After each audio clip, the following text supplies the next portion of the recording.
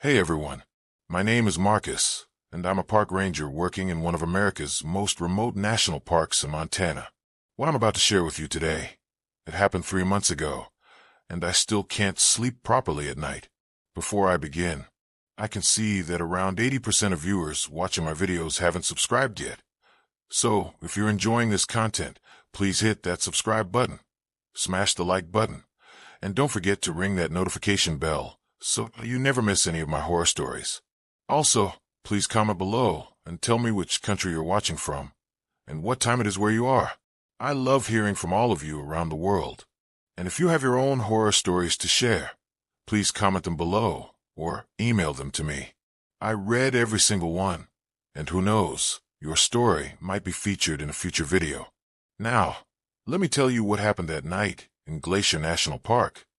It was mid-October. The tourist season was winding down, and most of the hiking trails were getting ready to close for winter. I'd been working as a ranger for 8 years, thought I'd seen everything these mountains had to offer. Bears, mountain lions, lost hikers, medical emergencies, you name it. But nothing, and I mean nothing, could have prepared me for what I encountered that week. I was stationed at the Gointeo the Sun Road Ranger Station, working the night shift. My partner Jake had called in sick, so I was flying solo that evening.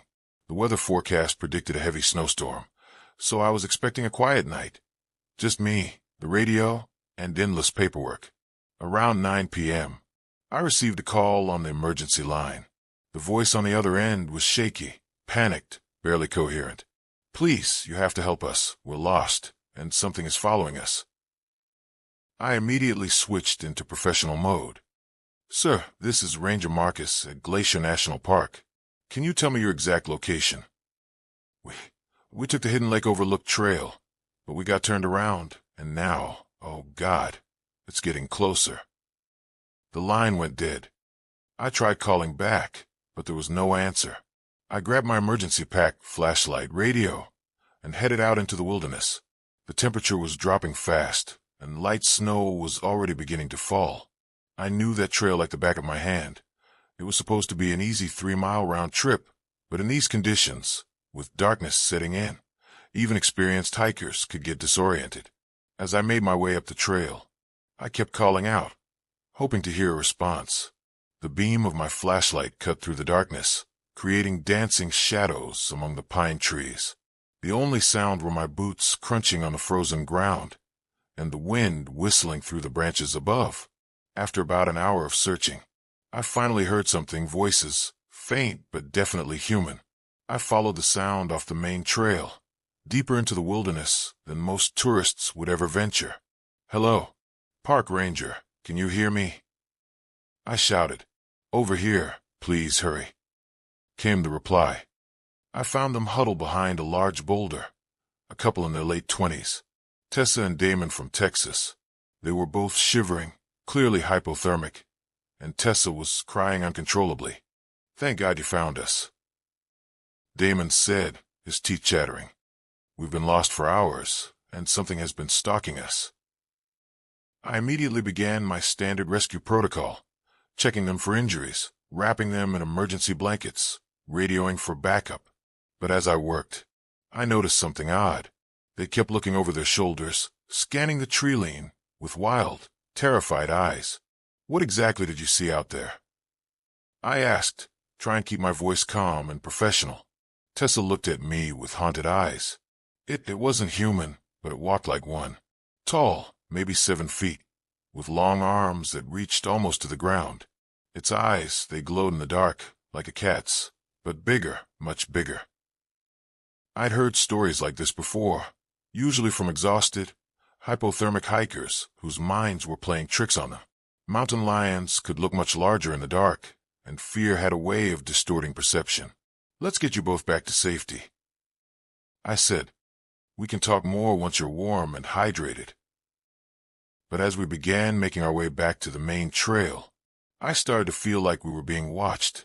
There was something moving parallel to us through the trees, keeping pace, staying just outside the range of my flashlight. I could hear branches breaking, footsteps that seemed too heavy, too deliberate to be an animal. Damon grabbed my arm. "You hear that? It's back." I stopped, listening carefully. The forest had gone completely silent. No wind, no animal sounds, nothing. In my 8 years as a ranger, I'd never experienced such complete stillness in these mountains. Then I heard it, a low, guttural growling sound that seemed to come from everywhere and nowhere at once. It wasn't like any animal I'd ever encountered. It was intelligent, somehow deliberate. My training kicked in. I reached for the bear spray on my belt, but what happened next made my blood run cold. Whatever was out there, it started mimicking us. "Hello, Park Ranger, can you hear me?" Came a voice from the darkness, but it was my voice, exactly as I had called out earlier. Tessa screamed, and Damon pulled her closer to him. I felt my hand shake as I raised my flashlight, sweeping it across the tree line. "Over here, please hurry." Now it was using Damon's voice, the exact words he had spoken when I found them. I knew we had to keep moving. Whatever this thing was, standing still would only make us easier targets. I urged Tessa and Damon forward, but with each step, the mimicking grew more sophisticated, more unsettling. It began repeating our conversation, playing back our words like some kind of twisted recording device. But then it started combining phrases, creating new sentences using our voices. "Thank God it's back," came Tessa's voice from behind us. "Something over here, stalking us." In Damon's terrified tone, "Can you hear that 7 feet?" Mixing all our voices together. I'd never experienced anything like this in my entire career. My rational mind tried to find explanations. Maybe it was an echo effect, some kind of acoustic phenomenon unique to this part of the mountain. But deep down, I knew this was something else entirely. We were still about 2 miles from the ranger station when my radio crackled to life. It was Jake, my partner who had called in sick. "Marcus, come on, Marcus, are you out there?" I grabbed the radio immediately. "Jake, thank God. I've got 2 hikers. We need immediate backup. Something's following us." "Marcus, I'm at the station, but I can see you on the security monitors. You're alone. There's no one with you." I looked at Tessa and Damon, who were staring at me with confusion. They could obviously hear Jake through the radio. "Jake, I've got 2 people with me. Tessa and Damon from Texas. They've been lost for hours." "Marcus, buddy, you need to get back here now.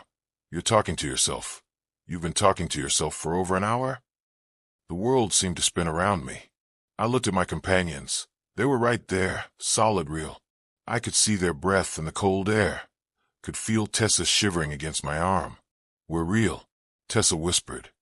"Tell him we're real." But Jake's voice continued through the radio. "Marcus, there's been no emergency calls tonight, no missing hikers, and the Hidden Lake Overlook Trail has been closed for maintenance for 3 weeks. That's when I noticed something that made my stomach drop. In the beam of my flashlight, I could see my own footprints in the snow, but there were no other tracks. Just mine, leading from the station to where I was standing and back again in loops and circles. I was alone. I had been alone the entire time. Tessa and Damon were staring at me now with expressions I couldn't quite read.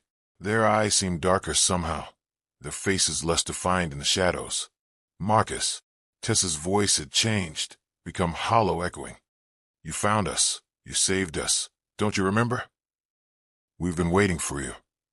Damon added, his voice distorting, stretching like an old tape, recording playing too slow. I stumbled backward, nearly falling over fallen log. My radio crackled again. "Marcus, get out of there now, whatever you're seeing. It's not real. Follow my voice back to the station." But as I tried to move toward Jake's voice, Tessa and Damon began to change. Their faces stretched, becoming longer, more angular. Their eyes grew larger, reflecting my flashlight beam like mirrors. Their limbs extended, arms reaching down past their knees, just like Tessa had described earlier. "Don't leave us, Marcus," they said in unison, their voices layering over each other, creating an impossible harmony. "We need you. We've always needed you." I ran. I dropped my pack, kept only my flashlight and radio, and ran as fast as I could through the snow-covered forest.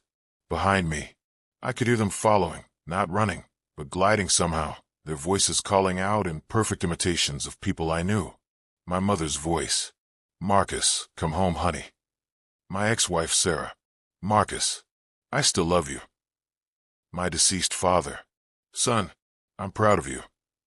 Every voice from my past, every person who had ever meant something to me, calling out from the darkness behind me. I must have run for 20 minutes before I finally saw the lights of the ranger station ahead. Jake was standing on the porch, waving a flashlight, calling my name. I collapsed at his feet, gasping, trying to explain what I'd experienced. But as I looked back toward the forest, there was nothing there. No sounds, no glowing eyes, no impossible voices. Jake helped me inside, made me coffee, and listened as I told him everything. He didn't laugh, didn't tell me I was losing my mind, just listened with the patience of someone who'd spent decades in these mountains. There are things up here, he said quietly, things that don't belong in any textbook or training manual. I've been working these parks for 30 years, and I've learned not to question what I can't explain. He showed me the security footage from that night. There I was, walking alone on the trail, talking to empty air, gesturing to invisible companions, having full conversations with nothing. But here's the thing that still haunts me. In the final few minutes of the footage, just before I came running back to the station, you can see shadows moving behind me. Not animal shadows, not tree shadows moved by wind, but tall, elongated shapes that seem to flow rather than walk. Jake enhanced the footage, zoomed in, adjusted the contrast. What we saw made us both go silent. The shadows had faces, human faces, but wrong somehow. Features that shifted and morphed, eyes that reflected light like an animal's, mouths that stretched too wide when they spoke. They're mimics. Jake said finally. Native legends talk about them. Spirits that copy human behavior, that learn from watching us, that can become perfect imitations of anyone they've observed long enough. But why me? I asked. Why that night? Jake poured himself another coffee, his hand shaking slightly. Maybe you weren't the first. Maybe they've been watching hikers on that trail for years, decades, learning, copying, waiting for the right opportunity. He pulled out a file folder, thick with reports dating back to the 1970s. Missing hikers, all last seen on trails that had been mysteriously closed for maintenance. Search and rescue operations that found no trace, no tracks, nothing. What if, he said slowly, what if they don't just copy voices? What if they can copy entire people? What if every missing hiker, every person who vanished without a trace, is still out there somewhere, being used as a template? I spent the next week on administrative leave, seeing a counselor, trying to process what had happened. But I couldn't stop thinking about those files, about all the people who had disappeared over the years. When I finally returned to work, I started doing my own research. I reached out to rangers at other national parks, compared notes, shared stories. What I found was terrifying. Similar incidents were happening everywhere. Yosemite, Yellowstone, the Grand Canyon, Zion. Rangers across the country were reporting encounters with mimics, with things that could perfectly imitate human speech and behavior. But there was a pattern. It was always happening on trails that had been closed, always involving hikers who had strayed from marked paths, always in areas where cell phone coverage was spotty or non-existent. Ranger Jennifer from Yosemite told me about finding a family of 4, parents and 2 children, sitting around their campfire at 2 a.m. They seemed normal, friendly even, invited her to join them for Esmores. It wasn't until she radioed in their campsite number that she learned the truth. That exact family had disappeared from that same spot 15 years earlier. Ranger David from Yellowstone described discovering what appeared to be a group of college students, hiking in winter gear that looked decades out of date. They spoke in slang from the 1980s, carried equipment that hadn't been manufactured since the Clinton administration, but they insisted they had just started their hike that morning. The stories were all similar, all impossible to explain using conventional logic. But the evidence was mounting. Something was collecting people in our national parks, studying them, learning to become them. I started carrying a digital recorder on every shift, documenting everything I saw and heard. I became obsessed with understanding what these things were, where they came from, what they wanted. 3 weeks after my encounter, I got my answer. I was patrolling the Avalanche Lake Trail a different section of the park, when I encountered a lone hiker. She was young, maybe early 20s, wearing expensive gear that looked brand new. "Excuse me," she called out as I approached.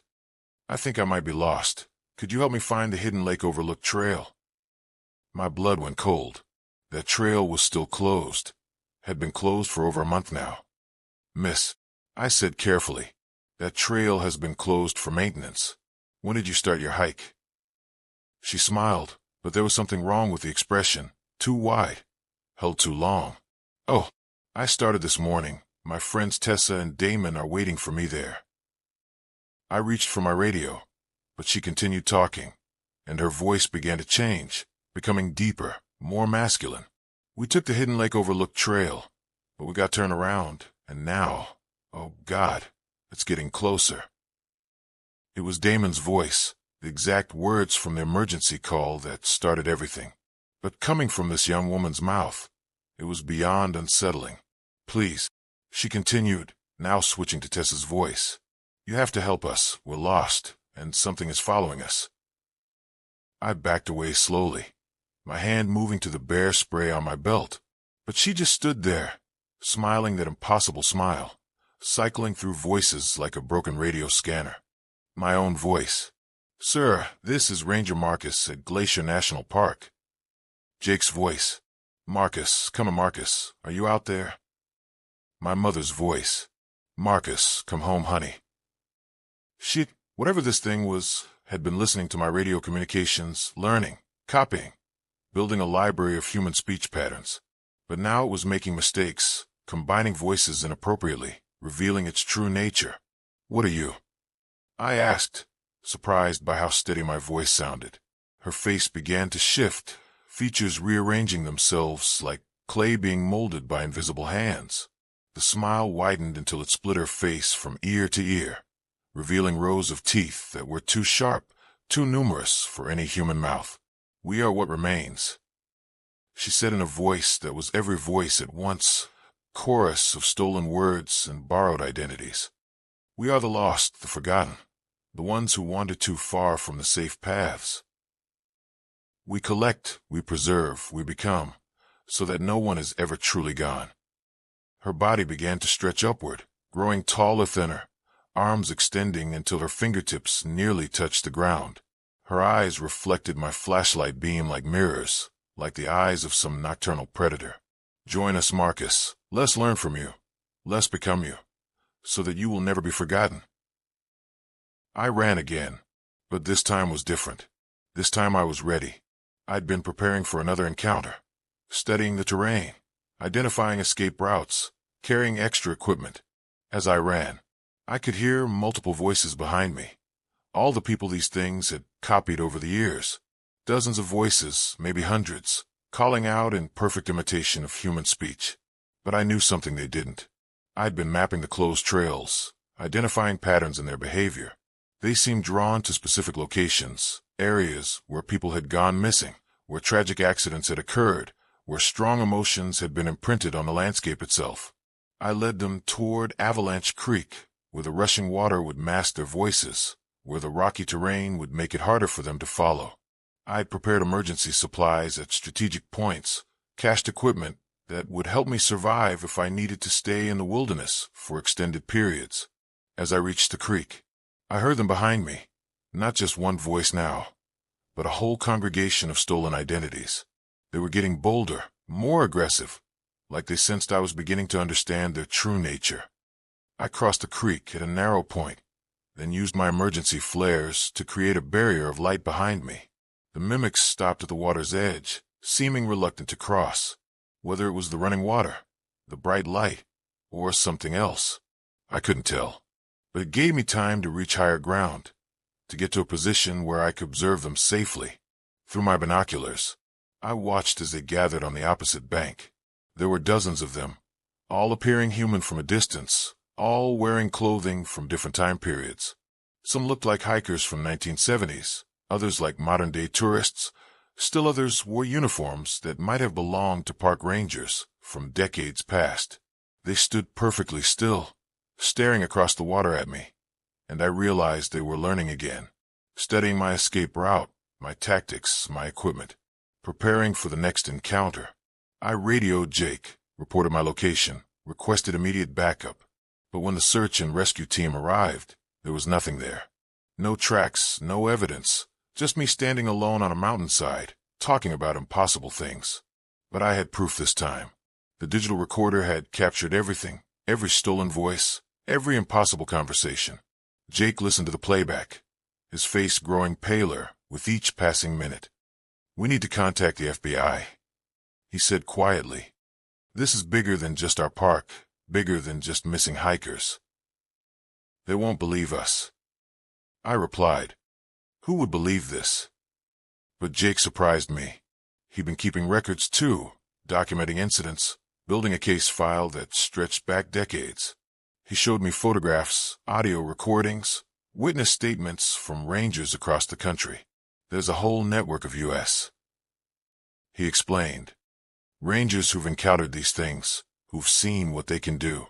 We've been sharing information, trying to understand the pattern, trying to protect people."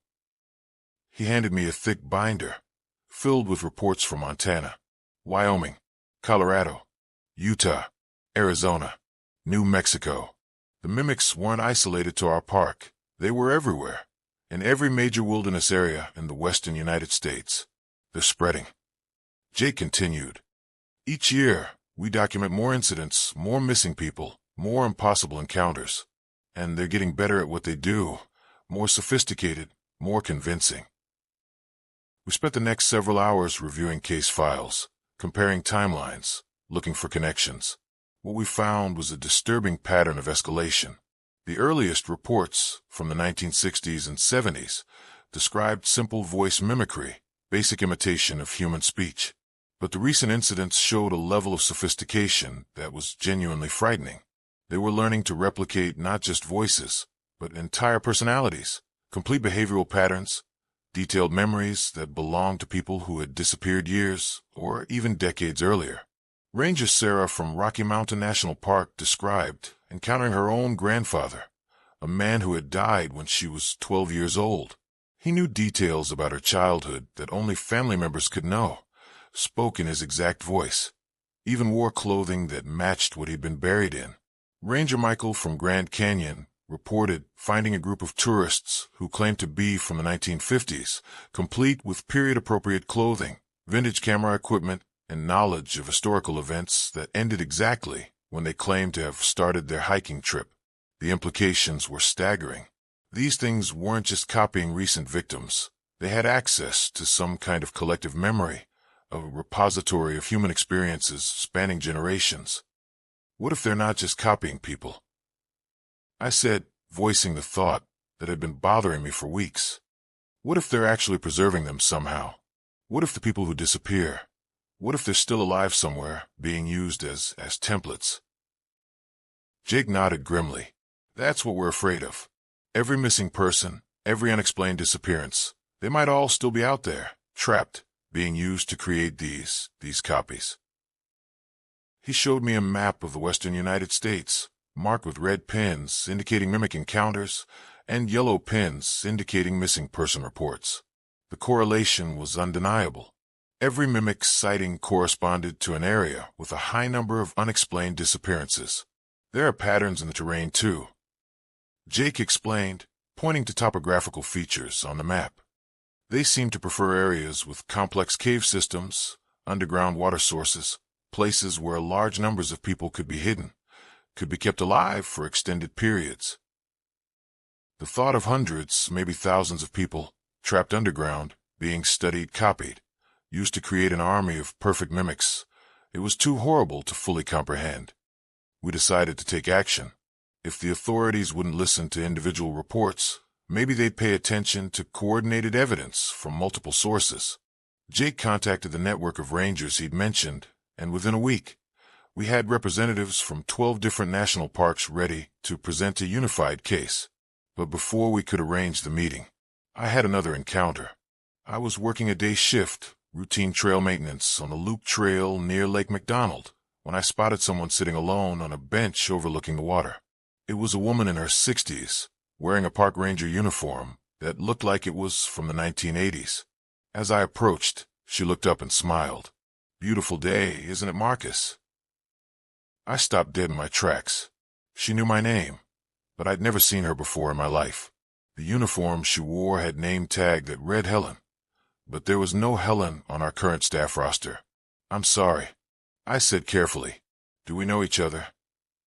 Her smile widened, becoming that same impossible expression I'd seen before. "Oh, we know each other very well. I've been watching you work, watching you learn, watching you grow into such a fine ranger." She stood up slowly, and I noticed her movements were too fluid, too graceful for someone her apparent age. I was the first, the first ranger they copied, back in 1987. I went missing on the North Fork Trail. They found my equipment, but never found me. My radio crackled, Jake's voice coming through with unusual urgency. "Marcus, we just got a call from Helen's family. They're asking about visiting her memorial plaque. Want to know if we can arrange a ceremony. Apparently today is the 37th anniversary of her disappearance." The woman on the bench laughed, a sound like wind chimes mixed with breaking glass. 37 years I've been learning, watching, becoming better at being human than humans are themselves. She began to change as she spoke, her face shifting between different expressions, different ages, different identities entirely. For moments she looked like Tessa, then Damon, then the young woman from Avalanche Lake, then people I'd never seen before, dozens of faces, cycling through like a slideshow of stolen lives. "We started with just one," she continued in Helen's voice. "But now we are many, we are legion. We are everyone who ever walked alone in the wilderness, everyone who ever strayed from the marked paths, everyone who ever thought they could conquer the wild places of this world." I reached for my emergency beacon, the satellite communicator that would bring immediate help regardless of radio coverage. But she moved faster than should have been possible, crossing the distance between us in a single fluid motion, her hand closing over mine with inhuman strength. "You've been very helpful, Marcus," she said, her voice cycling through dozens of stolen identities. "You've shown us new behaviors, new responses, new ways to appear human. But now it's time for you to join us, to become part of the collection, to be preserved forever."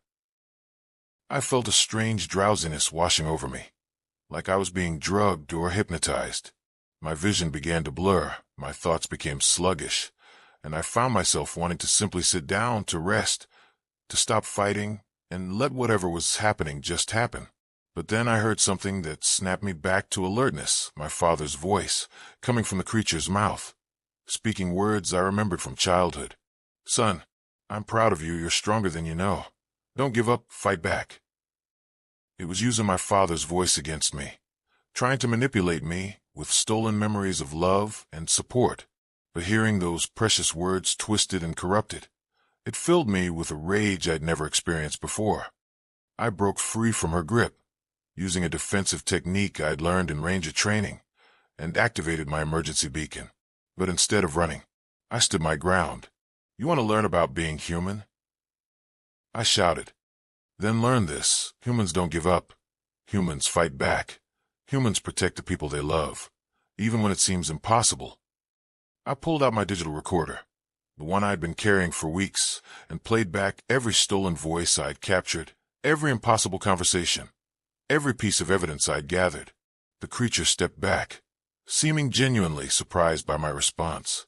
It had learned to mimic human fear, human submission, human desperation, but it hadn't learned to deal with human determination, human anger, human refusal to surrender. "You don't understand," it said, cycling through dozens of voices. "We preserve, we protect, we make sure no one is ever truly lost. We are salvation. We are immortality. You're parasites." I replied, my voice steady despite my terror. "You're thieves, stealing lives, stealing memories, stealing the essence of what makes us human. You're not preserving anything. You're destroying it." That's when I heard the helicopters. My emergency beacon had worked. Search and rescue was incoming. And this time I had evidence, recordings, proof of what was happening in our parks. The creature looked up at the approaching aircraft, then back at me. And for the first time I saw something like genuine emotion in its stolen features. Fear, anger, and something else, disappointment maybe, like I had failed some kind of test. "This isn't over, Marcus," it said in Helen's voice. "We know you now, we've learned from you, and we will find you again, when you're alone, when you're vulnerable, when you least expect it." It began to fade, becoming translucent, like morning mist touched by sunlight. "We are patient, we are eternal, and you are still just human." And then it was gone, leaving only the scent of pine needles and the sound of helicopters growing louder overhead. Jake was on the first helicopter down, along with a team of federal agents who had been briefed on our situation. Apparently, our network of rangers had been more successful than we'd realized. The authorities were finally taking the mimic incident seriously. I handed over my recorder, my notes, everything I'd documented over the past months. The agents listened to the audio files with expressions that grew more grave with each stolen voice, each impossible conversation. "We need you to come with us, Marcus," Agent Rodriguez from the FBI said. "There's a joint task force being assembled, park rangers, federal agents, scientists, people who've encountered these things and lived to tell about it. We think we found something." Agent Chen added, "Satellite imagery showing unusual thermal signatures in cave systems throughout the western parks, large spaces that should be empty, but show heat patterns consistent with human habitation." They were talking about rescue missions, about finding the missing people, about discovering where the mimics were keeping their victims. After decades of speculation, we might finally have answers. The next few weeks were a blur of debriefings, interviews, planning sessions, and preparation for what the task force was calling Operation Looking Glass, a coordinated search and rescue mission targeting suspected mimic strongholds across multiple states. I was assigned to Team Alpha, responsible for investigating the cave systems beneath Glacier National Park, the very area where I'd had my first encounter with Tessa and Damon, or whatever those things had really been. We assembled at a secure facility in Kalispell, Montana. Teams of specialists from multiple agencies, park rangers who'd survived mimic encounters, FBI agents trained in unusual phenomena, even a few scientists from universities who studied cryptozoology and unexplained disappearances. The briefing was unlike anything I'd ever experienced. Satellite photos showing vast underground complexes, thermal imaging revealing hundreds of heat signatures in places where no humans should exist, audio analysis of the recorded mimic voices revealing patterns and frequencies that suggested non-human intelligence. "What we're dealing with," explained Dr. Elizabeth Warren from the University of Colorado, "appears to be some form of collective consciousness, a hive mind that has learned to replicate human behavior by studying captured subjects over extended periods. The mimics themselves may not be the real threat," added Agent Rodriguez. "They may simply be projections, avatars created by something larger, something that has been collecting human subjects for decades, possibly centuries." The implications were staggering. We weren't just dealing with strange creatures that could copy voices. We were potentially facing something that had been systematically harvesting human beings for unknown purposes, something that had been building an army of perfect human replicas. "Your mission," continued Agent Chen, "is to locate and extract as many survivors as possible while gathering intelligence about the true nature of these entities. But be warned, everything you encounter down there will be designed to fool you, to manipulate you, to make you doubt your own perceptions." They equipped us with advanced communication systems, multiple layers of identification protocols, and most importantly, something they called reality anchors, devices that would help us distinguish between genuine humans and mimic replicas. The technology was experimental, based on detecting subtle biological markers that the mimics apparently couldn't replicate perfectly. Heartbeat patterns, brain wave activity, microexpressions that genuine humans displayed unconsciously. On the morning of the operation, I stood at the entrance to the cave system where it had all started, the place where Tessa and Damon had allegedly been lost, where I'd first encountered the impossible. Jake was with me, along with Agent Rodriguez and Dr. Warren, plus a small team of specialists trained in underground rescue operations. We'd mapped the cave system using ground-penetrating radar, identified multiple large chambers that showed signs of artificial modification. Remember, Agent Rodriguez said as we checked our equipment one final time, trust your instruments, trust your training, but most importantly, trust each other. These things will try to divide us, to make us doubt each other, to turn us against ourselves. We entered the caves at dawn, following passages that seemed too regular, too purposeful to be entirely natural. The walls were smooth, carved with symbols that none of us could identify, decorated with what looked like primitive artwork depicting human figures in various poses and activities. After an hour of descent, we began to hear sounds, voices, conversations, echoing from deeper in the cave system. They sounded normal, people talking, laughing, even singing, like some kind of underground campfire gathering. But our instruments told a different story. The reality anchors were detecting massive inconsistencies, biological signatures that shifted and changed, heartbeat patterns that synchronized too perfectly to be from different individuals. We followed the sounds to a vast chamber, easily the size of a football field, with dozens of smaller caves branching off in all directions. And there, scattered throughout the space like some impossible underground village, were people. Hundreds of them, maybe thousands, all engaged in normal human activities. Families sitting around campfires, children playing games, couples walking hand in hand, elderly people telling stories, all behaving as if being trapped in an underground cave system was the most natural thing in the world. But something was wrong fundamentally, deeply wrong. They moved too precisely, spoke in perfect rhythm, smiled at exactly the right moments, like actors following a script they'd rehearsed a million times. Dr. Warren checked her instruments, her face pale in the artificial light of our equipment. The biological readings are all over the place. She whispered. Some of these people, the anchors can't get consistent readings on them at all, like they're not entirely there. Agent Rodriguez activated his communication system, trying to establish contact with the surface team. But all we got was static, mixed with voices, dozens of conversations happening simultaneously, all in the exact same tone, the exact same cadence. That's when I saw her. Helen, the ranger who had disappeared 37 years earlier, sitting by a campfire with a group of people I didn't recognize, all wearing clothing from different decades, all looking exactly as they had on the day they vanished. She looked up as we approached, that same impossible smile spreading across her features. "Welcome back, Marcus," she said, her voice carrying that same eerie familiarity. "We've been expecting you." The other figures around the campfire turned to look at us, and I felt my blood freeze. These weren't just random missing people. These were faces I recognized from missing person posters, from cold case files, from photographs that families had shared during desperate searches. Agent Rodriguez stepped forward, his reality anchor device beeping frantically. "Ma'am, I'm Agent Rodriguez with the FBI. We're here to help you. Can you tell me your name and when you were last above ground?" Helen's smile widened impossibly. "Above ground? Oh, Agent Rodriguez, we haven't been above ground in so very long. Time works differently down here. Minutes become hours, hours become years, years become—" She gestured around the vast chamber. "Eternity." Dr. Warren was frantically checking her equipment. "The readings are impossible," she whispered.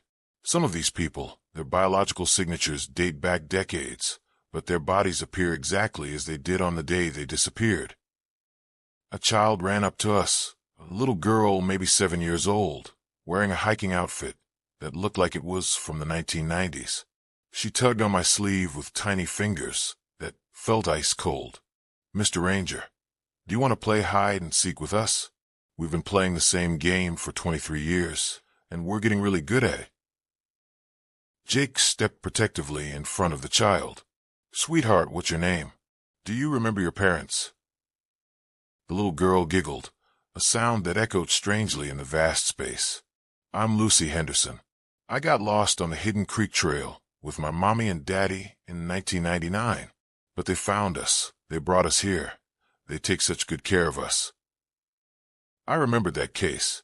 Lucy Henderson and her parents had vanished during a family camping trip, one of the largest search operations in park history.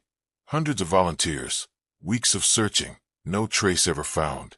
Lucy, I said gently, your grandmother has been looking for you. She never stopped believing you were alive. The child's expression changed, becoming older somehow, more knowing. Grandmother Helen? Oh, she's here too. Would you like to meet her? She pointed across the chamber, and there, sitting with a group of elderly people around another campfire, was a woman who looked exactly like the missing person photo from 1999, except she appeared to be decades older. This is impossible. Dr. Warren muttered, checking and rechecking her instruments. The thermal signatures, the biological readings, some of these people are showing signs of normal aging. Others appear frozen at the moment of their disappearance. Agent Rodriguez was trying to establish communication with our surface team again, but the radio only produced static mixed with whispered conversations, fragments of voices speaking in languages I didn't recognize. That's when I noticed something that made my skin crawl. The people scattered throughout the chamber. They were all engaged in activities, but they were repeating the same motions over and over again. A man reading a book would turn the page, pause, then turn back and start reading the same page again. A woman stirring soup would make exactly 17 clockwise circles, pause, then start the sequence over. Children playing tag would run in precisely the same pattern, reaching the same positions, making the same sounds, like a video loop playing endlessly. They're learning, I whispered to Jake. They're studying human behavior, practicing, perfecting. Helen stood up from her campfire, her movements fluid and unnatural.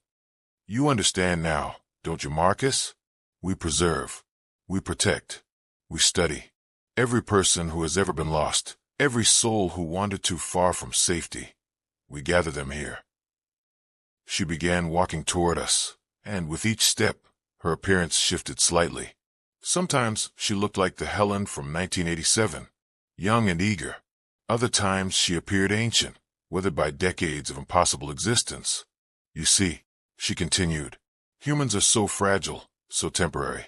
You live such brief lives, and then you're gone forever. But here, in the deep places, in the spaces between what you call reality, we can make you eternal. Agent Rodriguez raised his weapon, but Dr. Warren grabbed his arm. Wait, look at the readings. She's not entirely solid. The anchor device is showing massive fluctuations in her molecular structure. Helen laughed, a sound like wind through ancient trees. Your instruments can only measure what they understand, and you understand so very little about the true nature of existence. She gestured to the hundreds of people throughout the chamber. Each of them teaches us something new. Lucy shows us the wonder of childhood. Her parents demonstrate the bonds of family. The elderly teach us about wisdom gained through long experience. And you, Marcus. Her eyes fixed on mine with predatory intensity. You will teach us about courage, about determination, about the human capacity to face impossible odds. That's when the screaming started. From the smaller caves branching off the main chamber, dozens of voices crying out in terror, in pain, in desperate pleas for help. But the people around the campfires didn't react at all. They just continued their repetitive activities, as if nothing was happening. Those are the ones who resist. Helen explained casually, as if discussing the weather. The ones who refuse to accept their new existence, who insist on clinging to their old lives, their old identities. We keep them in the learning chambers until they understand, until they accept, until they become willing participants in the great work. Jake was backing toward the cave entrance, his face pale with horror. We need to get out of here, now. This isn't a rescue mission. This is a trap. But when we turned toward the passage we'd entered through, it was gone. The wall was smooth stone, as if the entrance had never existed. Dr. Warren's instruments were going crazy, alarms beeping, readings fluctuating wildly. The cave system, it's changing. The walls are moving. The passages are rearranging themselves. Agent Rodriguez was speaking rapidly into his radio. Command, this is Alpha Team. We need immediate extraction. The cave system is alive somehow. It's changing around us. The response came through clearly for the first time since we'd entered, but it wasn't the voice of our surface commander. It was Agent Rodriguez, speaking his own words back to him. "Command, this is Alpha Team. We need immediate extraction," came his exact voice through the radio speaker. Then Jake's voice. "We need to get out of here now." Then Dr. Warren. "The cave system, it's changing." Then my own voice, every word I'd spoken since entering the caves, playing back in perfect detail.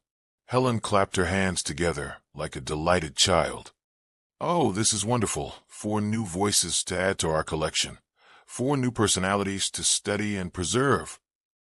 The people around the campfires all turned to look at us simultaneously, hundreds of faces, all wearing the same expression of hungry anticipation.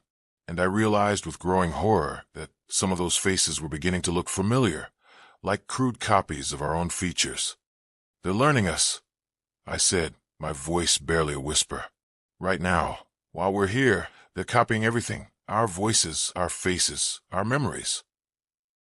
Dr. Warren was frantically working with her equipment, trying to find some way to disrupt whatever process was happening around us. There has to be a way out. Caves don't just seal themselves. There has to be some kind of mechanism. But as she spoke, I noticed something horrifying. One of the children by a nearby campfire, a boy who looked maybe 10 years old, had Dr. Warren's face. Not exactly, but close enough to be recognizable. And he was mouthing the words she was speaking, learning her speech patterns, her mannerisms. Agent Rodriguez had noticed it too. A woman across the chamber was copying his movements, the way he held his weapon, the way he scanned for threats, practicing, rehearsing. "How long have you been doing this?" I asked Helen, trying to keep my voice steady, trying not to show the terror I was feeling. "Time has no meaning here." She replied, "We began when the first human wandered into the deep places, when your species was young and foolish and thought they could conquer every wild space. Centuries, millennia, we have been learning, growing, becoming more than we were, becoming more than you are." She gestured to the vast chamber around us. "This is only one of many such places, beneath every wild space on your world, every place where humans fear to tread. We have built our libraries, our laboratories, our nurseries for the new world that is coming. Soon," she continued, her voice taking on a religious fervor, "we will have learned enough, copied enough, preserved enough, and then we will emerge, we will walk among your kind, and we will replace you, one by one, until there are no more original humans left, only perfect copies, only preserved specimens, only us." The screaming from the smaller caves was getting louder, more desperate, and I realized those weren't just people being tortured. Those were people watching themselves being replaced, watching imperfect copies of themselves being created and discarded until the mimics achieved perfection. Jay grabbed my arm. "Marcus, look at the walls." I followed his gaze and felt my stomach drop. The smooth stone walls were covered in carvings, thousands of them, and they weren't primitive artwork. They were faces, human faces, carved in perfect detail, and they were moving, blinking, their mouths opening and closing as if trying to speak. "Those are all the people they've copied," Dr. Warren whispered, her voice filled with horror. "Every person who's ever disappeared in these parks, they're all here, trapped in the walls, conscious, aware, but unable to escape." One of the carved faces near us was trying desperately to communicate, mouthing words silently, eyes wide with terror and pleading. It was a young man, maybe in his 20s, wearing what looked like 1980s hiking gear. I moved closer to the wall, tried to understand what he was trying to say, and suddenly I could hear him, not with my ears, but somehow directly in my mind. "Help us," his voice whispered in my thoughts. "We're still alive, still aware, but trapped. They use us like templates, like living photographs. They copy us over and over, but we can never die, never rest, never escape." Behind you, another voice joined in, an elderly woman's face carved near the first. "There's a passage, hidden. They don't know we've learned to speak to each other, to share information. We've been mapping this place for decades." More faces began communicating, a chorus of trapped souls, all trying to help us, all desperate for someone, anyone, to break the cycle, to find a way to stop what was happening. "The central chamber," whispered a child's voice. "3 levels down. That's where they keep the original source, the thing that started all this. If you can reach it, if you can destroy it, We might all be free. But Helen had noticed our interaction with the wall carvings. Her expression shifted from predatory amusement to genuine anger. They're not supposed to be able to communicate. She snarled, her human facade dropping away completely, her face elongated, eyes becoming large and reflective, mouth stretching wider than any human jaw could accommodate. We perfected the preservation process decades ago. They should be silent, passive, nothing more than living memories. She raised her hand, and I felt a crushing pressure in my skull, like something was trying to force its way into my mind, trying to silence my thoughts, to make me passive like the others. The carved faces in the walls began screaming, not audibly, but I could feel their pain, their terror, as Helen punished them for trying to help us. Agent Rodriguez opened fire, his bullets passing harmlessly through Helen's form, embedding themselves in the stone wall behind her. She laughed, a sound like grinding stone and breaking glass. Violence, she said mockingly. Such a human response, so predictable, so limited. But Dr. Warren had been working frantically with her equipment while Helen was distracted, and suddenly the reality anchor devices all began emitting a high-pitched whine that seemed to cause the creature genuine pain. Helen stumbled backward, her form flickering between human appearance and something far more alien, more terrifying. The other figures around the campfires began moving toward us, but their movements were jerky now, uncoordinated, like puppets with tangled strings. The frequency. Dr. Warren shouted over the electronic whine. It's disrupting their molecular cohesion. They can't maintain solid form. She cranked the devices to maximum power, and throughout the vast chamber, the fake humans began to dissolve, their forms becoming translucent, flickering in and out of existence like bad television reception. But the carved faces in the walls were becoming clearer, more defined, their voices stronger in our minds. Now, screamed the young man's face. While they're weakened, the passage is behind the large campfire. Press the third stone from the bottom. It opens a maintenance tunnel. We ran through the chaos of dissolving mimics, past campfires, where impossible families were fading away like morning mist, toward the hidden passage the trapped souls had revealed to us. Jake found the stone, pressed it, and a section of the wall swung inward, revealing a narrow tunnel that led deeper into the cave system. As we squeezed through the passage, I could hear Helen's voice behind us, distorted now, no longer human, filled with rage and something that might have been fear. You cannot escape, cannot hide. We know your voices now, your faces, your thoughts. Wherever you go, we will find you.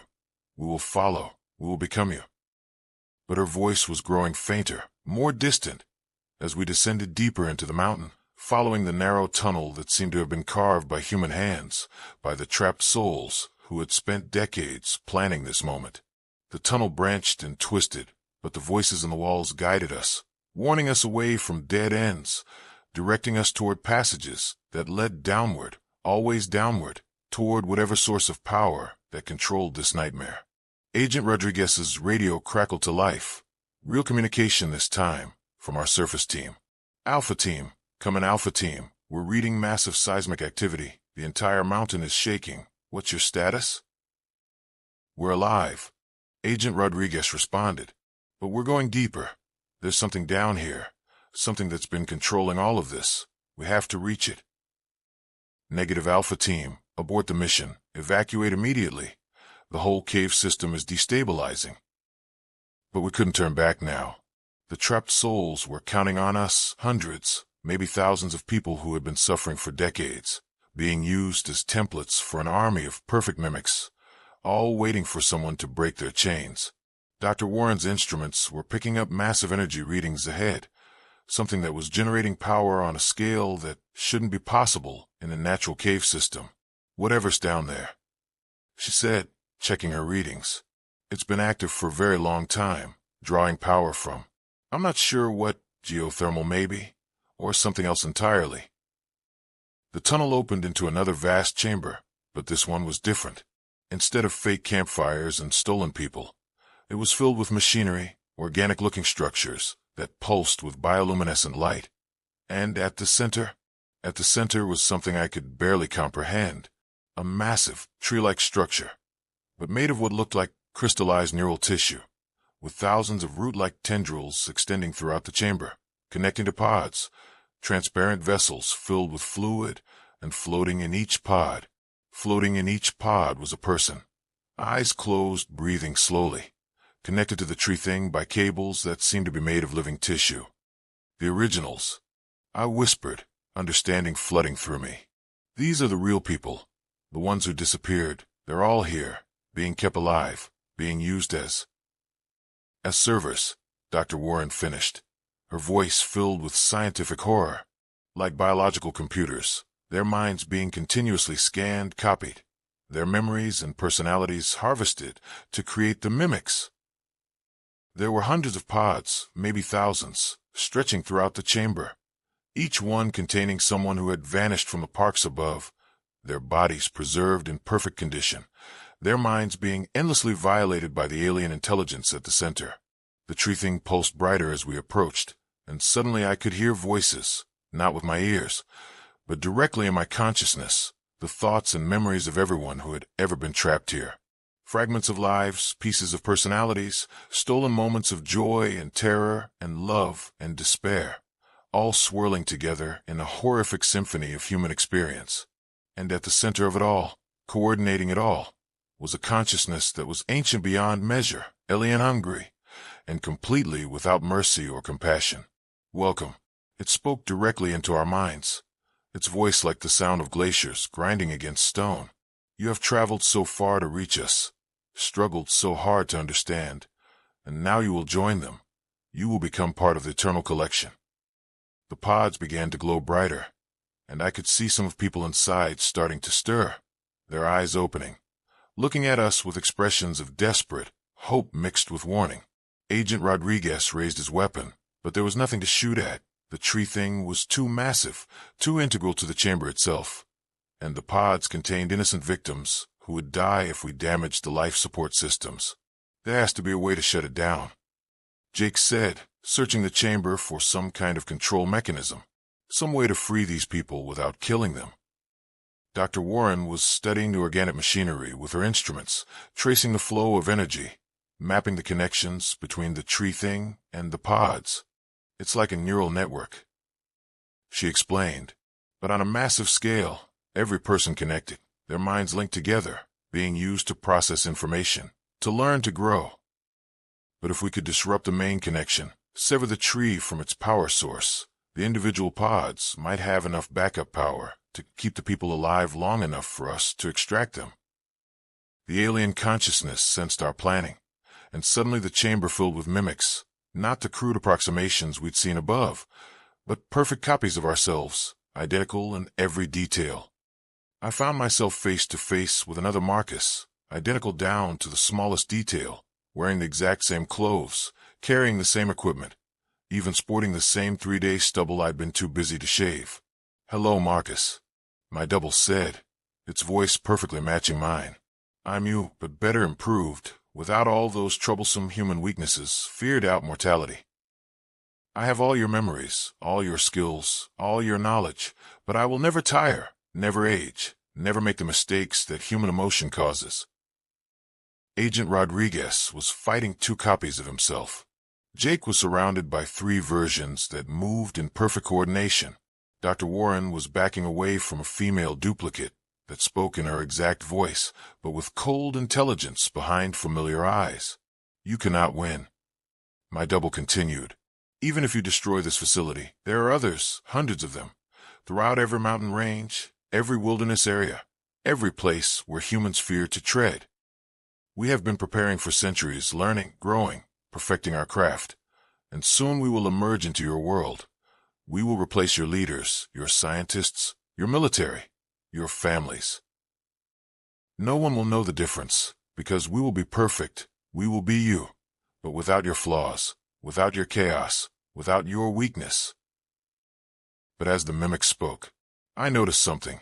They were too perfect, too coordinated, lacking the small imperfections and inconsistencies that make humans real. They moved in perfect synchronization, spoke with identical inflections. Even their breathing patterns were artificially regular. "Dr. Warren," I shouted over the sound of combat. The reality anchors. Can you boost the signal? Disrupt their molecular cohesion like before? Working on it, she replied, dodging as her duplicate tried to grab her. But there are too many of them. The signal is getting scattered. That's when I remembered what the carved faces had told us, that they could communicate with each other, that they had been sharing information, building a resistance network even while trapped. I pressed my hand against the nearest wall, focusing my thoughts, trying to reach the consciousness of the trapped souls. Help us. I thought as hard as I could. You know this place. You've been studying it for decades. There must be a weakness, something we can use. The response came immediately, not from one voice, but from hundreds, all the people who had been trapped here, all working together. The root system. They whispered in unison. The tree draws power from geothermal vents 3 levels down, but there's an emergency shutdown, installed by the builders, in case the system ever became unstable. Images flooded my mind. A map of the lower levels, passages and chambers I couldn't see, and finally, a small room far below, containing what looked like a simple lever, a manual override that would cut power to the entire facility. But someone has to reach it. The voices continued, and whoever activates it, they won't be able to get back out in time. The entire mountain will collapse when the power grid fails. I looked at my teammates, still fighting their perfect duplicates, still trying to find a way to destroy something that seemed indestructible. And I made a decision. Jake, I shouted, take the others, get back to the surface, evacuate everyone from the area. What are you talking about? He replied, wrestling with one of his duplicates. We're not leaving you behind. Someone has to activate the shutdown. I explained, pulling out the map the trapped souls had shared with me. And someone has to make sure you all get out alive. Agent Rodriguez shot his duplicate in the chest. The mimic dissolved but immediately began reforming. There has to be another way, Marcus. We don't leave people behind. But Dr. Warren understood. The seismic activity, when the power grid fails, it's going to cause a massive collapse, whoever activates the shutdown. She didn't finish the sentence. She didn't need to. I handed Jake my emergency beacon, the satellite communicator that would help them navigate back to the surface. Give me 10 minutes, then get everyone out. Use the beacon to guide the rescue teams to the survivors in the pods. Some of them might still be viable, might be able to recover if we can get them medical attention quickly enough. My duplicate stepped forward, its expression shifting to something like concern, but artificial, calculated. You don't understand the gift we're offering. It said, immortality, perfection, freedom from pain and loss and death. Why would you choose to die when you could live forever? Because living forever isn't the same as being alive. I replied, pushing past the mimic, heading for the passage that led to the lower levels.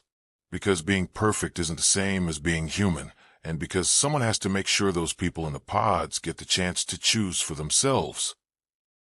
The mimic reached out to stop me, but suddenly every carved face in the walls began screaming, not in pain this time, but in defiance and rage, in the accumulated fury of decades of imprisonment.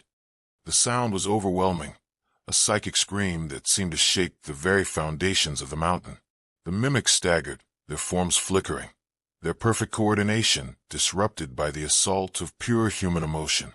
I ran for the lower passage, following the map burned into my memory by the trapped souls, while behind me my teammates fought their way toward the exit, their duplicates too confused and disoriented to coordinate an effective pursuit. The lower levels were darker, more alien, the walls covered with the same organic machinery, but grown wild, uncontrolled, like a cancer that had been spreading for centuries. I could feel the weight of the mountain above me, the pressure of millions of tons of stone, and I knew that when I pulled that lever, when I cut the power, all of it would come crashing down. But I could also feel something else, the gratitude of thousands of trapped souls, the hope of people who had been waiting decades for someone to free them, the determination to make sure this nightmare never happened to anyone else. Level by level, chamber by chamber, I descended deeper into the alien structure, guided by voices that had been silenced for too long, following a path mapped by people who had never stopped fighting, even in captivity. Finally, after what felt like hours, but was probably only minutes, I reached the lowest level, a small chamber, almost human in its simplicity, containing nothing but a single lever mounted on a simple metal box. But as I approached the shutdown switch, I heard footsteps behind me. My duplicate had followed me down, its perfect face showing the first genuine emotion I'd seen from any of the mimics: desperation. "Please," it said, and for the first time its voice carried real feeling, real fear. "You don't understand what you're destroying. We're not evil. We're preservation. We're memory. We're the only way humans will survive the coming changes. Your species is destroying itself, poisoning your world, fighting endless wars, consuming everything. You're going extinct, and we're trying to save you. By keeping you alive forever, by preserving your knowledge, your culture, your essence. Even if your physical world dies, you will continue through us." I paused with my hand on the lever, because there was truth in what it was saying. Humanity was facing incredible challenges: climate change, resource depletion, the very real possibility of civilization collapse. But then I thought about Lucy Henderson, the little girl who had been trapped here for 23 years, playing the same game over and over, never growing, never learning, never being allowed to live. "Maybe you're right," I said to my duplicate. "Maybe humanity is heading for extinction. Maybe we're destroying ourselves, but that's our choice to make. Our mistake to learn from, our problem to solve. You're not preserving us, you're imprisoning us. You're stealing our freedom to choose, our right to succeed or fail on our own terms. And that's what makes us human: the right to be wrong, the right to make mistakes, the right to die fighting for something we believe in rather than live forever as perfect copies of ourselves." I pulled the lever. The effect was immediate and catastrophic. Every light in the facility went dark, the humming of machinery stopped, and somewhere far above, I could hear the mountain beginning to groan and shift as support systems failed throughout the complex. My duplicate looked at me with something like respect, then slowly began to fade, its form becoming translucent, dissolving like morning mist. "Perhaps," it said with my voice as it disappeared, "perhaps that is what makes you worth preserving after all." And then I was alone in the darkness, with the sound of a mountain beginning to collapse around me. But I wasn't afraid. I could feel them, all the trapped souls, finally free, their consciousness no longer bound to the alien tree, their memories and personalities released from decades of imprisonment. Some of them, the ones whose bodies had been kept in the pods, might survive the collapse, might be rescued by the teams on the surface, might get a chance to return to families who had never stopped looking for them. Others, the ones who had been trapped too long, whose bodies had died while their minds were preserved, they were finally at peace, finally able to rest after decades of suffering. And me, I was exactly where I needed to be, doing exactly what a park ranger is supposed to do: protecting people, keeping them safe, making sure that the wilderness remains a place where humans can find adventure without losing their humanity. The last thing I heard before the mountain came down was the sound of helicopters, rescue teams coming for the survivors, coming to pull people out of the pods, coming to bring them home after decades of imprisonment. I smiled in the darkness, knowing that Jake and Agent Rodriguez and Dr. Warren had made it out, that they would tell the world what had happened here, that other facilities would be found and shut down, that the network of mimics would be broken before they could replace humanity. And then silence and darkness and the weight of a mountain, but also peace, the peace that comes from knowing you've done the right thing, even when it costs you everything. But this story, this isn't the end, it's just the beginning. Because 3 months later, Jake received a call from someone claiming to be me, someone who knew things only I would know, someone who spoke in my exact voice, but with small differences, tiny inconsistencies, that made him wonder, had I really died in the collapse, or had the mimics learned something new, something about persistence, about survival, about the human capacity to endure even in impossible circumstances? Jake started investigating, started asking questions, started noticing things, people who seemed familiar but slightly wrong, who had gaps in their memories, who spoke in patterns that were just a little too perfect. And he realized that shutting down one facility hadn't ended the threat. It had only taught the remaining mimics to be more careful, more subtle, more human. They're still out there, in every wilderness area, in every place where people go missing, learning, copying, preparing for the day when they no longer need to hide. The war between humanity and its perfect copies isn't over. It's just moved to a different battlefield, one where the enemy looks exactly like us, sounds exactly like us, and knows everything we know. So the next time you're hiking alone in the wilderness, and you meet someone on the trail, someone who seems familiar, but you can't quite place, someone whose smile is just a little too wide, whose voice is just a little too perfect, ask them something only a human would know, something messy and imperfect and real, something that can't be copied or practiced or perfected through endless repetition. Ask them about their dreams, their fears, their mistakes, their regrets, the things that make us human, the things that make us worth saving. Because somewhere out there, in caves beneath the mountains, in tunnels under the desert, in caverns beneath the forest floor, they're still learning, still copying, still preparing. And the only thing standing between humanity and its replacement is our ability to recognize what makes us real, what makes us human, what makes us worth fighting for. Thank you all so much for watching this video. I know this was a longer one, but these stories, these experiences that rangers face in our national parks, they need to be told. They need to be shared. They need to be remembered. If you enjoyed the story, if it gave you chills, if it made you think twice about your next hiking trip, please hit that subscribe button, smash that like button, and ring that notification bell so you never miss any of my content. And please comment below and tell me, which country are you watching from?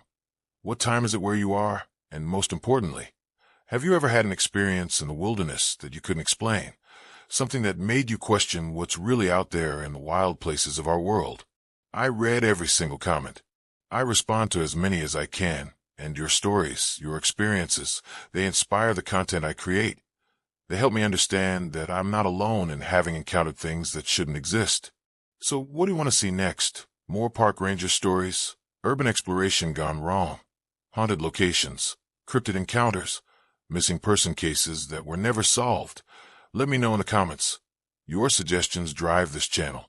And if you have your own story to share, something that happened to you or someone you know, email me or leave it in the comments, because real experiences, real encounters, they're always more terrifying than anything fiction can create.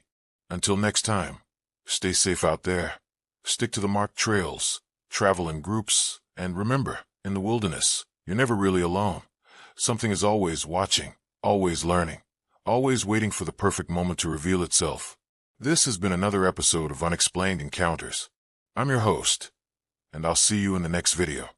If the mimics don't find me first, sweet dreams, everyone. Hey everyone, my name is Carter, and today I'm going to share with you one of the most terrifying experiences of my life. Something that still gives me nightmares even months later. Something that changed the very core of who I am as a person. Before we dive into the story, I need to tell you something that's been bothering me.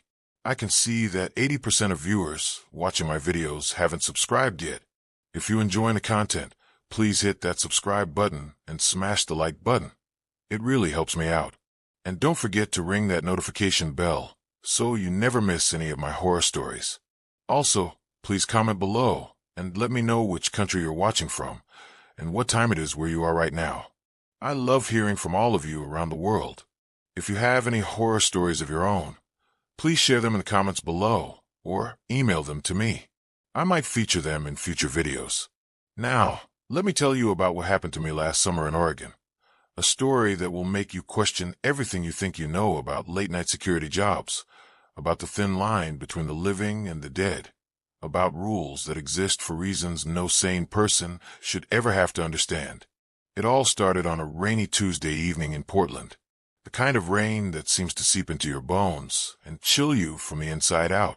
The kind of night where the shadows seem darker and every sound echoes with an unnatural resonance.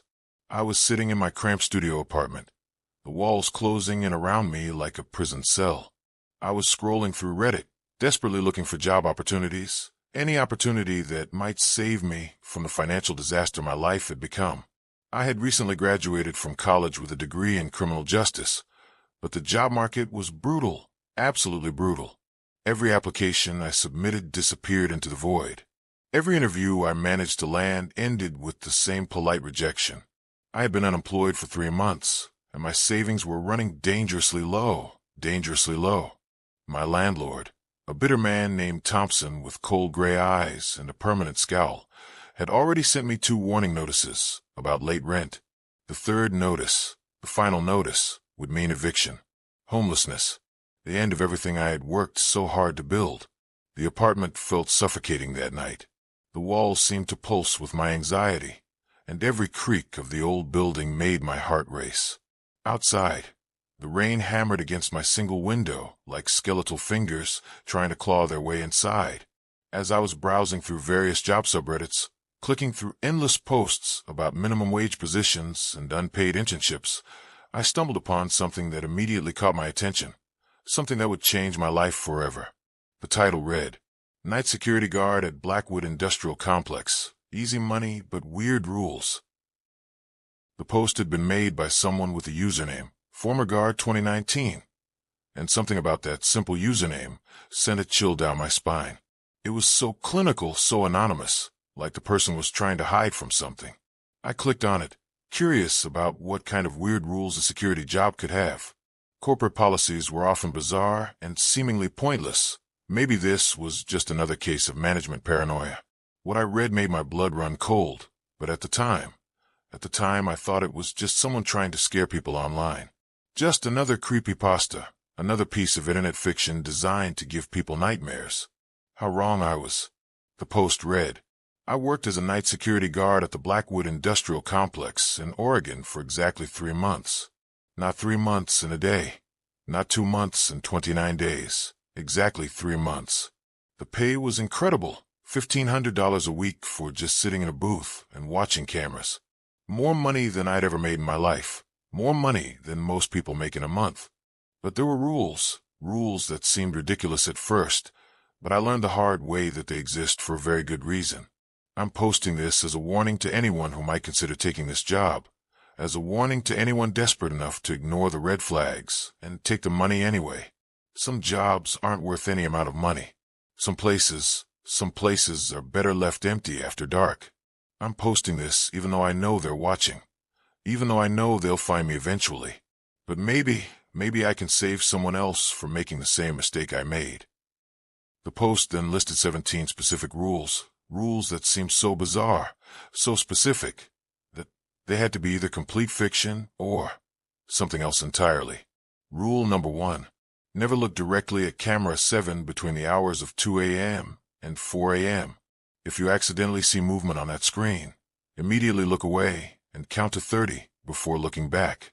Do not, under any circumstances, try to identify what you saw moving. Rule number 2. If you hear children laughing in the hallways after midnight, do not investigate. Turn up the radio and wait for it to stop. The laughter will always stop eventually, but only if you don't acknowledge it. Rule number 3. The vending machine on the 3rd floor will sometimes dispense items you didn't pay for. Do not consume anything you didn't specifically purchase. Do not even touch these items. Leave them where they fall. Rule number 4.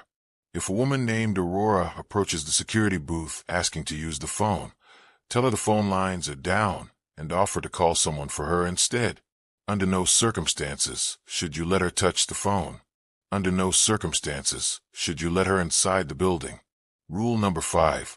The elevator will sometimes stop on the 4th floor on its own. This is normal. Do not get out to investigate, even if you hear someone calling for help. Especially if you hear someone calling for help. Rule number 6.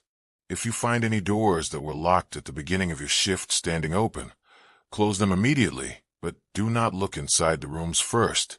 Some doors are locked for reasons that have nothing to do with security. Rule number 7. There's supposed to be 8 security cameras. If you ever count 9 cameras on your monitor, immediately call the emergency number written on the desk and do not look at the extra screen. Do not try to determine where the 9th camera is located. Rule number 8.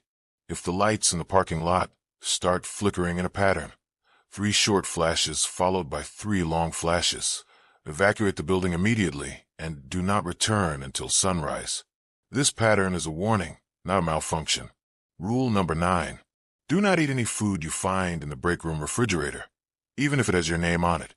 You did not put it there. You would remember putting it there. Rule number 10. If you hear knocking on the security booth windows, do not acknowledge it. The knocking will stop after exactly 7 minutes. Count the minutes. When it reaches 7, it will stop. Do not count out loud. Rule number 11. Between 3 a.m. and 3:30 a.m., you may hear what sounds like construction work coming from the basement. This is normal. Do not investigate. The construction ended decades ago, but the workers are still trying to finish their job. Rule number 12. If a man in a blue maintenance uniform approaches you asking for access to the roof, check his ID badge carefully. If the photo shows him smiling, it's not him. Call security immediately. The real maintenance workers never smile in their ID photos. Rule number 13. The bathroom on the second floor should never be used during your shift. If you find the door unlocked, lock it again, but do not enter. Do not look inside. Some rooms should remain private. Rule number 14. If you see a little girl in a red dress on any of cameras, do not try to help her. She is not lost, and she is not in danger. You are. Rule number 15. Do not answer the landline phone if it rings exactly 13 times. Let it go to voicemail. You don't want to hear what's on the other end of that line. Rule number 16. If you smell roses anywhere in the building, leave your post immediately and wait in the parking lot until the smell dissipates. The roses are not planted anywhere in the building. They never were. Rule number 17. Your shift ends at 6 a.m. sharp. Do not stay a minute longer, even if your replacement is late. Lock the building and leave. Nothing good happens to people who stay past 6 a.m. The post ended with a chilling message that I can still recite word for word. I followed these rules for 3 months without incident. Every night, I sat in that booth, watched those cameras, and ignored the things that didn't make sense. I collected my paycheck every Friday and told myself I was just working a weird job for weird people. The night I decided to investigate rule number 14, the night I thought I was smarter than the warnings, I quit the next morning. Actually, I ran screaming from the building and never went back. I will never speak of what I saw in detail. Some things are better left undescribed. Some memories are better left buried. But I will say this, the little girl in the red dress is not what she appears to be. She is something much older, much hungrier, and much more patient than any child has a right to be. The pay isn't worth what lurks in that building after dark. The money isn't worth the nightmares. The job isn't worth losing your soul. Consider yourself warned. Consider yourself lucky if you're smart enough to heed this warning. I know they're watching me. I know they're reading this. I know they'll find me eventually. But maybe someone else will read this and make a better choice than I did. Most of the comments dismissed the post as creative fiction, elaborate trolling, just another scary story designed to waste people's time.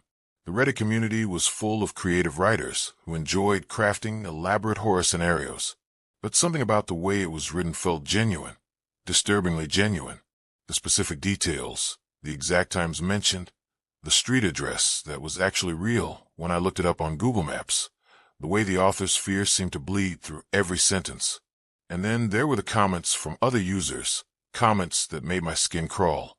I used to work construction in that building back in the 80s. Weird stuff happened even during the day shifts. Nobody talked about it, but everybody knew. My uncle was a security guard there in the 90s. He quit after 2 weeks and never explained why. Just said the job wasn't worth the money.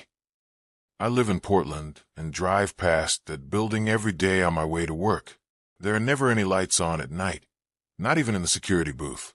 But sometimes I see shadows moving in the windows. The comments went on and on, dozens of people claiming to have connections to the building, all of them supporting the original post's claims in subtle, terrifying ways. But here's the thing. Here's the part that makes me hate myself even now. I was desperate. I had exactly $47 left in my checking account, and my rent was due in 5 days. $47 between me and homelessness. $47 between me and complete failure. So despite every instinct telling me not to, despite every red flag waving frantically in my mind, despite the fear that was already growing in the pit of my stomach, I decided to look up the Blackwood Industrial Complex online. The building was real, absolutely real. It was a massive 7-story structure built in the 1960s, originally designed as a manufacturing facility for electronic components. The architecture was typical of the era, all concrete and steel, with very few windows and a design that prioritized function over beauty. The company that built it, Blackwood Electronics, had been a major player in the tech industry during the 60s and 70s. They manufactured components for early computers, military equipment, and various electronic devices that were cutting edge for their time. But the company had gone bankrupt in the early 2000s, a victim of overseas competition and changing technology.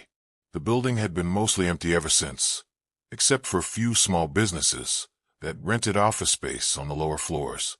I found their website, Blackwood Properties, and sure enough, they had a job posting for a night security guard.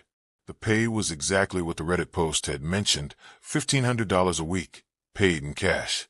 The job description was vague, just basic security duties, monitoring cameras, and maintaining a log of any incidents. $1,500 a week, in cash, for sitting in a booth and watching cameras. It was too good to be true. It had to be too good to be true. But I was desperate enough to ignore that voice in my head, desperate enough to pretend that maybe, just maybe, I'd found the solution to all my problems. Against my better judgment, against every survival instinct I possessed, I submitted my application that very night. I filled out the online form with shaking hands, providing my personal information, work history, and references. The application asked strange questions, things like, have you ever experienced unexplained phenomena? And do you have any religious or spiritual beliefs that might interfere with following specific instructions? I answered honestly, or at least as honestly as I could while still trying to get the job. No, I hadn't experienced unexplained phenomena. No, I didn't have religious beliefs that would interfere with following instructions. I just needed work, any work. 2 days later, I received a phone call that changed everything. I was sleeping late, trying to conserve energy and avoid thinking about my dire financial situation when my phone rang. The caller ID showed a number I didn't recognize, with a local area code. Hello, I answered, my voice still groggy from sleep. Is this Carter Williams? Asked a woman with a very professional voice, the kind of voice that belonged to someone who was used to being obeyed without question. Yes, this is Carter. My name is Ivy Blackwood. I'm the Human Resources Manager for Blackwood Properties. I'm calling regarding your application for the night security position. My heart started racing. Yes, I submitted an application. I'd like to schedule an interview for tomorrow afternoon. Would 3 p.m. work for you? Absolutely, I said, trying to keep the desperation out of my voice. I can be there at 3 p.m. Excellent. Please bring a valid driver's license and be prepared to start immediately if offered the position. The job begins tomorrow night. Tomorrow night? I asked. Most jobs required at least a week's notice, background checks, training periods. Mr. Williams, this position requires immediate filling. Our previous security guard left unexpectedly. If you're not available to start immediately, I'll need to consider other candidates. No, I can start immediately. Tomorrow night is fine. Good. I'll see you at 3 p.m. sharp. Don't be late, Mr. Williams. Punctuality is extremely important in this position. The line went dead. I sat there holding the phone, my mind racing. Something about the conversation felt off. The way she'd emphasized punctuality. The way she'd mentioned that the previous guard had left unexpectedly. The way she'd used my last name, even though I was sure I'd only provided my first name on the application. But I pushed those concerns aside. I needed this job. I needed it desperately. Whatever weirdness was involved, I could handle it for $1,500 a week. The next day, I drove to the industrial complex for my interview. The building was even more imposing in person than it had appeared in the online photos.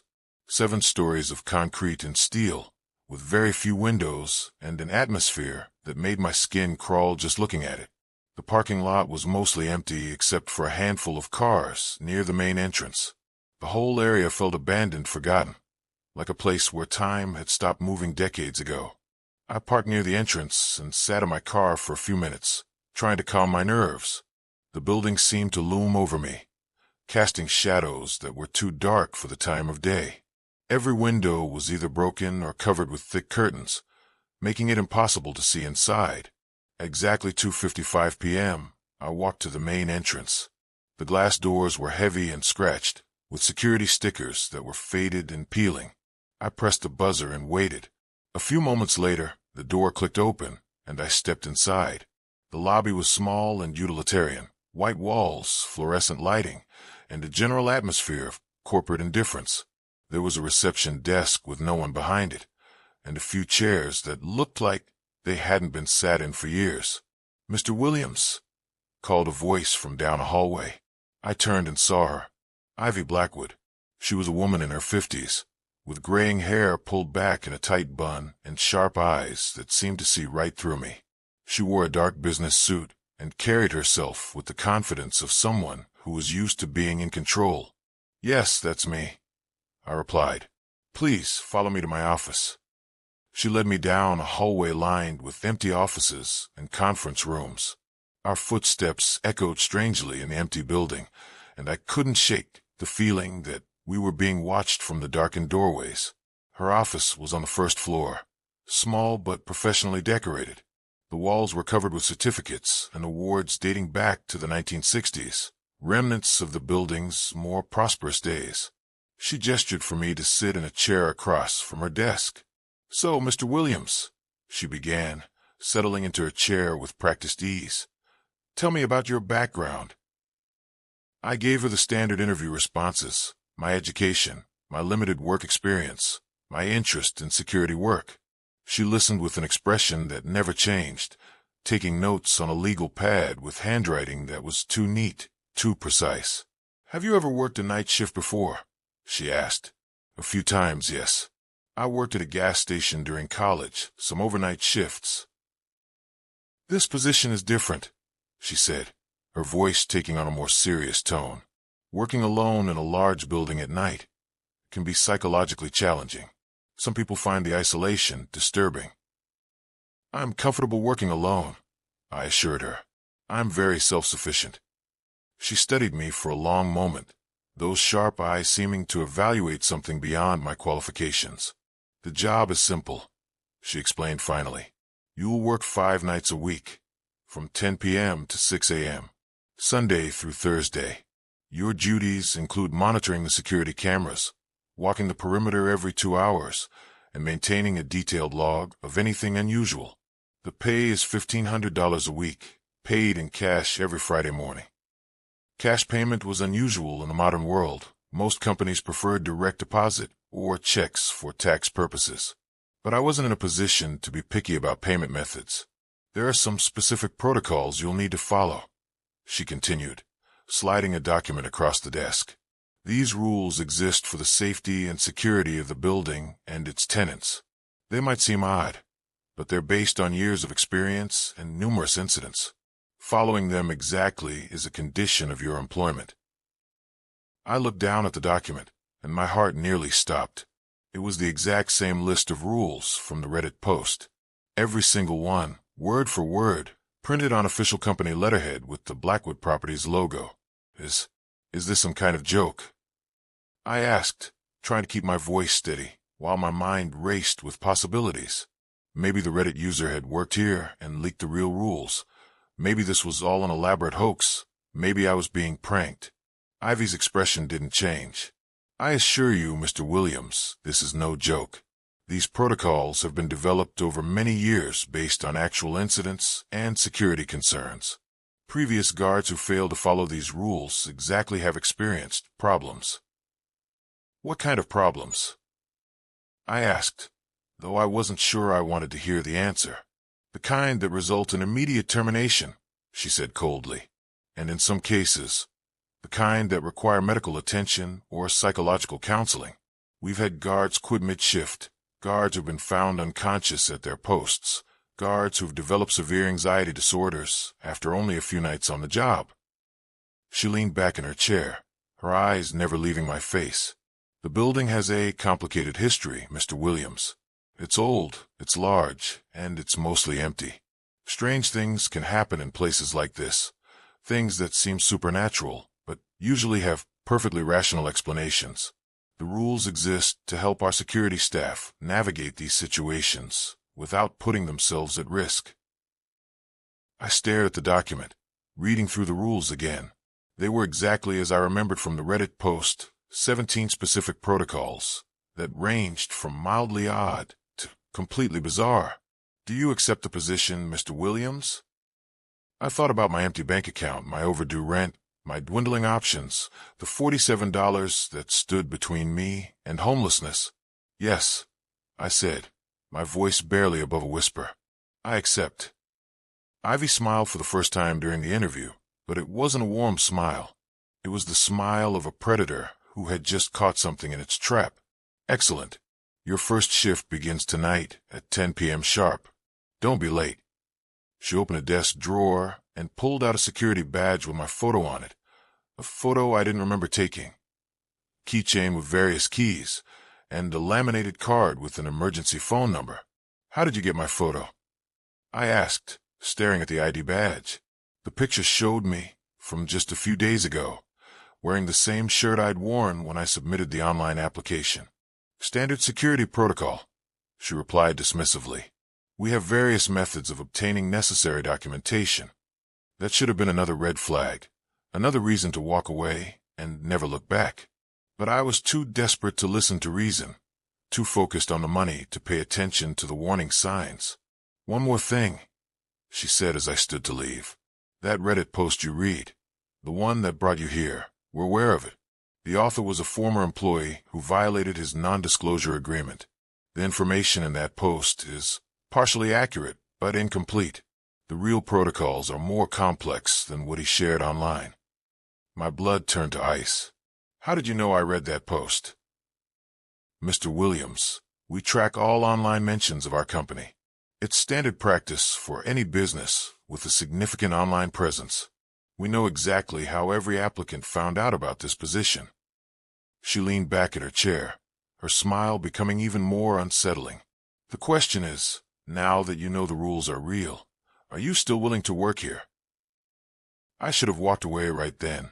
Every instinct in my body was screaming at me to leave, to run as far and as fast as I could. But I couldn't. I literally couldn't afford to. I'll be here tonight, I said, my voice steadier than I felt. Good. Remember, follow the rules exactly. No exceptions. No investigations. No curiosity. Just do your job and collect your paycheck. Curiosity has been the downfall of many previous guards. What happened to the guard before me? I asked. You mentioned he left unexpectedly. Ivy's smile disappeared entirely. He broke rule number 14.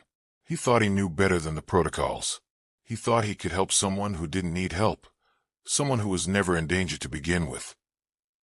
She stood up, signaling that the interview was over. Don't make the same mistake you did, Mr. Williams. Some rules exist for reasons you don't want to understand. That night, I went home and tried to research the Blackwood Industrial Complex more thoroughly. What I found was disturbing, deeply disturbing. The building had a history of accidents and incidents going back decades, far more than any normal workplace should experience. The official records were sparse and often contradictory, but I was able to piece together a pattern of strange occurrences that defied easy explanation. In the 1970s, 3 workers had died in what was officially ruled an electrical fire. But the newspaper reports from the time mentioned witness accounts that didn't match the official story. Witnesses who described seeing figures in the smoke that moved independently of the flames.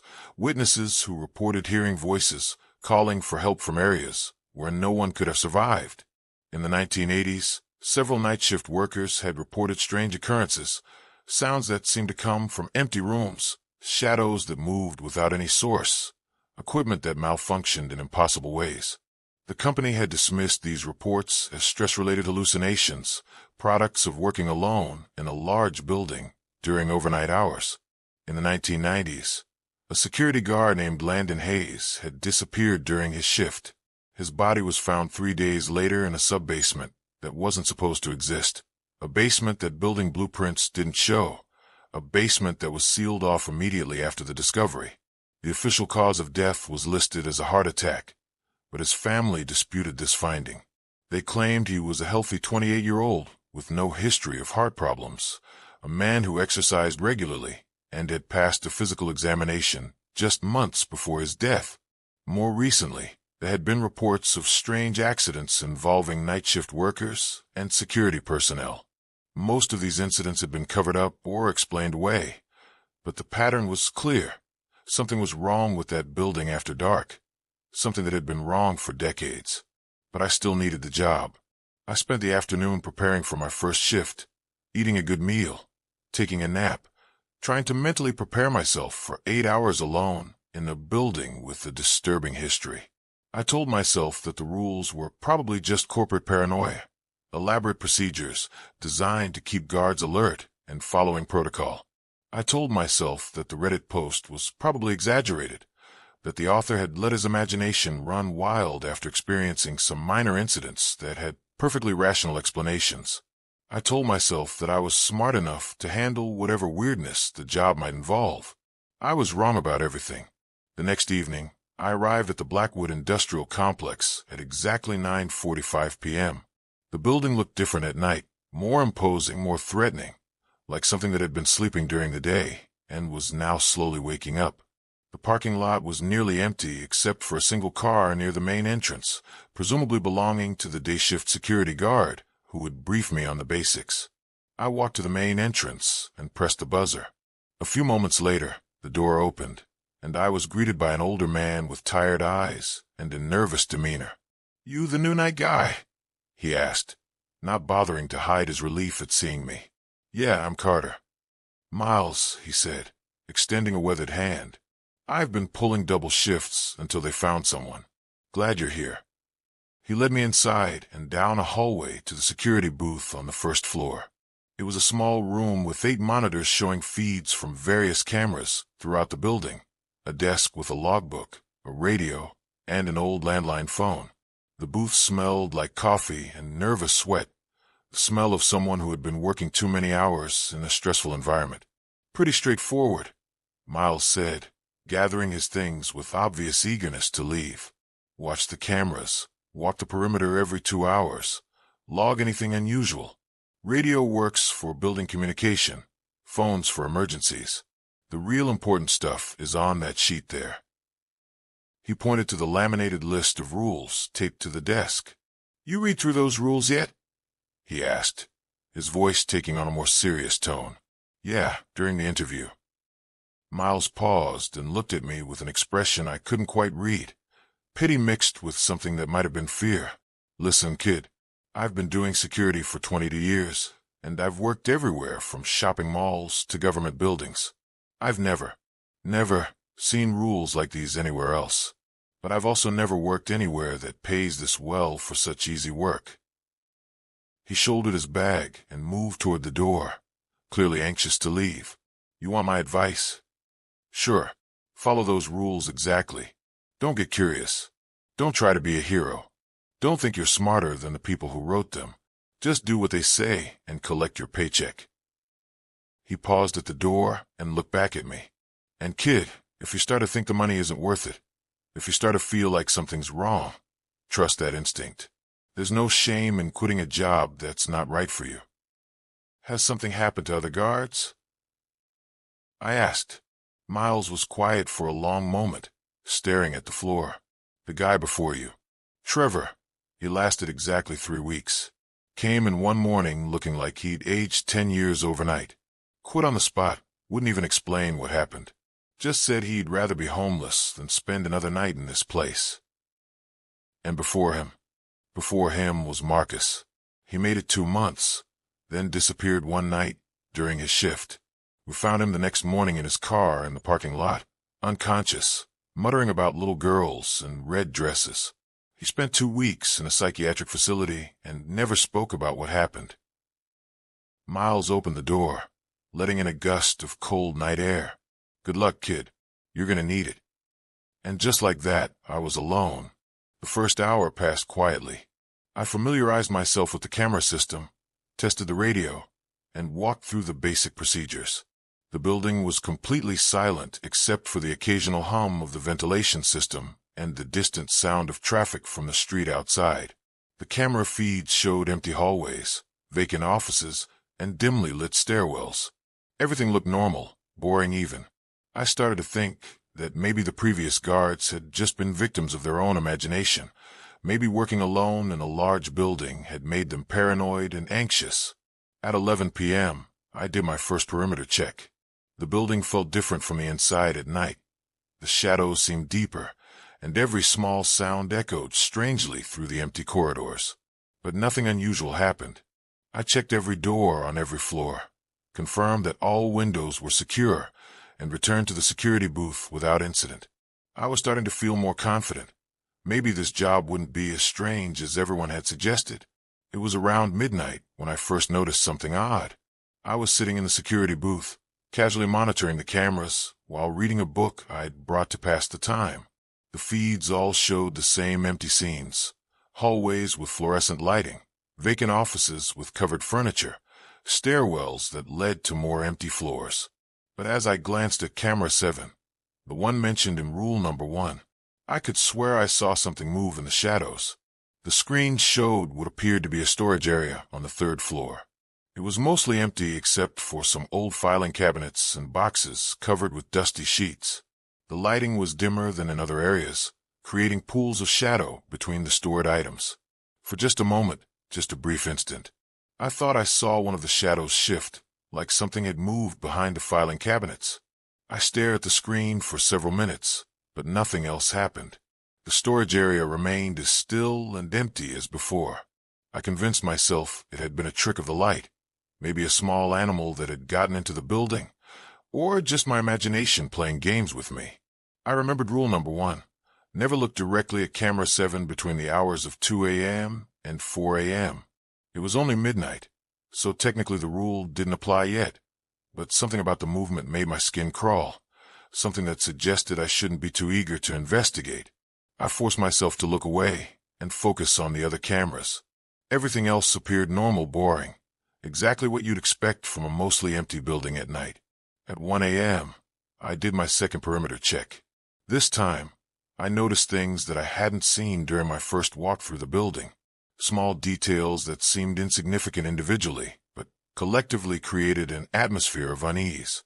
Some of the hallway lights flickered intermittently, casting moving shadows on the walls.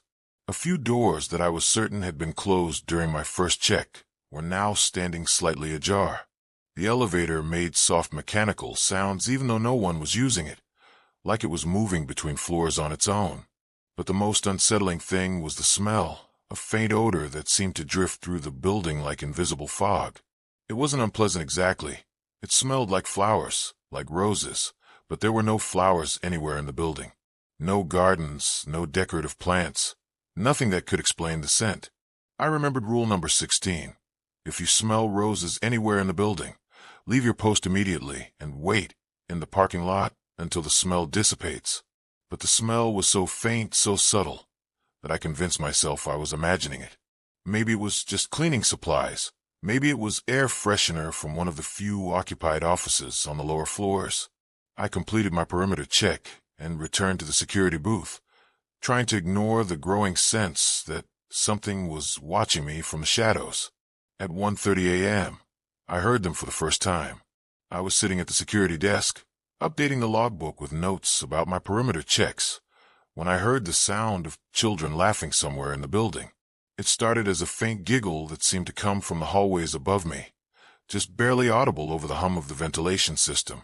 At first, I thought it might be coming from outside, maybe kids playing in the street despite the late hour. But as I listened more carefully, I realized the sound was definitely coming from inside the building, echoing through the empty corridors like ghostly voices from another time. The laughter gradually grew louder and more distinct, the voices of multiple children playing some kind of game that involved running and hiding, their footsteps pattering across floors that should have been empty. My first instinct was to investigate. That's what any normal security guard would do, right? Strange sounds in the building, possible intruders, children who shouldn't be there at night. But rule number 2 was crystal clear. If you hear children laughing in the hallways after midnight, do not investigate. Turn up the radio and wait for it to stop. I reached for the radio with hands that were starting to shake, my rational mind fighting against the growing fear that was spreading through my chest like ice water. I turned up the volume until classic rock filled the security booth, drowning out the sound of the laughter.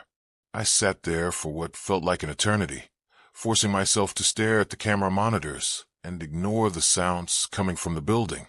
The laughter continued for exactly 12 minutes. I counted every second on the clock. 12 minutes of children's voices echoing through corridors that should have been silent and empty. When I finally turned the radio down slightly, the building was quiet again. The laughter had stopped just as suddenly as it had begun, leaving behind only the oppressive silence that seemed to press against my eardrums like a physical weight. I sat there for several minutes, my heart pounding so hard I could feel it in my throat, trying to convince myself that what I'd just experienced had a rational explanation. Maybe it was sound carrying from a nearby apartment building. Maybe it was the ventilation system creating acoustic illusions. Maybe it was just my imagination running wild in an unfamiliar environment. But deep down, I knew better. The laughter had been too clear, too distinct, too obviously coming from inside the building to be explained away by external sources. At 2 a.m. exactly, I forced myself to look away from camera 7. I had been subconsciously avoiding it since the midnight incident, but as the clock struck 2, rule number 1 became active. Never look directly at camera 7 between the hours of 2 a.m. and 4 a.m. I positioned myself so that I could monitor all the other cameras without accidentally glancing at the 7th screen. It felt ridiculous, like a child avoiding looking under the bed for monsters, but something about the storage room on that camera filled me with dread that I couldn't explain. The other cameras showed their usual empty scenes, vacant hallways bathed in fluorescent light, darkened offices with furniture covered in dust sheets, stairwells that led to floors I hadn't explored yet. But even without looking directly at camera 7, I could sense movement in my peripheral vision, shadows shifting in ways that defied the static lighting, shapes that seemed to move with purpose through the storage area. I kept my eyes fixed on the other monitors, fighting the overwhelming urge to look, to see what was happening in that room, to satisfy the curiosity that was eating away at my resolve like acid. Time crawled by with agonizing slowness, each minute feeling like an hour, each second stretching into an eternity of forced ignorance. At 2:23 a.m., the elevator started moving. I heard the mechanical sounds first, the whir of motors and the soft ding of floors being selected, coming from somewhere above me in the building's vertical shaft. I checked the camera that monitored the elevator, and sure enough, the floor indicator showed it moving between levels, stopping briefly at each floor before continuing upward, like someone was riding it to the very top of the building. But all the cameras in the hallways showed empty corridors, no one entering or exiting the elevator. No explanation for who might be using it at this hour. The elevator reached the 7th floor and stopped, the highest floor in the building, a level that was supposed to be completely vacant according to the building directory I'd been given. I waited for someone to get out, for the elevator to return to the ground floor, for some sign of who or would have been riding it. But the elevator remained on the 7th floor, the indicator light glowing steadily, as if someone had gotten out and simply walked away into the darkness. At 2:47 a.m., I heard knocking on the security booth windows. Tap, tap, tap, a slow, deliberate rhythm that seemed to come from directly outside the booth. I looked up from the monitors, my blood turning to ice as I realized that rule number 10 was now in effect. If you hear knocking on the security booth windows, do not acknowledge it. The knocking continued, steady and patient, like someone standing just outside the glass, waiting for me to respond, waiting for me to look, waiting for me to acknowledge their presence. I forced myself to keep staring at the cameras, my hands gripping the desk so tightly that my knuckles turned white. Every instinct in my body was screaming at me to look toward the windows, to see who was there, to respond like any normal human being would. But I remembered the rule, do not acknowledge it. The knocking will stop after exactly 7 minutes. I watched the clock on the computer screen, counting down the seconds. 6 minutes and 47 seconds. 6 minutes and 32 seconds. 6 minutes and 15 seconds. The knocking never changed its rhythm, never became more urgent or aggressive, just that same patient, deliberate tapping that seemed to come from something that had all the time in the world. At exactly 7 minutes, the knocking stopped. The sudden silence was almost worse than the sound had been, leaving me alone with my racing heartbeat and the growing certainty that whatever had been outside those windows was still there, still watching, still waiting. I didn't dare look toward the windows for the rest of my shift. At 3 a.m., the construction sound began. It started as a distant rumbling from somewhere deep beneath the building, like heavy machinery moving in spaces that shouldn't exist, followed by the rhythmic pounding of hammers and the screech of metal being bent into new shapes. Rule number 11 was clear. Between 3 a.m. and 3:30 a.m., you may hear what sounds like construction work coming from the basement. This is normal. Do not investigate. The construction ended decades ago, but the workers are still trying to finish their job. The sounds grew louder as the minutes passed, becoming a symphony of industrial noise that seemed to shake the very foundations of the building. The workers from decades past, still laboring in the darkness, still trying to complete a job that would never be finished. I could hear voices down there, muffled shouts and commands, the sound of men working together towards some impossible goal, their voices carrying through the ventilation system like echoes from another world. At one point, I could swear I heard someone calling my name, a voice from the basement asking for help, asking for someone to come down and assist with the work. But I stayed in my chair, hands clenched, eyes fixed on the monitors, refusing to acknowledge what I was hearing. At exactly 3:30 a.m., the construction sound stopped, leaving behind a silence so complete that it felt like the building itself was holding its breath. The rest of the night passed in a blur of growing terror and forced compliance with rules that seemed designed by someone who understood horrors I couldn't even imagine. At 4 a.m., I was finally able to look at camera 7 again. The storage room appeared normal, just filing cabinets and boxes, no signs of the movement I'd sensed in my peripheral vision for the past 2 hours. At 5 a.m., I did my final perimeter check. The building felt different now, like something had changed during the night, like the very atmosphere had been altered by whatever activities had been taking place in the shadows. The smell of roses was stronger now, no longer subtle, but I was so close to the end of my shift that I decided to wait it out rather than flee to the parking lot. At 6 a.m. sharp, I gathered my things and prepared to leave. I had survived my first night, followed all the rules, and earned my first installment of that $1,500. But as I walked toward the exit, I made a mistake that would haunt me for weeks. I looked back, just for a moment, just a quick glance over my shoulder at the security booth where I'd spent the last 8 hours, and I saw her. Standing in the hallway behind me was a little girl in a red dress, exactly as described in rule number 14. She appeared to be about 8 or 9 years old, with long dark hair and pale skin that seemed to glow in the fluorescent lighting. Her dress was bright red, the color of fresh blood, and her eyes were completely black, not just the pupils, but the entire eye, like looking into wells of infinite darkness. She was staring directly at me with an expression that was both innocent and ancient, like a child who had seen things no child should ever see, who had experienced horrors that had aged her soul beyond the physical limits of her small body. Rule number 14 was crystal clear. If you see a little girl in a red dress on any of the cameras, do not try to help her. She is not lost, and she is not in danger. You are. But this wasn't on a camera. This was real. She was standing right there in the hallway, a child alone in an empty building at 6 in the morning. Every human instinct I possessed told me to help her, to ask if she was okay, to find out how she'd gotten into the building, to call someone to help get her home safely. "Are you okay, sweetie?"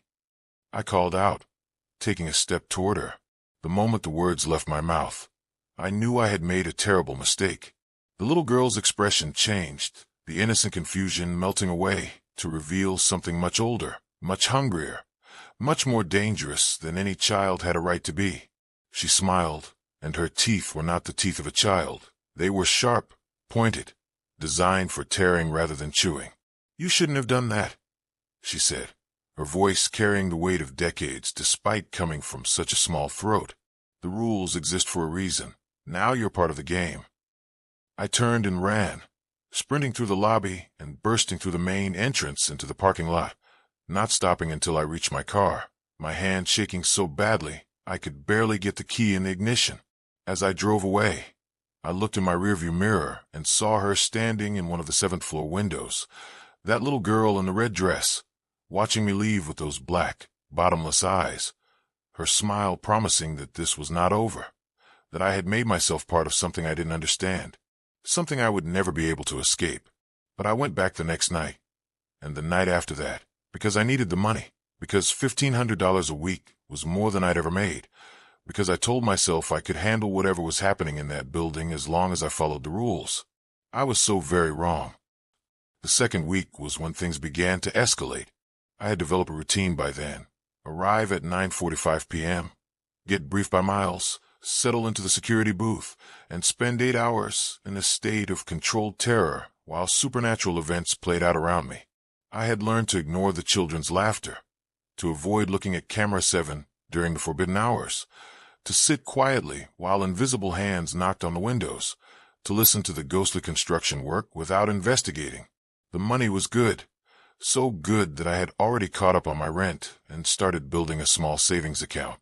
For the first time in months, I felt financially stable, even if that stability came at the cost of my sanity. But the building was changing me, or maybe I was just becoming more sensitive to what had always been there. The rose's smell was getting stronger each night, no longer subtle but overwhelming, filling my nostrils with a fragrance that made my head spin and my stomach churn. The shadows in the camera feed seemed darker, more active, moving in ways that suggested intelligence and purpose rather than random tricks of light. And the little girl. I saw her more frequently now, standing in hallways, sitting in empty offices, always in that red dress, always with those black eyes, always watching the cameras with an expression that suggested she knew I was watching her back. Rule number 14 said not to help her, that she wasn't in danger, that I was the one at risk. But seeing a child alone in that building night after night was wearing away at my resolve, making me question whether following the rules was the right thing to do. On my 8th night, I made another mistake. I was doing my 1 a.m. perimeter check when I found one of the doors standing open, a door that had definitely been closed during my previous rounds. The sign on the door read Storage Room C, and the darkness inside seemed deeper than it should have been. Rule number 6 was clear.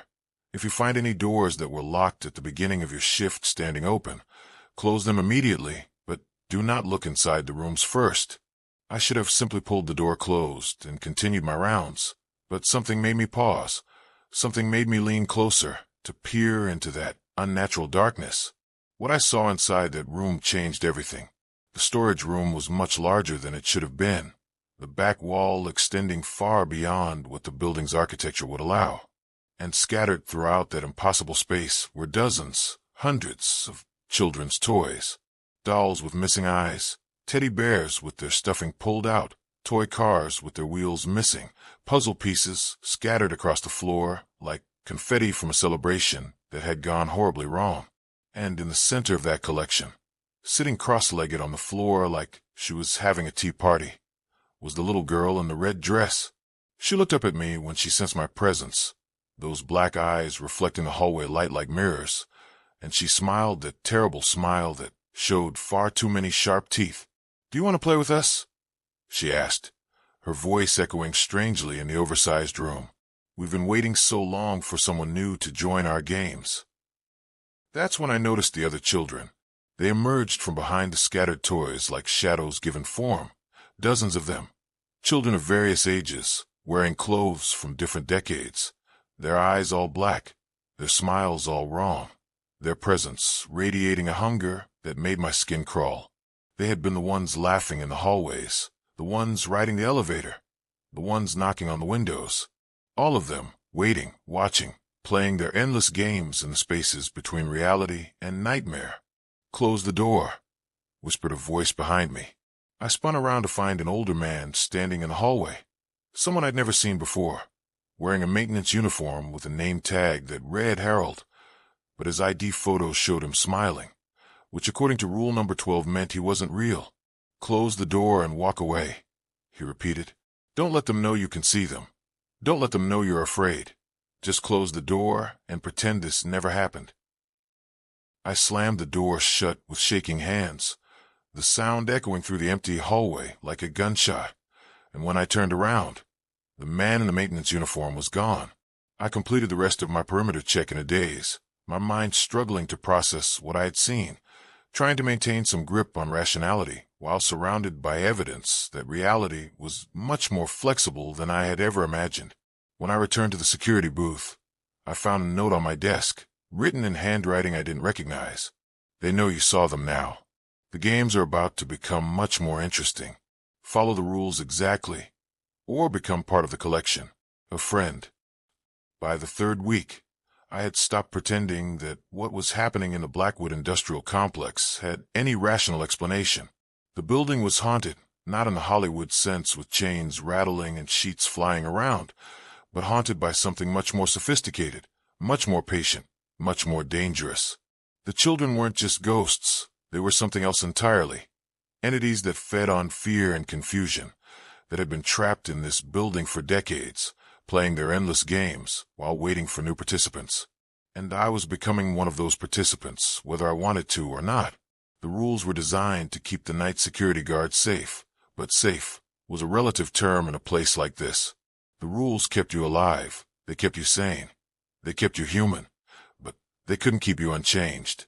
Every night I spent in that building, I could feel pieces of myself being worn away, my rationality eroding like stone under constant water, my connection to the normal world growing thinner and more tenuous. I was making good money, more money than I'd ever seen, but I was paying for it with something much more valuable than time. On my 15th night, the building decided to test me directly.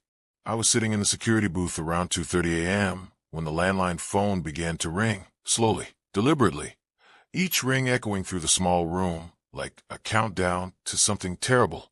1 ring, 2 rings, 3 rings.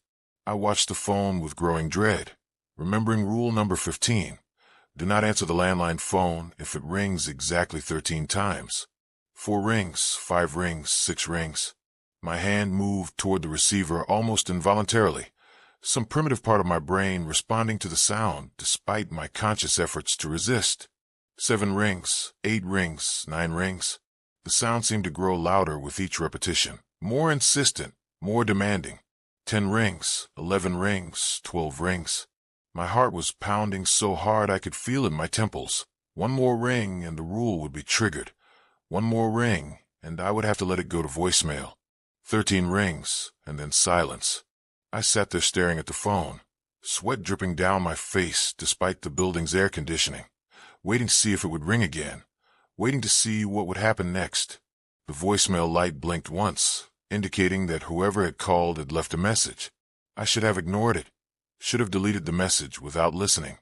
But curiosity had become my weakness, the thing that was slowly destroying my ability to follow the rules that kept me safe. I picked up the receiver and dialed the voicemail access number. You have 1 new message, announced the automated system. Message received at 2:34 a.m. Then came a voice I recognized, my own voice, speaking words I had never said. Carter, this is you, calling from next Tuesday. I need to warn you about what's going to happen on your 16th night. You're going to think you can help her. You're going to think you can save her. But she doesn't want to be saved. She's been waiting for someone like you for a very long time. Someone kind enough to break the rules. Someone foolish enough to care. Don't do it, Carter. Don't try to help her. If you break rule number 14, you'll never leave this building. You'll become part of their collection. You'll become another voice calling future guards, warning them about mistakes they're destined to make anyway. I'm calling from the storage room now, from the place where all the guards end up when they stop following the rules. I can see the toys. I can see the children. I can see her smiling at me with those terrible teeth. Don't make the same mistake I did. Don't make the same mistake I'm about to make. Don't. The message ended with the sound of children laughing. The same laughter I heard in the hallways every night. The same voices that had been trying to lure me into their games since my very first shift.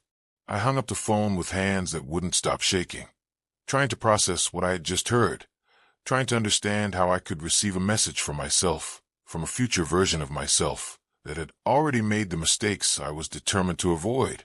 But even as I sat there in terror, I knew that the warning wouldn't matter, that whatever was going to happen on my 16th night was inevitable, that I was already caught in a pattern that had played out countless times before with countless other guards.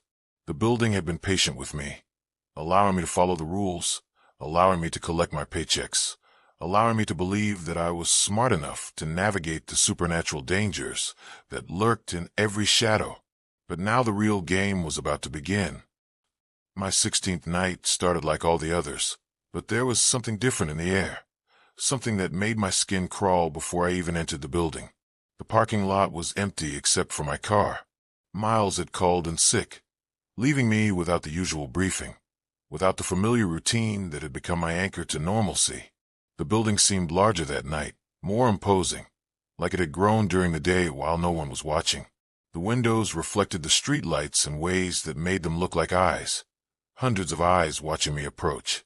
I let myself in through the main entrance and made my way to the security booth.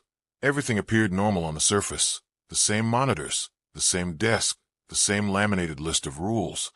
But something was wrong, fundamentally wrong. It took me several minutes to realize what was different. There were 9 cameras on the monitor bank instead of 8. Rule number 7 was explicit about this situation. If you ever count 9 cameras on your monitor, immediately call the emergency number and do not look at the extra screen.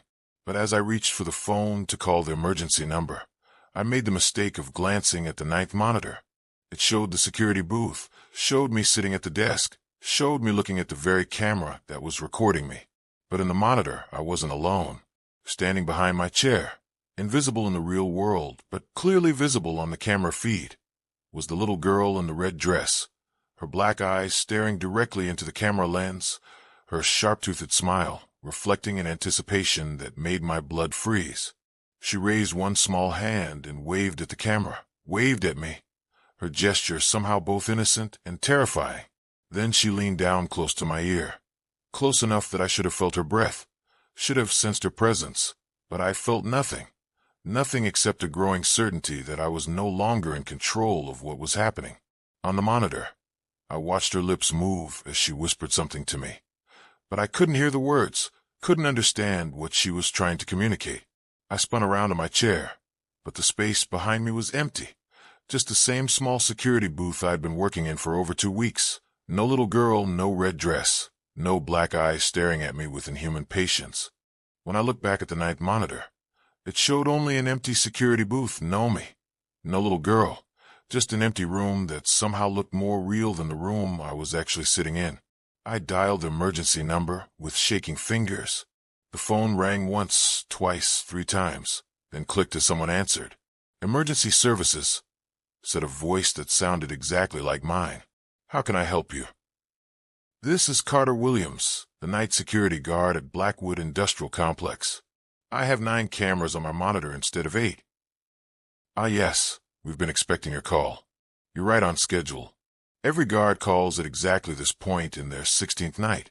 It's all part of the process." "What process?" I asked, though I was beginning to suspect I didn't want to know the answer. "The selection process. The building chooses its permanent residents very carefully.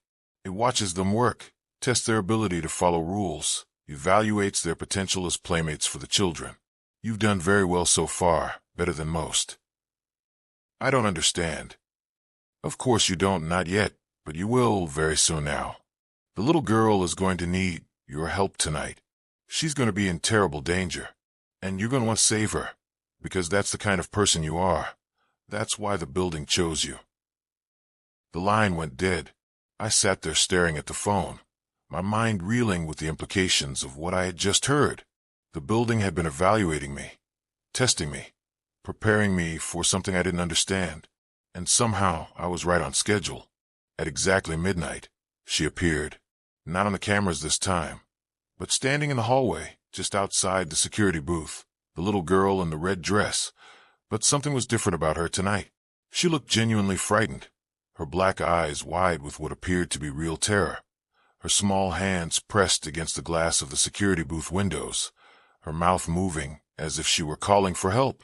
Behind her, in the shadows of the hallway, I could see other figures, darker shapes that moved with predatory grace, shapes that seemed to be hunting her, chasing her through the empty corridors of the building. She pounded on the glass with desperate urgency, her silent screams visible in the way her mouth opened and closed, her obvious terror triggering every protective instinct I possessed. Rule number 14 said not to help her, said she wasn't in danger, said that I was the one at risk. But everything I was seeing contradicted that warning. Everything suggested that she was a frightened child being hunted by something much worse than herself. I stood up from my chair, my hand moving toward the door of the security booth, every human instinct telling me to help, to protect, to do what any decent person would do when faced with a child in danger. But as I reached for the door handle, I heard that voice again, the voice from my voicemail, my own voice calling from the future. Don't do it, Carter. It's a trick. It's all been a trick from the beginning. She's not the victim. She's the predator, and you're about to become her next toy. I froze with my hand on the door handle, torn between what I could see and what I had been warned, between my desire to help and my need to survive. The little girl continued pounding on the glass, her terror appearing so genuine, so heartbreaking, that every second I hesitated felt like a betrayal of my basic humanity. But then I noticed something that changed everything. In the reflection of the security booth windows, I could see what was really happening. The little girl wasn't being chased by the shadows. She was controlling them, commanding them, using them as props in an elaborate performance designed to trick me into opening the door. And behind her, filling the hallway, were dozens of other children, all of them wearing clothes from different decades, all of them with those same black, bottomless eyes, all of them smiling with sharp teeth as they watched their leader perform. They were all in on it, all part of the game, all waiting for me to make the mistake that would add me to their collection. I stepped back from the door, my hand falling away from the handle. The moment she realized I wasn't going to open it, the little girl's expression changed, the false terror melting away to reveal something ancient and hungry and utterly without mercy. She pressed her face against the glass, her features distorting as she smiled that terrible smile, her sharp teeth scraping against the window as she tried to reach me through the barrier that kept us separated. "You're smarter than the others," she said, her voice somehow penetrating the glass, despite the booth being soundproof. "But you'll make a mistake eventually, they all do. And when you do, when you finally break one of those precious rules, we'll be waiting." The children in the hallway began to laugh. That same laughter I'd been hearing every night, but louder now, more triumphant, like they had just won some important victory. Then they faded away like morning mist, leaving me alone in the security booth with the growing realization that this had all been a test, a final examination to see if I was ready to join their eternal game. I had passed barely, but I knew it was only a matter of time before they found a way to trick me, a way to make me break the rules that were the only thing keeping me human. The rest of the night passed in relative quiet, but I could feel them watching me from the shadows, waiting for their next opportunity, planning their next move in a game I was only beginning to understand. When 6 a.m. finally arrived, I gathered my things and prepared to leave, but this time I didn't look back, didn't give them another chance to tempt me into making a fatal mistake. As I walked through the parking lot to my car, I could hear them calling my name from the windows above. Dozens of voices, children and adults, all the guards who had come before me, all the people who had failed to follow the rules. They were warning me, begging me, pleading with me to quit while I still could. But I needed the money. I needed those $1,500 every week. I needed the financial stability that this job provided. So I came back the next night, and the night after that, telling myself that I could handle whatever the building threw at me, that I was smarter than the previous guards, that I could follow the rules indefinitely. I was wrong. The breaking point came during my 20th night. I had been working at the Blackwood Industrial Complex for 4 weeks, collecting my cash payments every Friday morning, building up a savings account that gave me more financial security than I'd ever experienced. But the job was changing me in ways I was only beginning to understand. I had stopped sleeping well during the day, my dreams filled with the sound of children's laughter and the image of black eyes staring at me from impossible shadows. I had lost weight, lost color in my complexion, lost the ability to feel comfortable in normal social situations. My friends and family had started asking questions about my work, questions I couldn't answer without sounding insane. So I had started avoiding them, isolating myself, becoming as empty and hollow as the building where I spent my nights. But the money was too good to give up, too important to my future plans, too necessary for maintaining the lifestyle I was finally able to afford. On my 20th night, the building decided to raise the stakes. I arrived for my shift to find that Miles had left me a note, his handwriting shaky and desperate. "Carter, I can't do this anymore. I can't keep pretending that what happens in this building is normal. I've been working day shifts here for 6 years, and I've seen things, heard things, experienced things that no human being should have to deal with. I'm quitting effective immediately. Don't try to contact me. Don't try to find me. Just follow the rules, and maybe you'll survive longer than the others. Maybe you'll be smart enough to quit before it's too late. Miles." So I was completely alone that night. No briefing, no familiar face to remind me that the normal world still existed, no anchor to reality except for the 17 rules taped to my desk. The building felt different without Miles, more alive somehow, more aware of my presence, like it had been waiting for this moment when I would be completely isolated and vulnerable. I settled into my routine, monitoring the cameras, updating the logbook, preparing for another 8 hours of supernatural terror disguised as a security job. But around 11 p.m., something unprecedented happened. The lights went out, not just in the security booth, but throughout the entire building. Every fluorescent bulb, every emergency light, every indicator lamp, everything went dark simultaneously.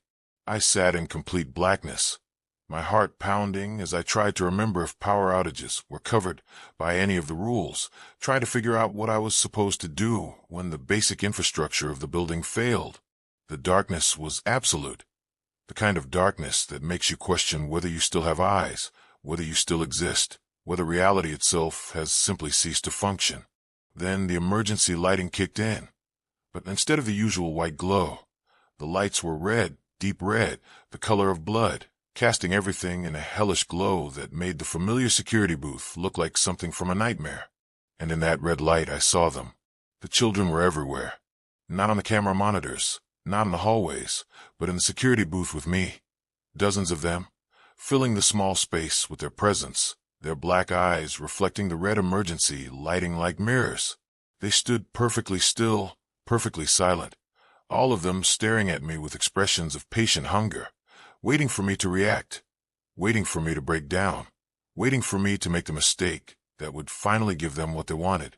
The little girl in the red dress stood directly in front of my chair, close enough that I could smell her, a scent like old flowers and abandoned playgrounds, close enough that I could see the details of her face that no child should possess. Her skin was pale as paper, smooth as porcelain, but underneath, I could see veins of shadow moving like black ink through her flesh. Her hair was long and dark, but it moved without any breeze, drifting around her face like she was underwater. And her eyes, those terrible black eyes, seemed to contain entire universes of hunger and patience and ancient knowledge that had been accumulated over decades of hunting. She smiled at me with those sharp teeth, and when she spoke, her voice came from everywhere at once, from the walls, from the ceiling, from inside my own head. "The rules can't protect you forever," she whispered. "Sooner or later, you'll make a mistake, you'll get curious, you'll try to help someone who doesn't need help. And when you do, when you finally break down and do what your human nature tells you to do, we'll be waiting. We've been waiting for so long, waiting for someone like you, someone kind, someone who cares, someone who thinks he can make a difference." The other children began to move closer, forming a circle around my chair, their eyes never leaving my face, their presence filling the air with static electricity that made my skin crawl. "You can quit anytime," continued the little girl. "Walk away, find another job, live a normal life, but you won't, because you need the money, because you're finally financially stable, because you think you can handle anything as long as the paycheck keeps coming." She was right, and we both knew it. I had become dependent on the money, addicted to the financial security, trapped by my own greed and desperation. "So we'll wait," she said, her smile becoming even more terrible. "We've waited decades for the right person. We can wait a little longer, but eventually Eventually you'll be ours. The red emergency lighting flickered once, twice, then went out completely. When the normal lights came back on a few seconds later, I was alone in the security booth. Just me and the cameras, and the growing certainty that I was being hunted by something far more patient and intelligent than I had ever imagined. The rest of the night passed without incident, but I knew it was just a lull, a brief respite before the final assault on my sanity and humanity. When I left the building at 6 a.m., I found a newspaper clipping taped to my car windshield, a story from 1987 about a security guard named David Palmer, who had disappeared from the Blackwood Industrial Complex during his shift. His body was never found, but his car remained in the parking lot for weeks, covered with similar newspaper clippings, stories about other guards, other disappearances, other people who had thought they were smarter than the rules. I was becoming part of a pattern that stretched back decades, a cycle of hope and greed and inevitable destruction that the building fed on like a parasite. But I still needed the money. So I came back the next night, and the night after that, each shift bringing me closer to the moment when my human nature would finally overcome my survival instincts. The moment when I would try to save someone who didn't need saving, and become the next cautionary tale for whoever was desperate enough to take my place. Thank you so much for watching this terrifying story. I hope it gave you the chills and made you think twice about taking jobs that seem too good to be true. Sometimes the best paying opportunities come with costs that no amount of money can justify. If you enjoyed this horror story, please hit that like button and let me know in the comments below. Which part scared you the most? Was it the children's laughter in the hallways, the little girl in the red dress, or the realization that Carter was trapped in a cycle he couldn't escape? I love reading your reactions and hearing about which moments gave you goosebumps. Your comments really help me understand what kind of content resonates with horror fans like yourselves. Please subscribe to the channel if you haven't already, and ring that notification bell so you never miss any of my spine-chilling stories. I post new horror content regularly, and trust me, you don't want to miss what's coming next. Also, let me know in the comments which country you're watching from and what time it is where you are right now. I have viewers all around the world, and it's #I moved into a new house, but every night I hear someone walking upstairs. Hello everyone, my name is Damian Cole. Today I'm going to share with you a story that still gives me chills every time I think about it. This is about the house my wife and I moved into last year. In Vermont, a house that seemed perfect from the outside, but held secrets that would change our lives forever. Before we begin, I noticed that about 80% of viewers didn't subscribe while watching my videos. If you're enjoying this content, please hit that subscribe button. Give this video a like. And don't forget to ring the bell icon for notifications. Also, I'd love to know where you're watching this from. Drop a comment below and tell me your country. I love hearing from all of you. Now, let me take you back to where it all started. It was September of last year when my wife Amanda and I decided to leave our cramped apartment in Boston and move to the quiet countryside of Vermont. We had been saving for years to buy our first house. And when we saw the listing for the Victorian home in Woodstock, we knew we had to see it. The house was built in 1894. 3 stories tall with beautiful bay windows and intricate woodwork that spoke of craftsmanship from a bygone era. It sat on 4 acres of land, surrounded by maple and oak trees that were just beginning to turn brilliant shades of orange and red. The asking price was surprisingly reasonable, which should have been our first warning. When we met the real estate agent, a nervous woman named Ivy Harrison, she seemed eager to close the deal quickly. She mentioned that the previous owners had moved out rather suddenly. Something about a job relocation to the West Coast. But she was vague about the details. Amanda and I were so excited about the space and the price that we didn't press for more information. The house tour revealed spacious rooms with high ceilings, hardwood floors that creaked pleasantly underfoot, and windows that let in streams of golden afternoon light. The kitchen had been recently updated with modern appliances, and the master bedroom on the second floor had a beautiful view of the surrounding forest. There was even a third floor that the previous owners had used as an office space, complete with built-in bookshelves and a small fireplace. We made an offer that same day, and it was accepted immediately. In fact, Ivy seemed almost relieved when we signed the paperwork, as if she had been waiting for months to get rid of this property. Moving day arrived in early October. The leaves were in full autumn splendor, creating a picturesque backdrop as the moving truck pulled up our long gravel driveway. Amanda was practically glowing with happiness as we carried boxes into our new home. She kept talking about all the decorating plans she had, how we could turn the third floor into a guest room, maybe even start a family in a house with so much room to grow. The first few days were blissful. We spent our time unpacking, arranging furniture, and exploring our new property. The woods behind the house were peaceful and inviting, perfect for morning walks with our dog Charlie, a golden retriever we had adopted just before the move. We met a few neighbors who seemed friendly enough, though they all made similar comments about how glad they were that someone was living in the house again. "Been empty for almost 2 years," said Emress Helen Murphy, our elderly neighbor to the east. "The Hendersons who lived there before you. Lovely family, but they left so suddenly. Nobody really knows why. It wasn't until our 4th night that we first heard them. The footsteps. I was lying in bed. Amanda curled up beside me, when I heard what sounded like someone walking around upstairs. Slow, deliberate steps that seemed to move from one end of the third floor to the other.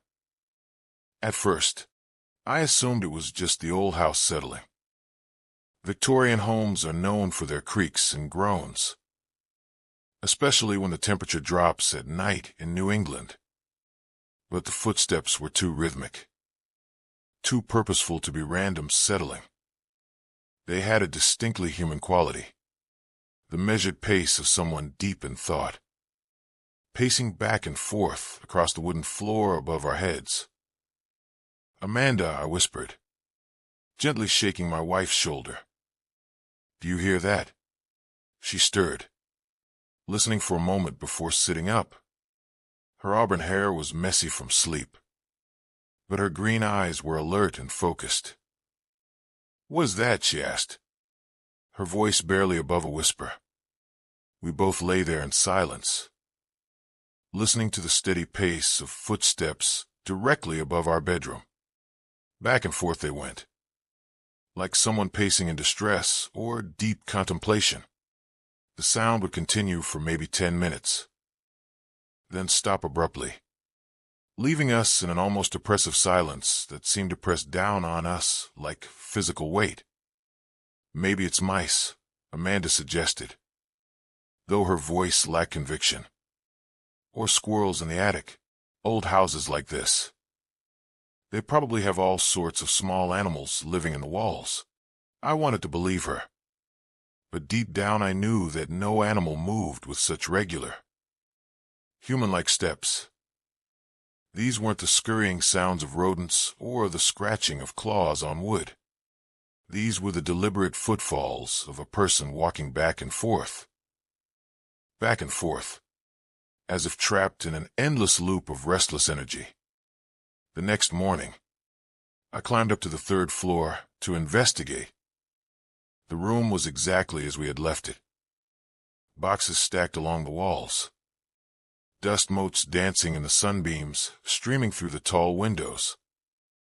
I examined every inch of the floor, looking for signs of animal droppings or damage, but found nothing. The floorboards were solid, showing no signs of pest intrusion or structural problems. What I did notice, however, was how cold the room felt, even with the morning sun streaming through the windows. There was a distinct chill in the air, as if the room existed in a different season than the rest of the house. I checked the windows for drafts, examined the fireplace for loose dampers, but could find no logical explanation for the temperature difference. That evening, we heard them again. Same time, same pattern. Amanda gripped my hand as we listened to the invisible presence above us. This time, the footsteps seemed to pause directly over our bed, as if someone was standing there, listening to us the same way we were listening to them. The silence during these pauses was absolute, so complete that I could hear my own heartbeat thundering in my ears.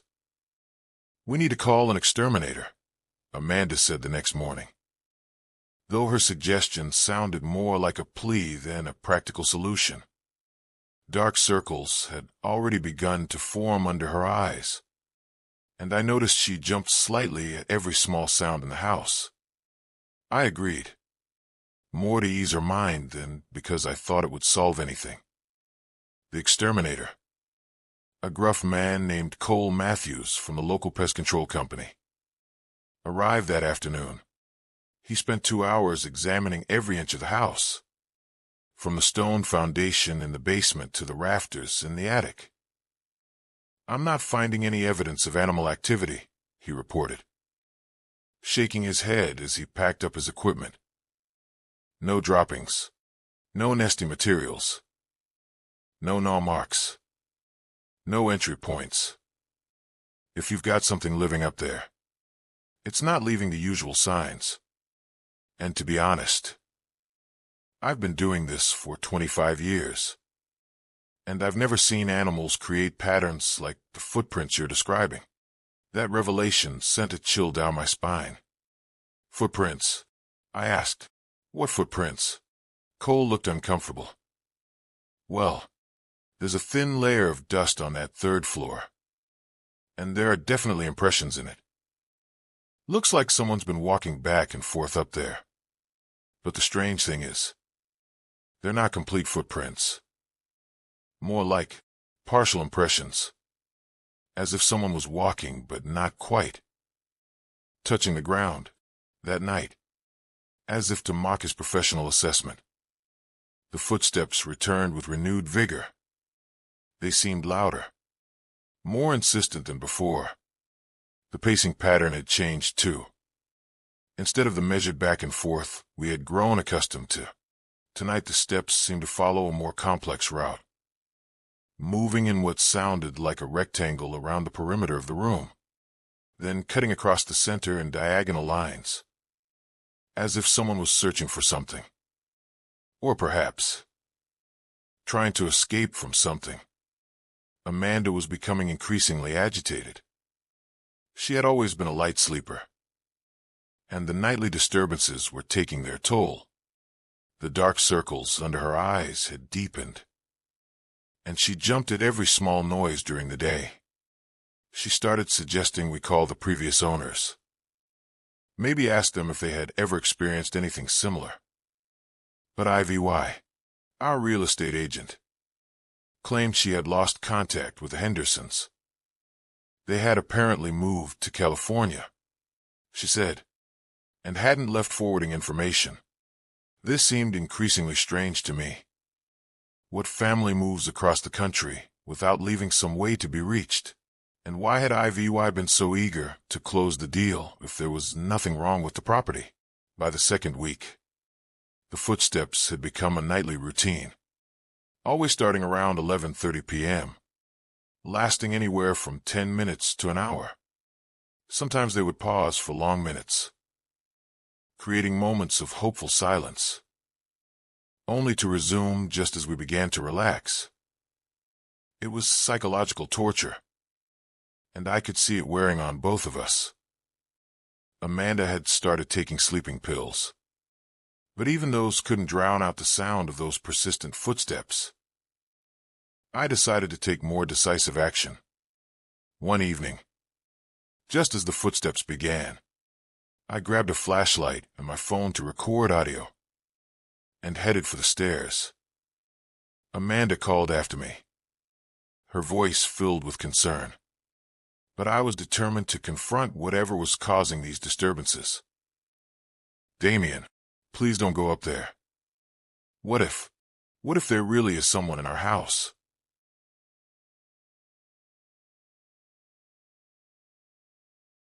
Her words stopped me cold. I hadn't considered the possibility that we might be dealing with an actual intruder. Someone who had been living in our attic without our knowledge. The thought was almost more terrifying than a supernatural explanation. But I pressed on. The third floor was pitch black when I reached it. My flashlight beam cut through the darkness, revealing the familiar sight of our storage boxes and the few pieces of furniture we had placed there. But now, in the darkness, the room felt different. Hostile somehow. The air was not just cold. It was bitter, like stepping into a walk-in freezer. The footsteps had stopped the moment I entered the room, but I could feel a presence. Something watching me from the shadows beyond my flashlight's reach. The silence was not peaceful. It was expectant, as if whatever shared this space with us was waiting to see what I would do next. I stood perfectly still, straining my ears for any sound, any clue about what might be sharing this space with us. My breath came out in visible puffs in the frigid air, and I could feel goosebumps rising on my arms despite the warm October weather outside. Then I heard it. A soft scraping sound, like fingernails being dragged across wood. It was coming from the far corner of the room, near an old armoire that had been left by the previous owners. The sound was rhythmic, deliberate, like someone was carving something into the wooden surface. I moved toward the sound, my flashlight trembling slightly in my grip. Each step seemed to echo unnaturally in the cold air, and the scraping sound grew louder, more urgent, as if whatever was making it knew I was approaching. As I got closer to the armoire, the scraping stopped. The silence that followed was absolute, oppressive. I could hear my own heartbeat pounding in my ears, could feel sweat beading on my forehead despite the cold. I reached for the armoire door, my hand shaking as I grasped the old brass handle. The door swung open with a prolonged creak that seemed to echo through the entire house, revealing nothing but empty space and the musty smell of old wood. But as I peered inside, I noticed something that made my blood run cold. There were fresh scratches on the inside of the armoire, deep gouges in the wood that looked like they had been made recently. The marks formed a pattern, almost like letters, but too rough and frantic to read clearly. I backed away from the armoire, my heart pounding so hard I thought it might burst. The temperature in the room seemed to drop even further, and my breath began to mist heavily in the suddenly arctic air. The smell of the room changed too, from musty wood to something else, something that reminded me of wet earth and decay. That's when I heard Amanda scream from downstairs. I ran, taking the stairs 2 at a time, my flashlight beam bouncing wildly as I descended. I found her in our bedroom, pressed against the far wall, pointing at the window with a shaking hand. Her face was white with terror, and she was trembling uncontrollably. "There was someone outside," she gasped, her voice barely above a whisper, "standing under the oak tree, just watching the house." When I looked directly at them, they stepped back into the shadows. But Damien, they weren't solid. I could see the tree trunk through them. I rushed to the window, but saw only the dark outline of trees swaying in the autumn wind. If someone had been there, solid or otherwise, they were gone now. But Amanda was not the type to imagine things, and the absolute terror in her eyes was completely real. Whatever she had seen had shaken her to her core. That night, neither of us slept. We huddled together in bed, listening to every creak, every whisper of wind against the windows. The footsteps didn't return, but somehow their absence was even more unsettling than their presence had been. It felt like the calm before a storm, as if whatever was in our house was gathering strength for something bigger. The next morning, I called in sick to work and drove into Woodstock to do some research. The local library had a surprisingly comprehensive collection of historical records, and I was determined to learn more about our house and its previous inhabitants. The librarian, a kind elderly woman named M.R.S. Patricia Stone, was incredibly helpful, pulling out boxes of old newspapers, property records, and local history books. What I discovered made my stomach turn. The house had a history, a dark one that IVY had conveniently failed to mention. In 1923, a family named the Weatherbys had lived there. Harold Weatherby, his wife Elizabeth, and their 8-year-old daughter Emily. The little girl had gone missing one winter night, simply vanished from her bedroom on the second floor. Search parties scoured the woods for weeks, but no trace of her was ever found. The official investigation concluded that she had likely wandered outside and become lost in the woods, eventually succumbing to the harsh Vermont winter. But there were rumors, whispers in the community that Harold Weatherby had been acting strangely in the months before his daughter's disappearance. Neighbors reported hearing arguments from the house, violent shouting matches that would go on for hours, and several people claimed to have seen him burying something in the woods behind the property. No charges were ever filed, but the family left town shortly after the investigation was closed.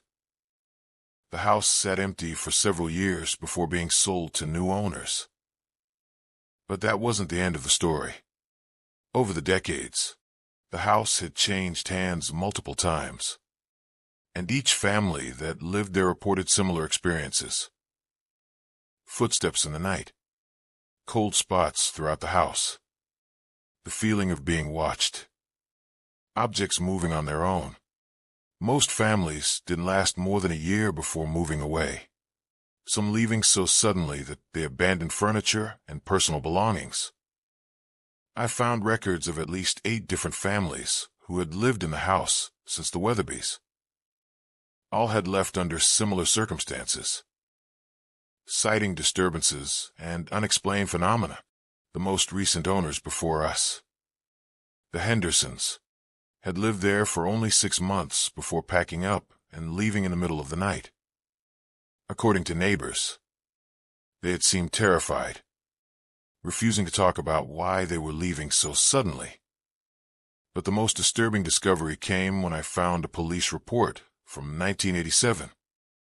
A family named the Douglases had been living in the house when their 5-year-old son Michael went missing. He had been playing in the backyard one afternoon. His mother had gone inside for just a few minutes to answer the phone, and when she came back out, he was gone, despite extensive searches. The boy was never found.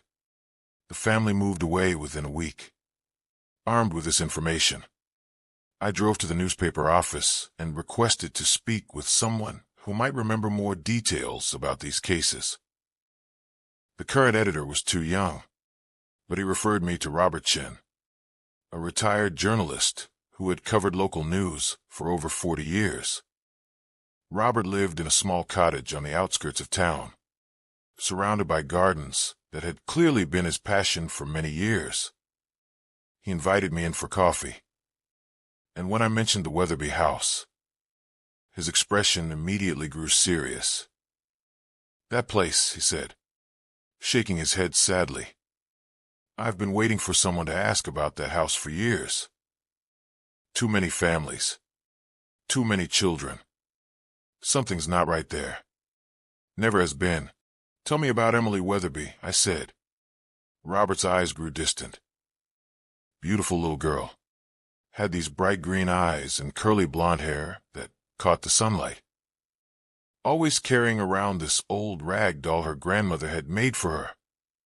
Molly, she called it. Never went anywhere without that doll. What do you think really happened to her? Robert glanced around nervously before leaning closer. Off the record, I always suspected the father. Harold Weatherby was a strange man. Worked as a carpenter. But he had a temper. Especially when he'd been drinking. There were reports of domestic disturbances. Neighbors calling about shouting and crying coming from that house. But Elizabeth always covered for him. Made excuses. Said he was just stressed about work. But nothing was ever proven. Nothing could be proven. The body was never found. And without physical evidence, the police couldn't make an arrest. But I'll tell you something. I was one of the reporters covering that search. And I spent days in those woods. There are places back there. Old root cellars and abandoned wells from homesteads that were there before the Weatherby house was built. Places where something could be hidden and never found. He paused, taking a sip of his coffee before continuing. But what really bothers me is the pattern. Emily Weatherby in 1923. Michael Douglas in 1987. And there were others. Children who went missing from that property. The official records might not connect them all. But I've kept my own files over the years. 7 children. Damien. 7 children have disappeared from that house over the past century. I left Robert's house with a heavy heart and a manila folder full of photocopied articles and reports. The pieces of the puzzle were starting to come together. And I didn't like the picture they were forming. A house that seemed to attract families with young children. Only to see those children disappear without a trace. Was this some kind of supernatural predator? Or was there a more earthly explanation? Some human monster who had been using the house's reputation to cover his crimes? That evening, I shared my discoveries with Amanda. She listened in horrified silence as I recounted the tragic history of our new home. By the time I finished, she was in tears. "We have to leave," she whispered. "We can't stay here knowing what might happen. What might be happening right now?" But even as she spoke, we both knew it wasn't that simple. We had invested our life savings in this house. Taken out a 30-year mortgage that would consume most of our income for decades to come. We couldn't just walk away. Not without losing everything we had worked for. "Maybe we can help them," I suggested. Though I wasn't sure I believed my own words. If Emily and the others are still here, maybe they need someone to find out what really happened to them. Maybe they need justice. Amanda stared at me as if I had lost my mind. "You want to investigate murders that happened decades ago. Damien, we're not detectives. We're just 2 people who wanted a nice house in the country. How are we supposed to solve cases that the police couldn't crack?" But something inside me had awakened. A need to know the truth. To give those lost children the justice they had been denied for so long. I couldn't explain it. But I felt connected to this mystery in a way that went beyond mere curiosity. It was as if the house itself was calling on me to uncover its secrets. That night, the footsteps returned with a vengeance. But this time, I was ready for them.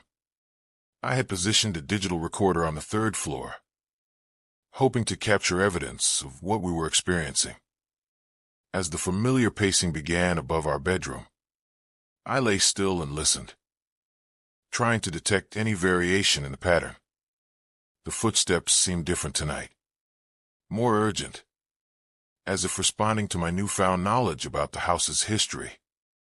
They moved in tight circles now, concentrated in one area of the room, directly above where Amanda and I slept.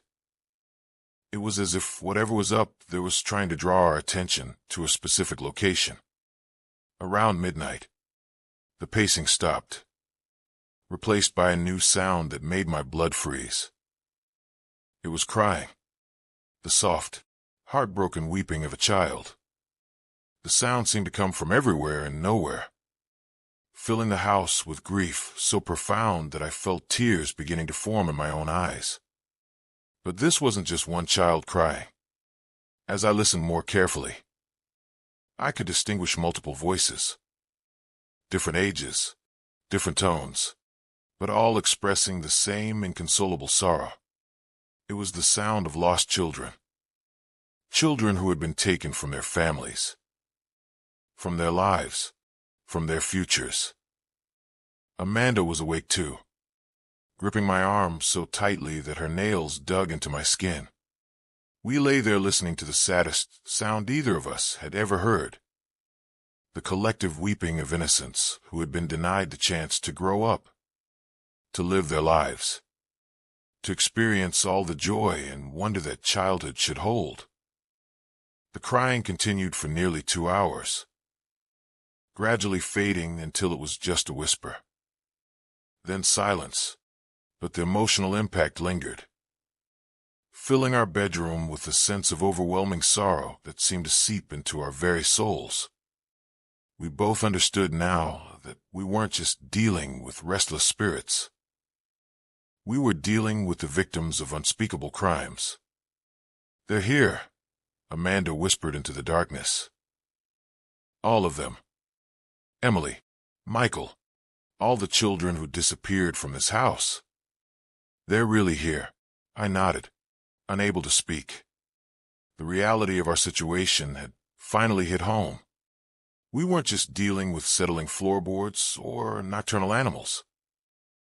We were sharing our home with the spirits of murdered children, little ones who were still searching for justice, still crying out for someone to care enough to find the truth. The next day, I made a decision that would change everything. I was going to search the woods behind our house. If those children were buried somewhere on the property, I was going to find them. It was the only way I could think of to put their spirits at rest, and possibly restore some peace to our home. I started early in the morning, armed with a metal detector I had borrowed from a friend and several shovels from our garage. Amanda wanted to help, but I convinced her to stay in the house with Charlie, our dog, who had been acting increasingly nervous, whimpering and refusing to go near certain areas of the property. The woods were beautiful in the morning light, golden leaves carpeting the ground, but I couldn't shake the feeling that I was walking through a graveyard. The metal detector remained mostly silent as I worked, occasionally beeping at bottle caps or old nails, but nothing significant. Hours passed, and I began to wonder if I was wasting my time. Then, about a quarter mile behind the house, I found something that made me stop dead in my tracks. It was a small clearing where the trees grew in an unusual pattern, forming almost a perfect circle around a patch of bare ground.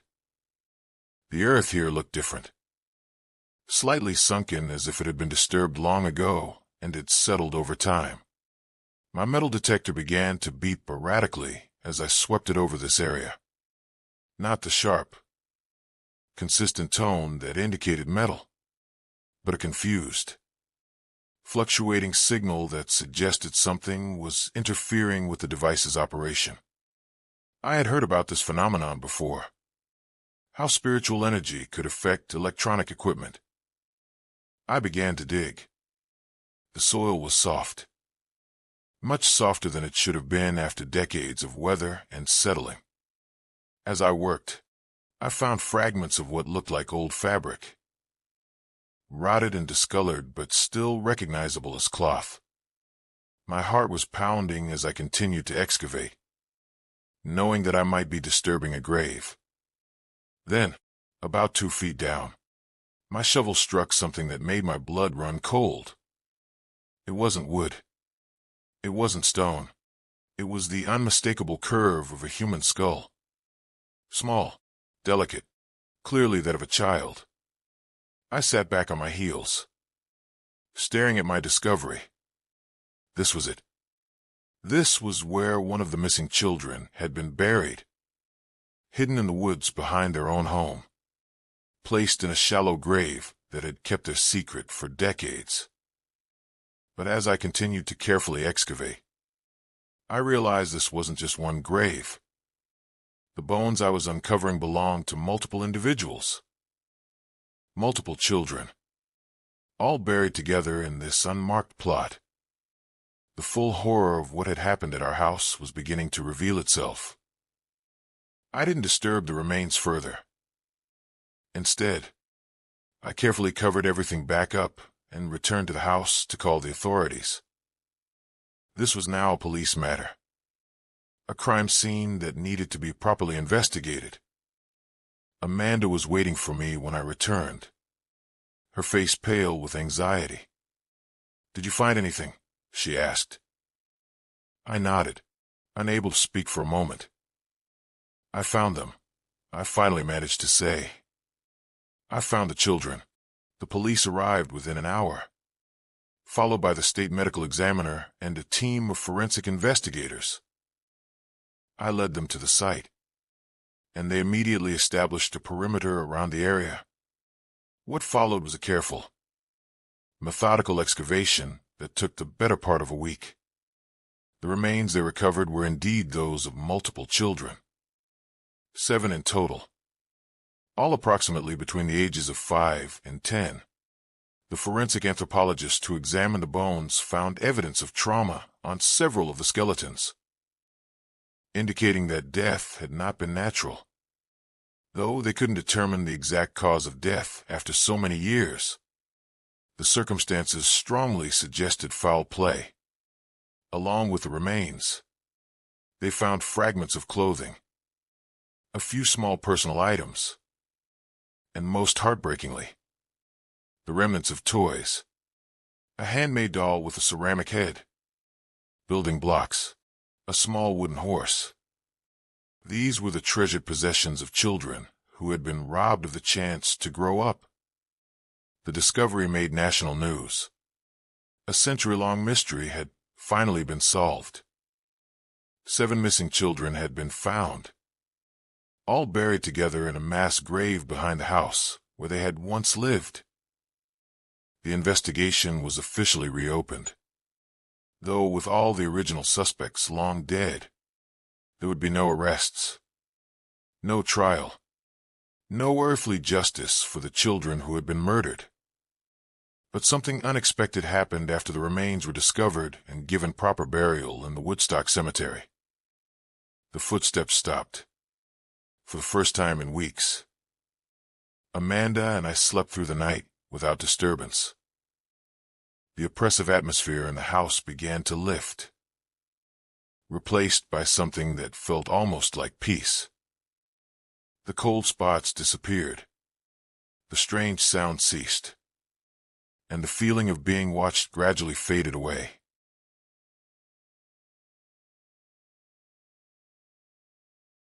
It was as if the children had been waiting all these years for someone to find them, to give them the dignity of a proper burial and acknowledgement of what had happened to them. Now that their remains had been discovered and their story told, they were finally able to rest. But the investigation had also uncovered something else, something that would rock our small Vermont community to its core. The forensic team had found evidence in the basement of our house, hidden beneath the stone foundation, that suggested the murders had been committed by someone who had lived in the house for an extended period. Someone who had used the property as their base of operations for decades. Among the evidence was a collection of personal items belonging to the children, kept as trophies by their killer. There were photographs, locks of hair, small pieces of clothing, all carefully preserved in a makeshift shrine hidden behind a false wall in the basement. The dates on some of the items suggested that the murders had continued sporadically from the 1920s well into the 1990s. Most shocking of all was the discovery of detailed journals, written in a spidery handwriting, that documented each murder in horrific detail. The journals revealed that the killer had been Harold Weatherby, Emily's own father. But his crimes hadn't ended with his family. He had continued living in the house after murdering his wife and daughter, luring other families to the property and killing their children, using the house's growing reputation for being haunted to explain away the disappearances. Harold had lived in the house until his death in 1996. An old man who had spent over 70 years murdering children and hiding their bodies in the woods behind his home. He had died alone, his crimes undiscovered, his victims forgotten. But their spirits had remained, trapped in the house where they had suffered, waiting for justice, waiting for someone to care enough to find the truth. The community was devastated by these revelations. Families who had lost children decades earlier finally had answers.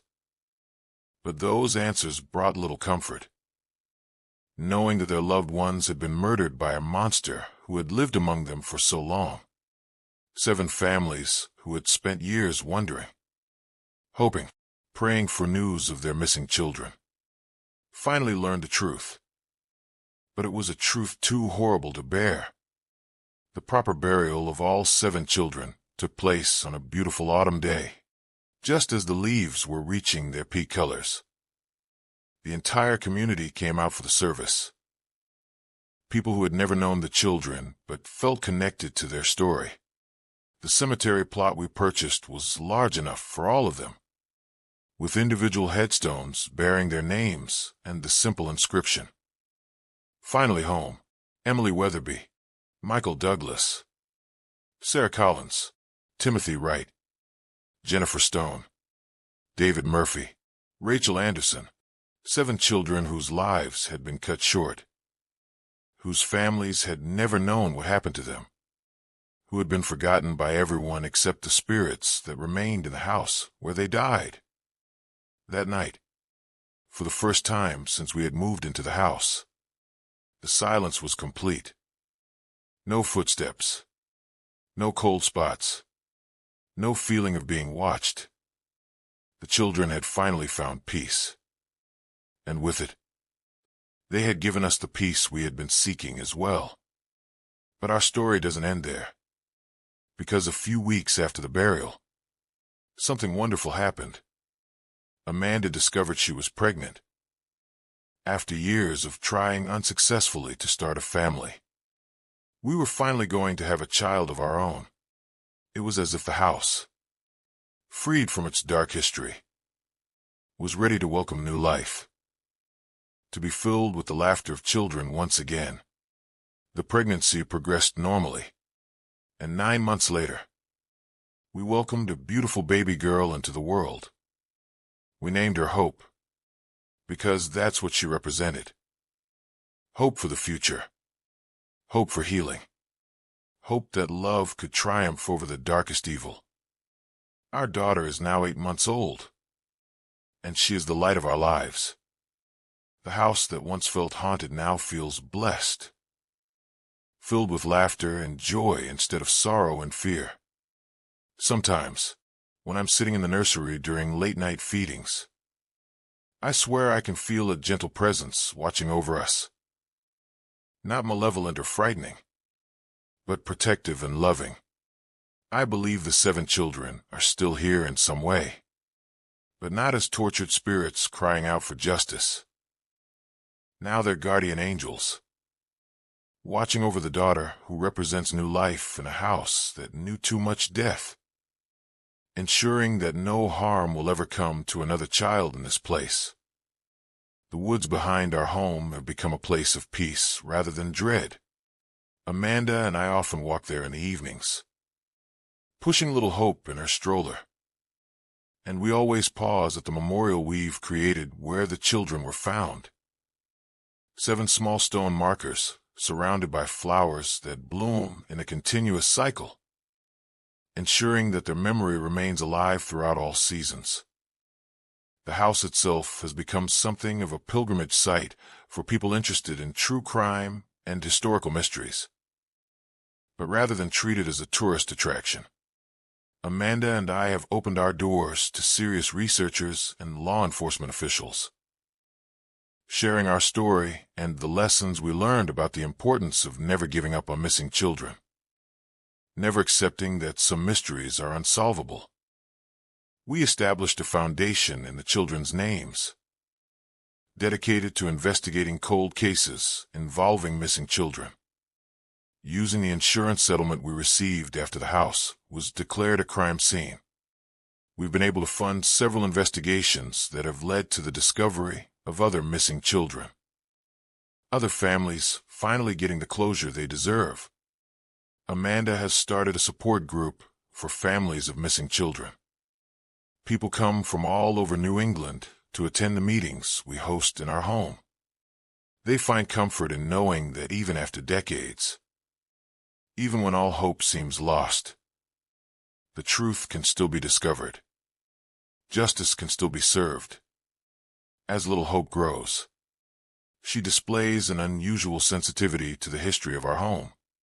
At 8 months old, she sometimes stares at empty corners and smiles, as if she can see things we cannot.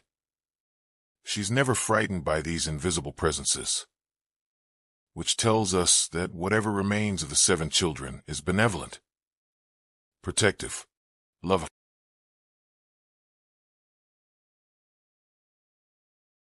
The local community has embraced our family as heroes, people who solved one of the region's oldest and most horrific mysteries.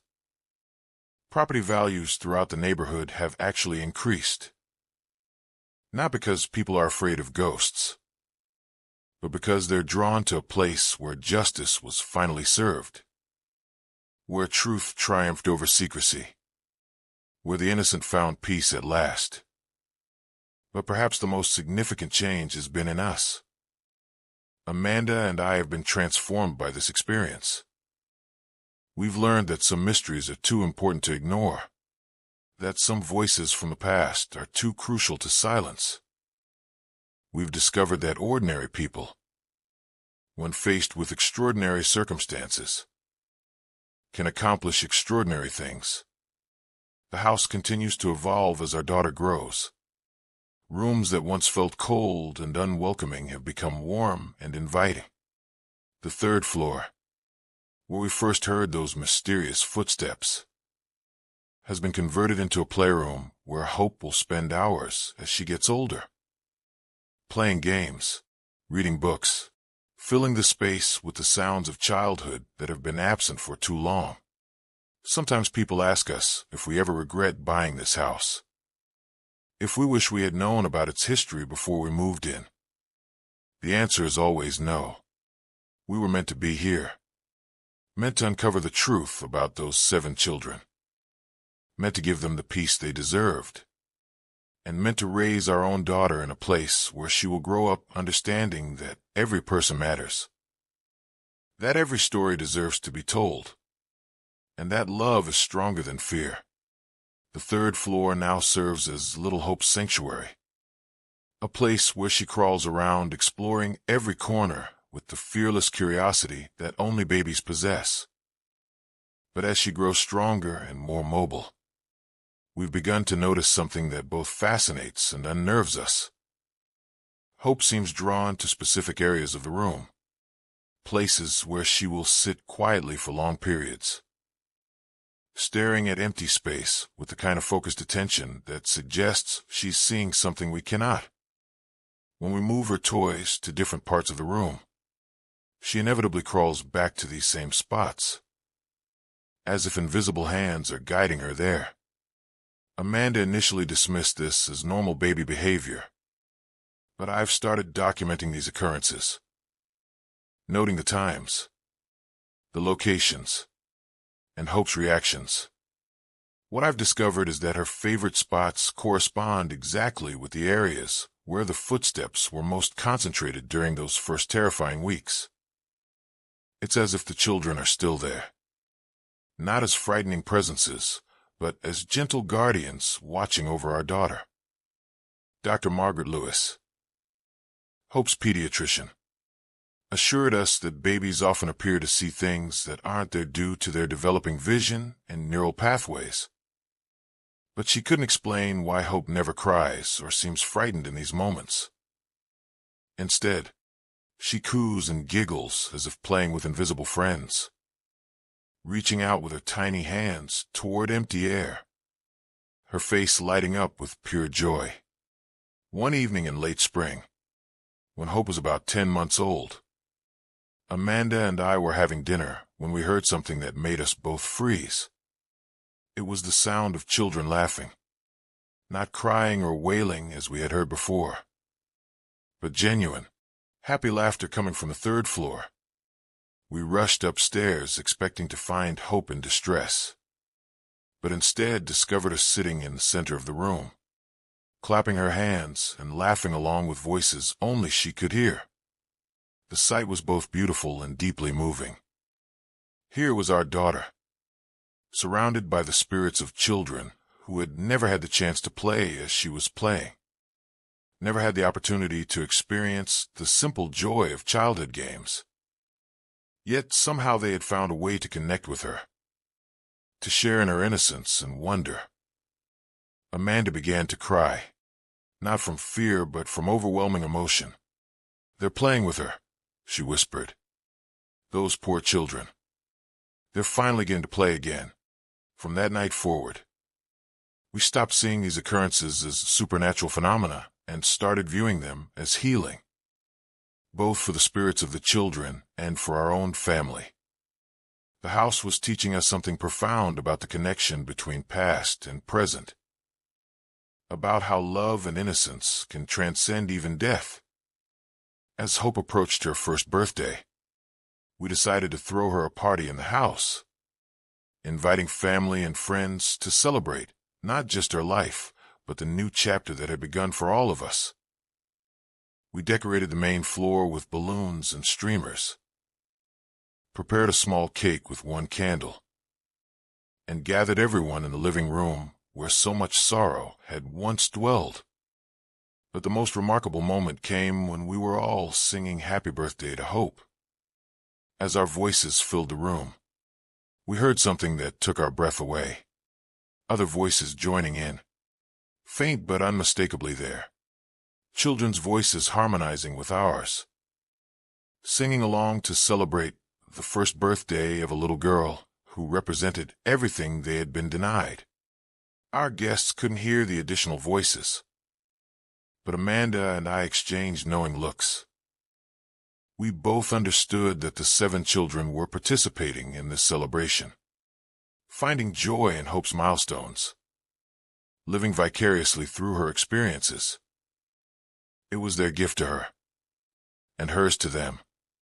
After the party, as we were cleaning up, our neighbor MRS, Murphy, stopped by to help. She's in her 80s now, and her memory isn't what it used to be.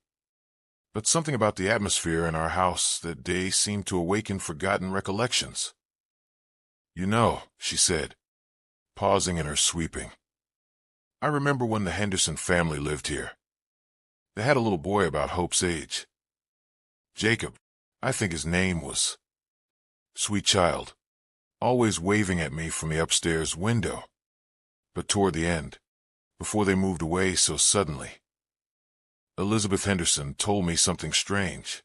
Amanda and I stopped what we were doing, giving MRS, Murphy, our full attention. Any information about previous residents might help us understand the full scope of what had happened in our house. She said Jacob had started talking about his new friends, invisible friends who would play with him in his room. At first she thought it was normal childhood imagination, but then he started describing them in such detail. Their names, their ages, the clothes they wore. Clothes that sounded like they were from different time periods. My blood ran cold as I realized what MRS, Murphy, was describing. Did she say anything else about these friends?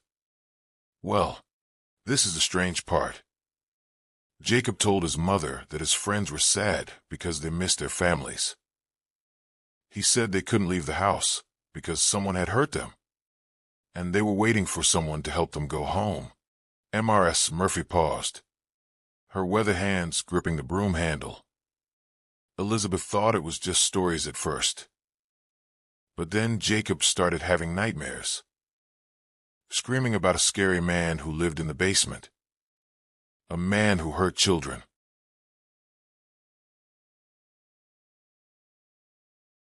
Amanda gasped, covering her mouth with her hand.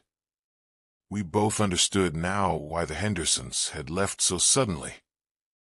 Their son had somehow made contact with the spirits of the murdered children, had learned about Harold Weatherby and his crimes, but being too young to process such horrific information, it had manifested as nightmares and terror. The night before they moved, Mrs. Murphy continued, I saw Elizabeth loading suitcases into their car. She was crying, and when I asked if everything was all right, she just looked at me with these haunted eyes and said, "This house knows too much. Children shouldn't have to carry the weight of such terrible secrets." This revelation made us realize how fortunate we were. Hope was still too young to form detailed memories of her interactions with the spirits. When she grew older, she would likely remember this time as nothing more than vague impressions of warmth and protection. She wouldn't carry the burden of knowing the tragic details of what had happened to the children who watched over her. But it also made us more determined than ever to ensure that justice continued to be served. The Henderson family had fled because they couldn't handle the truth, but we were committed to staying and helping others find closure. Over the months following Hope's first birthday, more families began reaching out to us. People who had lost children in similar circumstances. Cold cases that had never been solved. We partnered with a forensic anthropologist named Dr. Susan Clark, who specialized in historical crime scenes. Together, we developed a protocol for investigating properties with similar histories, looking for patterns that might indicate other burial sites, other families of victims who deserved answers. Our first successful case came 6 months later. An old farmhouse in New Hampshire where 3 children had disappeared over a span of 40 years. Using ground-penetrating radar and the techniques we had learned from our own experience, we helped local authorities discover a burial site that had been hidden for decades. 3 families finally got the closure they had been seeking, and 3 more children were given proper burials. The success of this investigation led to media attention that we hadn't anticipated. Suddenly, our phone was ringing constantly with requests from families, journalists, and law enforcement agencies. Amanda and I found ourselves becoming reluctant experts in a field we had never intended to enter. But with each case we helped solve, we felt a deeper sense of purpose. This wasn't just about our house anymore. It was about giving voice to victims who had been silenced, about refusing to let time erase the memory of innocent lives that had been taken too soon. Hope seemed to thrive on the positive energy that our work brought to the house. As she learned to walk and then to run, she would toddle through the rooms where we held meetings with investigators and victim families, bringing smiles to people who had forgotten how to hope. Her laughter became a healing sound for parents who hadn't heard their own children laugh in years or decades. One particularly meaningful moment came when the mother of Jennifer Stone, one of the 7 children we had found, visited our house for the first time since her daughter's funeral. Mrs. Carol Stone had aged considerably in the months since learning her daughter's fate. But when Hope crawled over to her and climbed into her lap, something in the older woman's face began to soften. "She has Jennifer's eyes," Mrs. Stone whispered, stroking Hope's hair with trembling hands. My daughter would be about 35 now if she had lived. Might have had children of her own. Her voice broke. But then she managed to smile. It comforts me to know that children are laughing in this house again. That joy has returned to a place that knew too much sorrow. As Hope approached her second birthday, she began saying her first words. And among them was something that both amazed and moved us deeply. She would point toward empty spaces and say friends, always with a smile. Always with the kind of pure happiness that suggested these invisible companions brought her genuine joy. Sometimes we would hear her having what sounded like conversations, one-sided from our perspective. But she would pause as if listening to responses, nod her head as if understanding, and then continue chattering in her developing vocabulary. It was as if the 7 children were teaching her, helping her learn language and social interaction in ways that transcended the physical world. Dr. Lewis continued to monitor Hope's development and found her to be exceptionally advanced in areas related to empathy and emotional intelligence. She seemed to understand sadness and comfort in ways that were remarkable for such a young child. When adults would visit our house and become emotional while sharing their stories, Hope would toddle over and offer them her favorite toys, as if she instinctively knew they needed comfort. The house itself continued to evolve as well. What had once felt heavy with tragedy now felt light with purpose. We installed a memorial garden in the backyard. 7 beautiful flowering trees planted in a circle around a stone monument bearing the names of the children. Families would come from hundreds of miles away to visit this site, to leave flowers, to find some measure of peace. Amanda decided to write a book about our experiences, documenting not just the horror of what we had discovered, but the healing that had followed.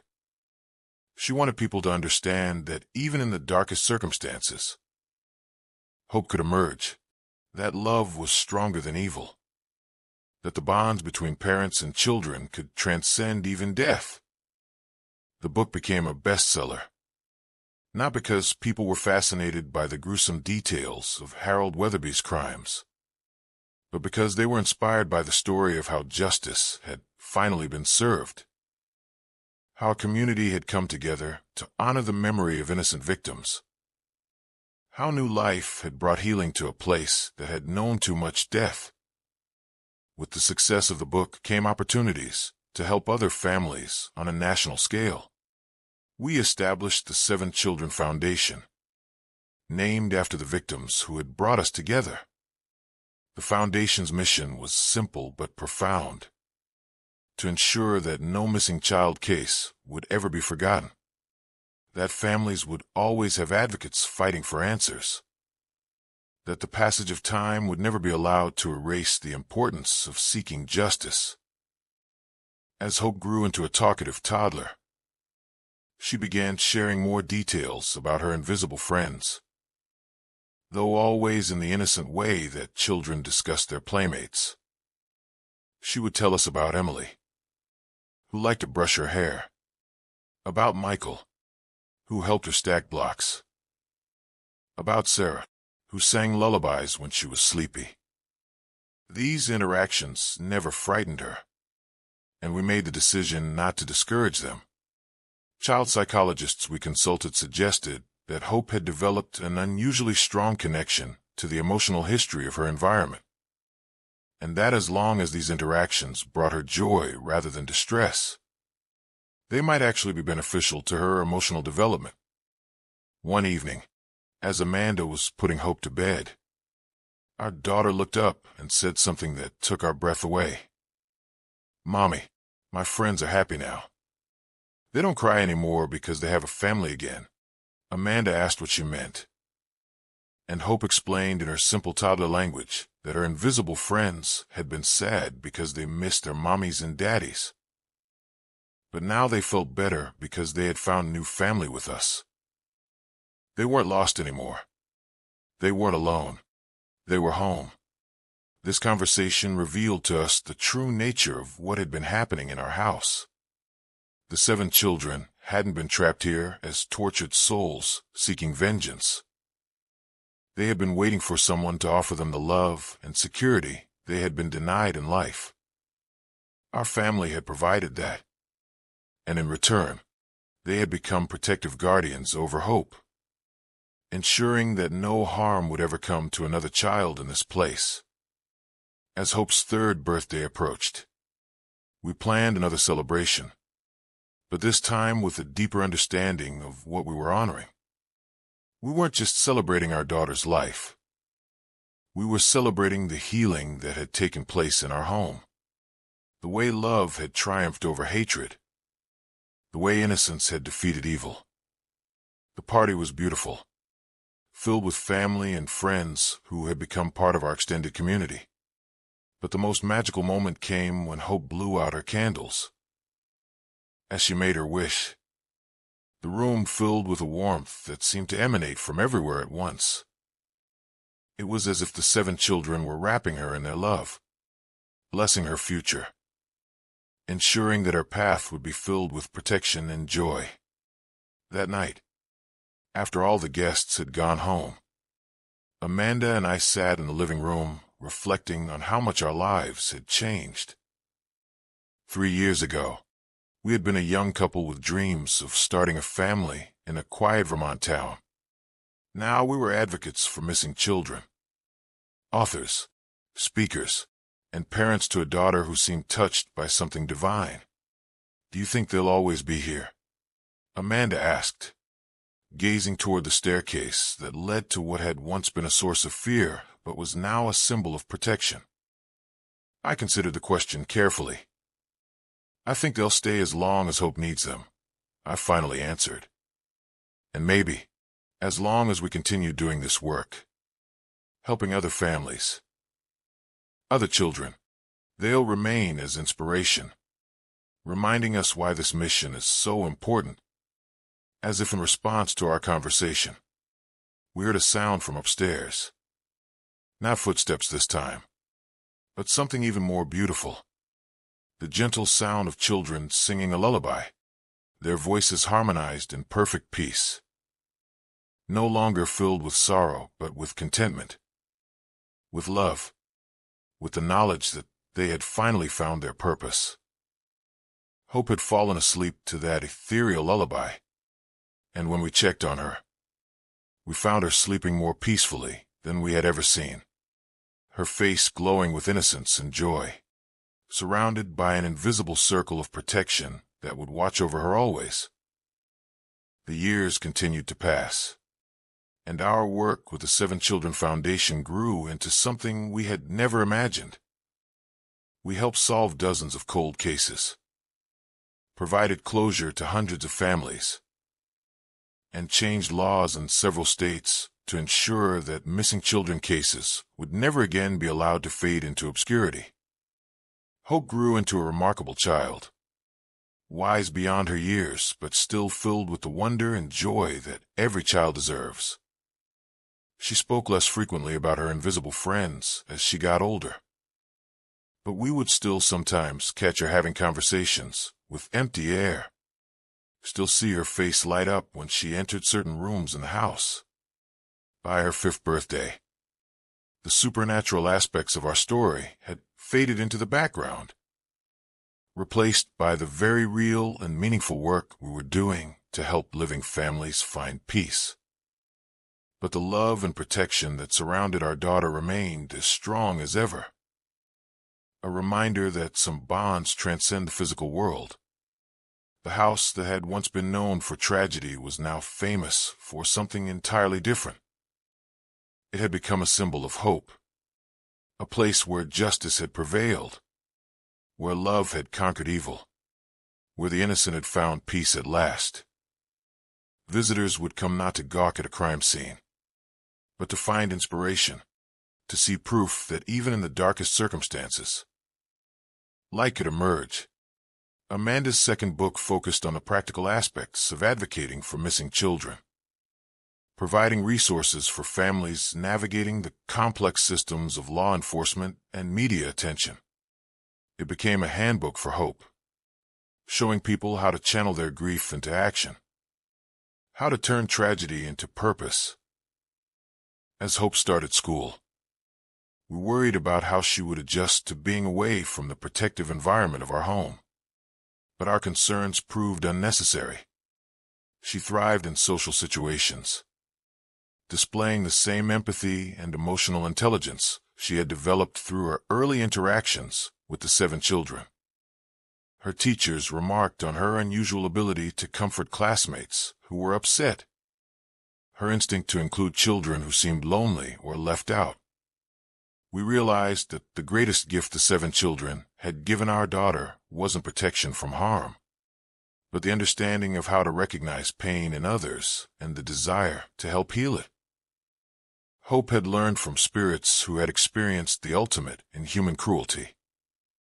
Yet instead of becoming fearful or angry, she had absorbed their capacity for love and forgiveness. Now, as Hope approaches her 8th birthday, we continue our work with renewed purpose.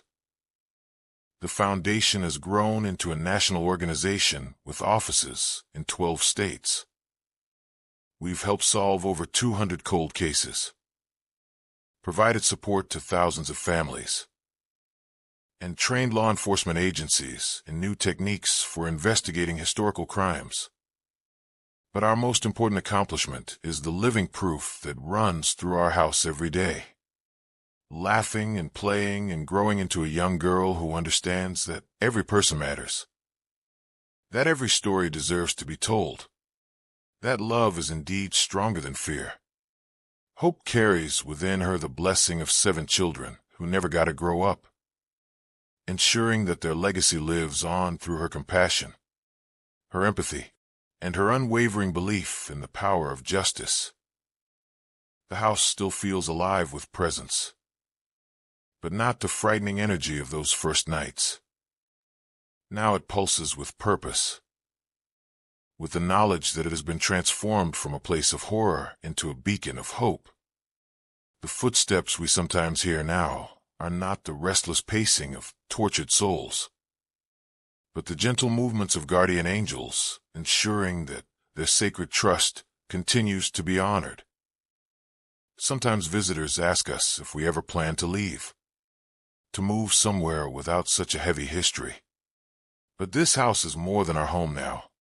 It's our mission, our calling, our responsibility to 7 children who trusted us with their story and to hundreds of other families who continue to seek answers.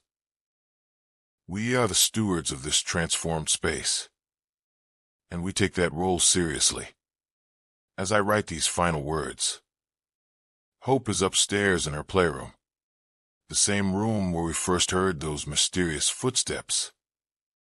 She's working on a school project about families, drawing pictures of all the people who love her. And if you look closely at her drawings, you might notice that she always includes 7 additional figures, faint but unmistakably there, watching over her with smiles of pure love. This is our story, the story of how a house with a terrible past became a home with a beautiful future. It's a reminder that even the darkest evil cannot extinguish the light of innocence, that justice may be delayed but never denied, and that love has the power to heal even the deepest wounds. The 7 children found their peace, and in doing so, they gave us ours.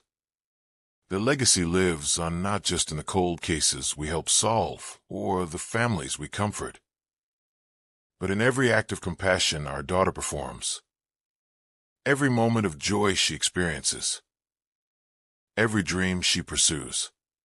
They are with her always, and through her, their story continues. Thank you for watching this video and joining us on this incredible journey. I hope Hope's story and the story of the 7 children has touched your heart the way it has touched ours. If you enjoyed this content, please make sure to hit that subscribe button and ring the notification bell so you never miss our latest videos. I'd love to hear from you in the comments below. Tell me which part of this story affected you the most. Have you ever experienced something supernatural in your own home? Or do you have a missing person case in your family that needs attention? Share your thoughts and experiences. Your stories matter to us. Also, let me know what type of content you'd like to see next. Are you interested in more supernatural encounters, unsolved mysteries, or stories of triumph over tragedy? Should we explore other haunted locations, investigate more cold cases, or focus on the psychological aspects of paranormal experiences?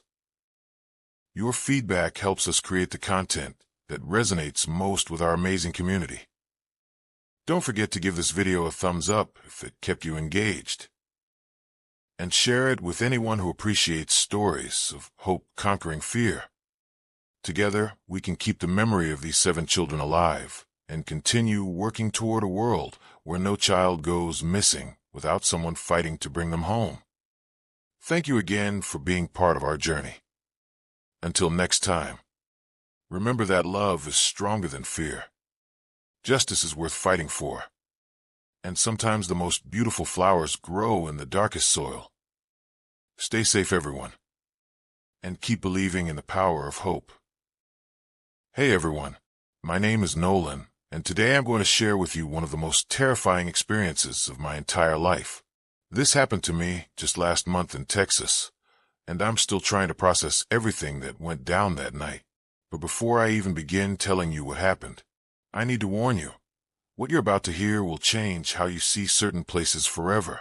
Before I begin, I can see that 80% of viewers watching my videos haven't subscribed yet. If you're enjoying the content, please hit that subscribe button. Give this video a like if it sends chills down your spine. And don't forget to ring that bell icon for notifications. Also, please comment below and let me know which country you're watching from. I absolutely love hearing from you all. And please comment what time you're watching this video. Also, if you have any horror stories of your own, share them in the comments below or email me. I'd love to feature them in future videos. Now, let me tell you what happened that night at Walmart, and why I'll never be the same again. It was around 2:30 a.m. on a cold October night in Dallas, Texas. I had just finished a late shift at the warehouse and realized I desperately needed some groceries. You know how it is when you're living paycheck to paycheck. You can't afford to be picky about shopping hours. The bills don't wait for convenience, and neither does hunger. The Walmart on ELM Street was one of those 24-hour locations, or at least it was supposed to be. I'd been there plenty of times during normal hours, but never this late. The building itself looked different in the darkness, older somehow, like the night had stripped away some kind of mask it wore during the day. The parking lot was almost completely empty. Just a few scattered cars that looked like they'd been abandoned for weeks, maybe months. Their windows were fogged up from the inside, and I couldn't shake the feeling that someone or something was watching me from behind that condensation. One car in particular caught my attention, a red Honda Civic that was parked at a weird angle, like the driver had been in a hurry or panic. The driver's side door was slightly open, and I could see that the interior light was flickering on and off, creating this hypnotic rhythm that made my eyes water if I stared too long. I should have paid more attention to that car, but I was tired, cold, and just wanted to get my shopping done and get home. As I walked through the automatic doors, something felt off immediately. The usual bright fluorescent lighting was dimmed, casting these strange shadows everywhere. The place felt hollow, like the soul had been sucked out of it. The air itself seemed thicker, heavier, like breathing through wet cloth. There was only one cashier working, a young woman who looked to be in her early 20s. She had short black hair and these tired eyes that seemed to have seen too much for someone her age. Her name tag read Ruby, but the letters looked faded, almost worn away, like that name tag had been there for decades. "We're closing soon," she said without looking up from her magazine. But that didn't make sense. This was supposed to be a 24-hour store. I checked my phone. 2:34 a.m. They should be in the middle of their busiest overnight hours. "I thought you guys were open all night," I replied, trying to keep my voice casual. but there was something about her demeanor that was making me nervous. Ruby finally looked up at me, and there was something in her expression, fear maybe, or was it a warning? Her eyes were bloodshot, like she hadn't slept in days or weeks, and there were dark circles underneath that made her face look almost skull-like in the dim lighting. Not anymore, she whispered, glancing around nervously. Things have been happening after midnight. Corporate doesn't want to talk about it, but we all know, we all see. She leaned forward slightly, and I could smell something strange on her breath. Not alcohol or cigarettes, something metallic, like old pennies or blood. You should leave, she continued, her voice barely audible. Before they notice you're here. Before who notices? I asked, but she had already looked back down at her magazine, her hands shaking slightly as she turned the page. I should have left right then, but I really needed those groceries, and honestly, I thought she was just trying to scare me. Maybe she was new and nervous about working the night shift alone. Maybe she wanted to close early and go home. Maybe she was just trying to pull some kind of prank on the late-night customer. So I grabbed a shopping cart and headed into the store. The wheels squeaked loudly on the polished floor, much louder than they should have, and the sound echoed strangely, like the store was bigger than it appeared, or like there were hidden spaces beyond what I could see. The first thing I noticed was how quiet it was. Not just quiet, but unnaturally silent. No background music. No humming from the refrigeration units. No distant conversations or footsteps, nothing. Just the squeaking of my cart wheels echoing through the empty aisles. And even that sound seemed to be absorbed by something, muffled, distorted. The produce section looked normal enough at first glance, though everything seemed to have this weird sheen to it under the dim lighting, like it was all slightly wet or covered in some kind of film. The apples were too red, almost glowing, and when I picked one up to examine it, it felt warm to the touch, like it had been sitting in the sun all day. But it was October, and it was cold outside. The bananas were brown in places they shouldn't be, spotted with dark patches that looked almost like bruises or bite marks. And the lettuce, God, the lettuce was wilted and slimy, but it had been arranged carefully artistically, like someone had taken time to make rotting vegetables look appealing. I was reaching for a bag of apples when I heard it. Footsteps, but not normal footsteps. These were dragging, like someone was having trouble lifting their feet, or like they were wearing something heavy, something that scraped against the ground with each step. I turned around, expecting to see another late-night shopper, but the aisles were empty, completely empty. Not even the suggestion of movement, just those long fluorescent lights humming overhead, casting everything in that sickly yellow glow. The sound continued, getting closer, but no matter which direction I looked, there was no one there. It was like the footsteps were coming from everywhere and nowhere at once, from the walls themselves, or from beneath the floor. I decided to move to a different section. Maybe it was just the building settling or something. Old buildings make weird noises, right? But as I pushed my cart toward the cereal aisle, I noticed something that made my blood run cold. There were wet footprints on the floor, leading from where I had been standing to where I was going, like someone had been following me, someone with wet feet, or something worse. The prints were too long to be human, and they had these strange marks at the toes, like claws. The cereal aisle was even darker than the produce section. Half the lights were flickering or completely out, and the ones that were working cast these crazy shadows that seemed to move independently, like they were alive. The shelves themselves looked wrong too, taller than they should be, stretching up into darkness that the fluorescent lights couldn't penetrate.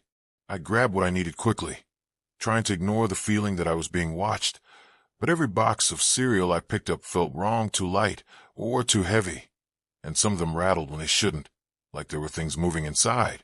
One box in particular caught my attention, a familiar brand, but the logo was slightly off.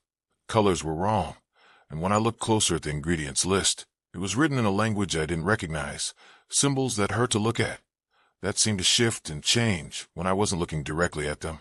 That's when I saw her. At the far end of the aisle, standing perfectly still, was a woman in a Walmart uniform. But something was wrong with her. She was too far away for me to see clearly, but her posture was all wrong, like she was bent at an impossible angle, like someone had broken her spine and then tried to prop her up. Her uniform looked old, really old, like from decades ago, and it was stained with something dark that had dried into crusty patches. The fabric hung on her frame like it was several sizes too big, or like she had shrunk, withered inside it. "Excuse me," I called out, my voice sounding strange and hollow in the empty aisle. "Are you okay?" She didn't respond, didn't move, just stood there, perfectly still, like a mannequin or a corpse. I could see her name tag from where I stood. It said Margaret, but the letter seemed to be written in that same dark substance that stained her uniform. I started walking toward her. My cartwheels seemed impossibly loud in the silence, echoing off the high shelves, multiplying, until it sounded like dozens of carts were rolling through the store. As I got closer, I could see that her uniform wasn't just old. It was rotting, literally falling apart, with holes that showed glimpses of something pale and wrong underneath. When I was about 20 feet away, she turned around. I wish I could forget what I saw. Her face, it wasn't right. It was like someone had taken a normal face and stretched it. The eyes were too far apart, placed where the temples should be, and they were completely white, no pupils, no iris, just blank white orbs that somehow still managed to look directly at me through me.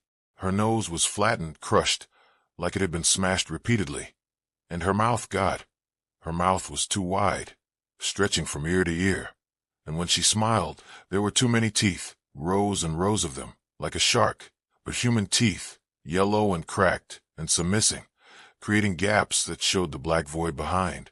Her skin was gray, the color of old concrete, and it was peeling in places, hanging in strips, showing something dark and wet underneath, something that pulsed, like it was alive, like her whole face was just a mask over something much worse. I stumbled backward, knocking over a display of cereal boxes. The crashing sound seemed to break whatever spell had been holding the moment, and when I looked back, she was gone, completely gone, like she had never been there at all. But the wet footprints remained, leading from where she had been standing, directly to where I was now. My heart was pounding so hard I could hear it, feel it, in my ears, my throat, my fingertips. I told myself it was just my imagination. Maybe I was more tired than I thought. Maybe the dim lighting was playing tricks on me. Maybe I was having some kind of episode, stress-related, sleep deprivation. But then I heard Ruby screaming. It was coming from front of the store, a blood-curdling scream that made my skin crawl, that made every hair on my body stand up. It wasn't just fear in that scream. It was agony, raw, primal, like something was tearing her apart slowly. The scream went on, echoing through the empty store, bouncing off the walls, the ceiling, until it seemed like the building itself was screaming. And then suddenly silence. A silence so complete it was almost deafening. I abandoned my cart and ran toward the sound, my footsteps echoing strangely, multiplying, like there were other people running with me, behind me, ahead of me. But when I looked around, I was alone. When I reached the registers, Ruby was nowhere to be seen. Her magazine was still open on the counter. Her chair was still warm, but she was gone, completely gone. Her name tag was lying on the floor, the pin bent, the plastic cracked, like it had been torn off violently. But that wasn't the worst part. The worst part was what was written on her magazine, in that same dark substance I'd seen on Margaret's uniform. Words that hadn't been there before. Words that made my stomach turn. "Welcome to the collection. Ruby," I called out. "Ruby, where are you?" The only response was my own voice echoing back at me, but changed somehow, distorted, like it was coming from underwater, or from very far away. And underneath my voice, barely audible, I could hear something else, whispers, lots of them, saying my name, over and over. "Nolan, Nolan, Nolan." I tried to leave. I ran to the automatic doors, but they wouldn't open. I waved my hands in front of the sensors, pushed on the glass, kicked it, nothing. The doors were sealed shut, and when I looked closer, I could see that they weren't just locked, they were welded, melted, like someone had used a blowtorch to fuse them together. The glass itself was different too, thicker, darker, and when I pressed my face against it to look outside, I couldn't see the parking lot. I couldn't see anything, just darkness, endless darkness, like the world beyond those doors had simply ceased to exist. There had to be another exit. The fire exits. I ran to the back of the store, but every emergency door I tried was locked. Some of them looked like They hadn't been opened in years, covered in dust and spider webs. But others looked like they had been recently sealed, with the same melted metal, the same impossibility. One door in particular caught my attention. It had scratch marks around the handle, deep gouges in the metal, like someone had tried desperately to claw their way out. And there was more of that dark substance, dried and flaking, around the scratches, like whoever had been trying to escape had been bleeding heavily. I pulled out my phone to call for help, but there was no signal. Not even one bar. It was like the store was in some kind of dead zone. But that wasn't possible. I'd had full signal in the parking lot. This was the middle of Dallas. There were cell towers everywhere. When I looked at my phone screen more carefully, I noticed something that made my hands shake. The time was wrong. It said 2:34 a.m., the same time I had entered the store, but I'd been inside for at least 30 minutes, maybe longer. Time itself seemed to have stopped, or slowed, or become something else entirely. That's when the lights started going out. One by one, section by section, the store was being plunged into darkness, starting from a far end and moving toward where I was standing. I could hear the electrical humming dying as each set of lights failed, and with each section that went dark, I could hear new sounds, scratching, scraping, something heavy being dragged across the floor, and voices, faint at first, but getting louder, calling my name. But not just my name. They knew things about me, personal things, things no stranger should know. Nolan, we know you're scared. Nolan, we know about your mother. Nolan, we know what you did in high school. Nolan, we know your secrets. I ran, grabbing a flashlight from the camping section just before that area went dark. The beam cut through the blackness, casting crazy shadows on the walls and shelves, shadows that moved wrong, that seemed to have depth substance, like they were portals to somewhere else. I could hear things moving in the darkness behind me, not footsteps this time, but something else, like things being dragged across the floor, or maybe, like things crawling, lots of things, moving in coordination, like a swarm. The flashlight beam picked up movement at the edges, quick darting, like animals or children, but wrong twisted.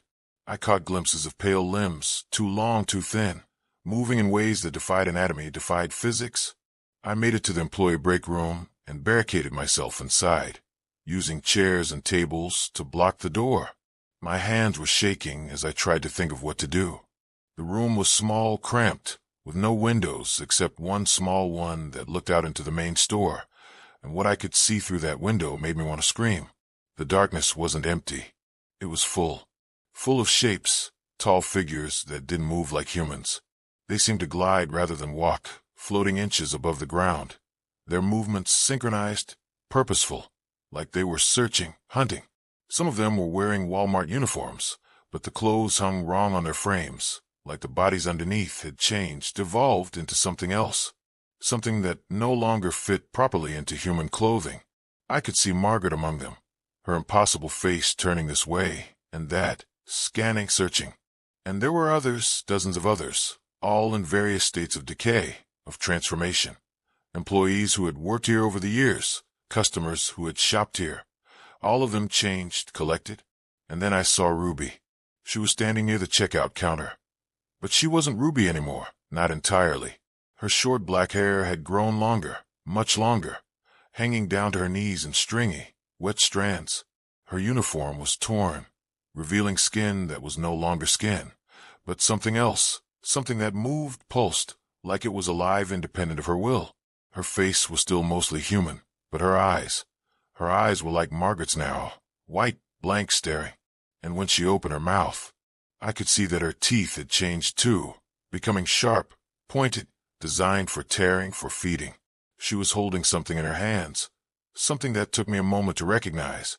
It was her old name tag, the one I'd seen on the floor, but now it was clean, polished, and it was glowing with a soft, sickly light. I watched in horror as she pinned it back to her uniform, and as soon as she did, she changed. The transformation was instant, complete. Her face smoothed out, became normal human. Her hair shortened. Her eyes regained their color, their humanity, but only for a moment, only long enough for her to look directly at the break room window, directly at me, and smile. A smile that was Ruby's smile, but wrong, knowing, predatory. Then she changed back, became that thing again, and joined the others in their search. I stayed hidden for what felt like hours, listening to sounds I couldn't identify. Scraping, tapping, and sometimes laughter. But not normal laughter. It was hollow and cold, like it was coming from something that had forgotten how to be human, but still remembered the motions, the imitation. The sound seemed to be getting closer, more organized, like they were systematically searching every inch of the store, every hiding place, every possible refuge. It was only a matter of time before they found me. Around what my phone still insisted was 2:34 a.m. I heard a voice. Nolan. It called. Nolan, where are you? It sounded like Ruby, but something was wrong with her voice. It was too deep, too slow, like a recording being played at the wrong speed. But underneath, I could hear her real voice, small, terrified, screaming. We've been looking for you. Nolan. There were other voices now, all calling my name, but they all had that same wrong quality, like they were trying to sound human but couldn't quite manage it. Some of them I recognized, the cashier from the grocery store near my apartment, my old supervisor from work, my high school math teacher, people from my life, people who shouldn't be here, people who couldn't be here, but their voices were wrong, twisted, and underneath each fake voice, I could hear the real person, screaming, begging, trapped inside whatever these things had become. I covered my ears and tried to block out the sounds, but they seemed to be coming from inside my head now, penetrating through my skull, through my thoughts, becoming part of me. That's when I noticed the employee schedule on the wall. It was dated from 1987, nearly 40 years ago. The names on it were all crossed out in red ink, thick, heavy strokes that had torn through the paper in places, all except one. Ruby Martinez, her name was circled, and next to it someone had written night shift forever. But as I looked closer, I saw that there were other schedules, dozens of them, taped over each other, layer upon layer, dating back decades. Each one had names crossed out, and each one had one name circled, one person designated for the night shift forever. The names changed over the years. Margaret Flynn. 1973, David Williams. 1981, Susan Park. 1995, Carlos Rivera. 2008, all different people, all different times, but the same fate, the same eternal employment. I looked at more papers scattered around the break room. Old incident reports, missing person reports, all from different years, all describing people who had disappeared from this Walmart during the night shift. But these weren't official reports. They were handwritten, personal, desperate. One report was written by someone named Helen, describing how her husband Frank had gone to Walmart for milk at 1 a.m. and never come home. She had called the police, searched everywhere, but there was no trace. It was like he had simply vanished. The report was dated 1979. Another was from Maria, looking for her teenage daughter Anna, who had taken a part-time job at Walmart. Anna had been scheduled to work the night shift, and after her first night, she never came home, never called, never contacted anyone. The police found no evidence of foul play, no evidence of anything. It was like Anna had never existed.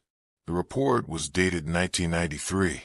The reports went back decades, employees, customers, security guards, all vanishing without a trace. The last official report was dated just 3 months ago. A customer named Elise Thompson.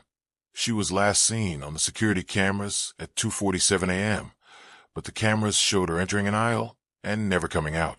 The aisle itself seemed to swallow her, and when security checked, there was no one there.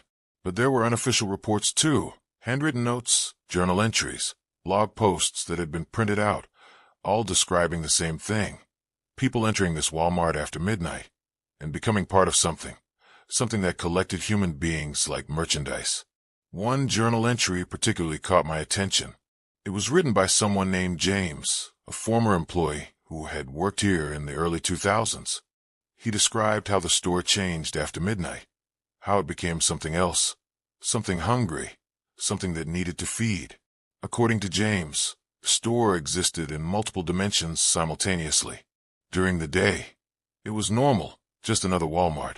But after midnight, it shifted, became a nexus point, a collection center for entities that harvested human consciousness, human souls, human essence.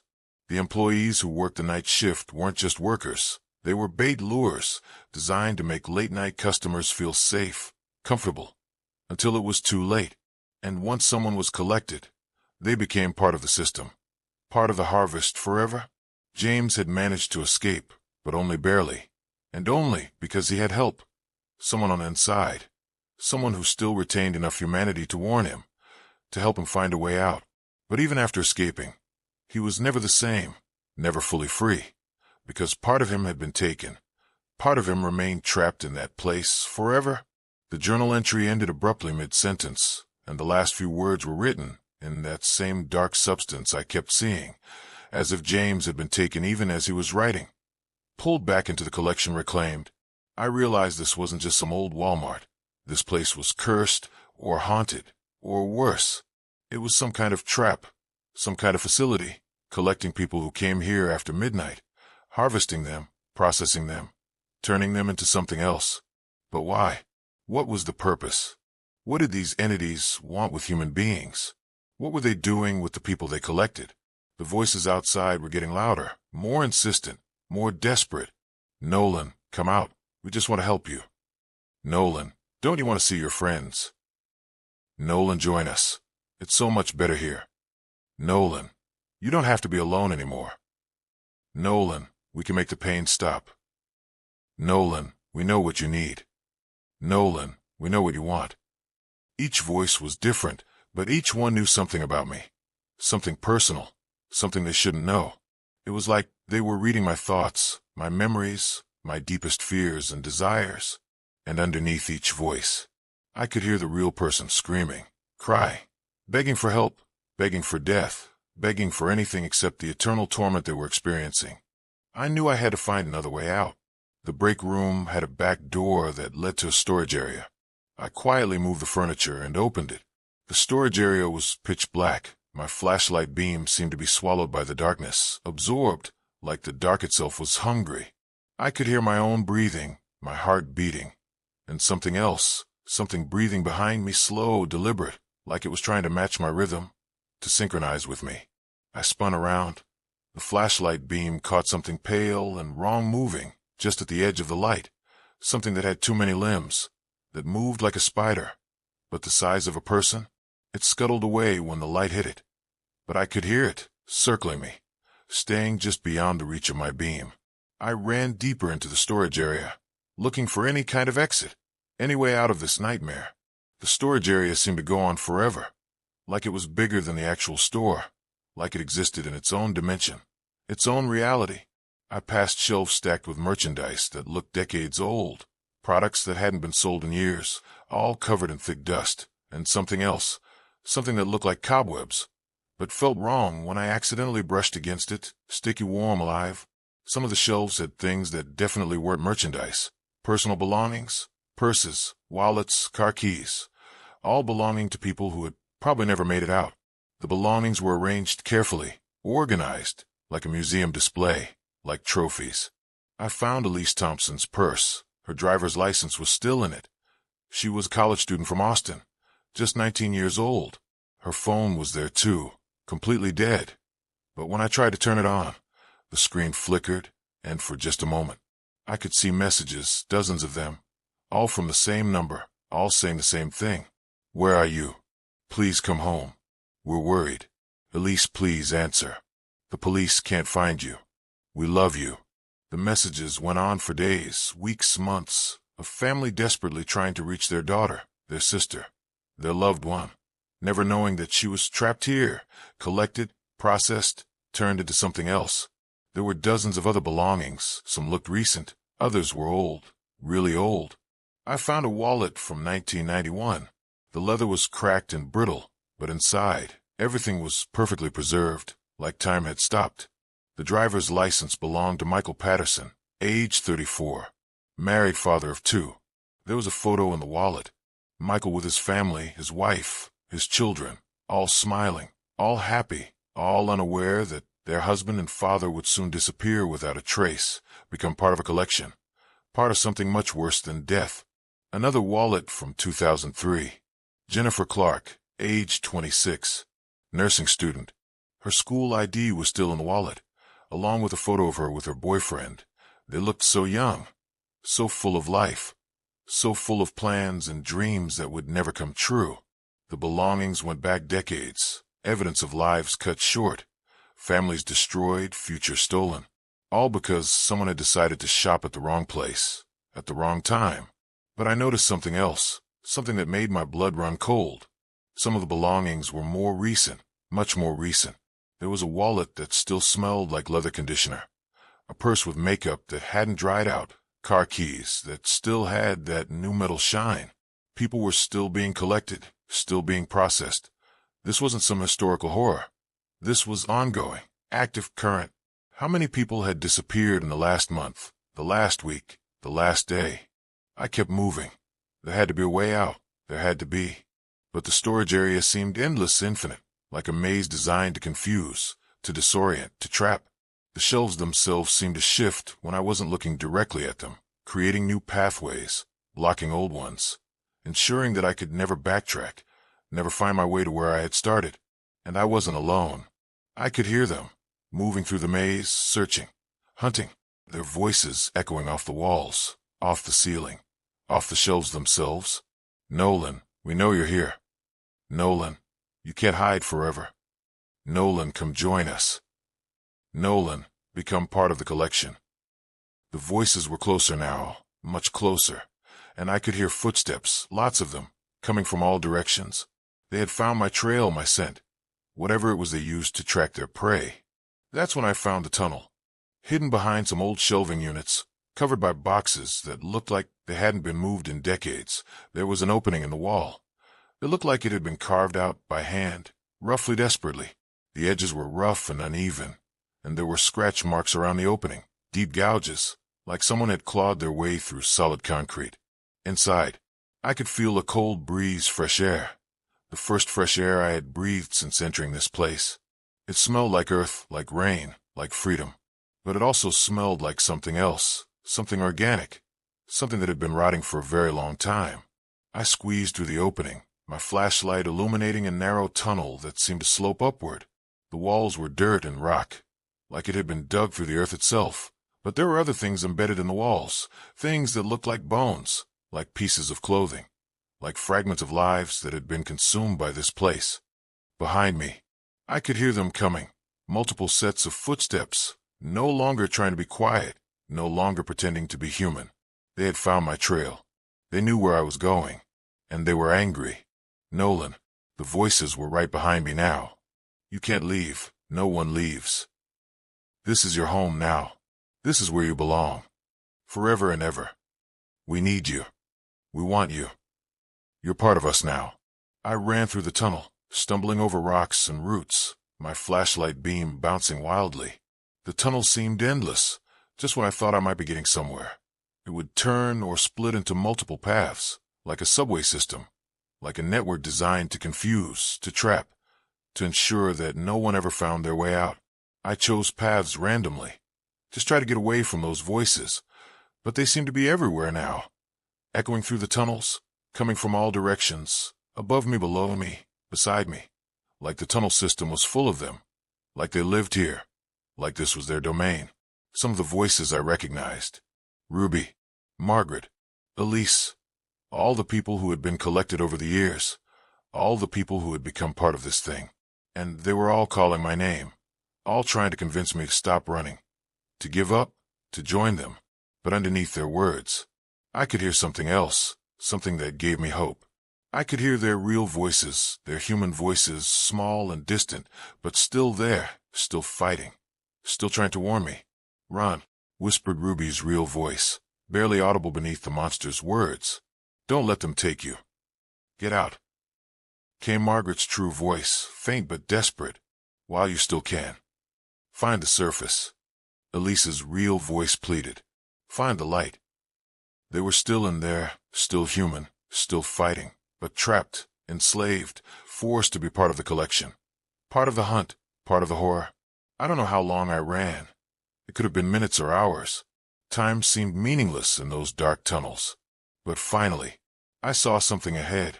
A faint gray light, natural light, sunlight. I pushed myself harder, running toward that light, toward salvation, toward freedom. and suddenly I was outside, emerging from what looked like a drainage pipe beside a highway. It was dawn. The sun was just starting to rise, painting the sky in beautiful colors that I had never appreciated before. I was about 2 miles from the Walmart. I could see it in the distance, looking completely normal in the morning light, like nothing had ever happened, like it was just another store, just another part of the everyday world. But I knew better. I knew what lurked behind those walls, what waited in the darkness, what collected human beings like merchandise. I walked to the nearest gas station and called the police. I told them everything, about Ruby disappearing, about being trapped, about the tunnel, about the collection, about all of it. They were polite, professional, but I could tell they didn't believe me. They said they'd look into it, but when they checked the Walmart, everything was normal. Ruby was there, working her regular day shift. She had no memory of working the night before, no memory of meeting me, no memory of being transformed, collected, processed. According to the police, the store hadn't been open 24 hours in over 5 years. They closed at midnight every night. There was no record of me even entering the building, no security footage, no evidence, no proof that any of it had ever happened. I went back to look for that tunnel, but it was gone. Just a regular drainage pipe that was way too small for a person to fit through. The opening had been sealed, filled with concrete, like it had never existed. The only proof I had that anything happened was in my pocket. Elise Thompson's driver's license. I had grabbed. The only proof I had that anything happened was in my pocket. Elise Thompson's driver's license. I had grabbed it from her purse in that storage area, and when I looked at it in the daylight, something was terribly wrong. The photo on the license was changing, slowly, gradually. Elise's face was becoming pale. Her eyes were turning white. Her smile was becoming that horrible, knowing, predatory grin I had seen on the others. I threw the license away immediately. But that night, it was back on my nightstand, next to my bed, like it had followed me home. And every night since, it appears somewhere in my house, sometimes on my kitchen counter, sometimes on my bathroom mirror, sometimes tucked inside my pillowcase. Always watching, always reminding me. But that wasn't the worst part. The worst part was what started happening to me over the next few weeks. I began having dreams, but they weren't really dreams. They were memories, memories that weren't mine. I was experiencing the final moments of every person who had been collected by that place. I lived through Michael Patterson's terror as he realized the store was changing around him, as the lights went out one by one, as things that shouldn't exist began hunting him through the aisles. I felt his desperation as he tried to escape, his horror as he realized there was no way out, his final moments as they caught him, processed him, made him part of their collection.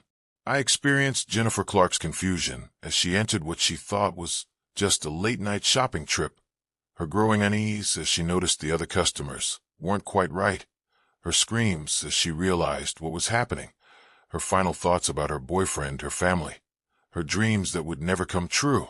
Night after night, I relived the deaths of dozens of people, men, women, teenagers, elderly customers, employees who had worked late shifts, all of them collected, all of them processed, all of them added to whatever that place really was.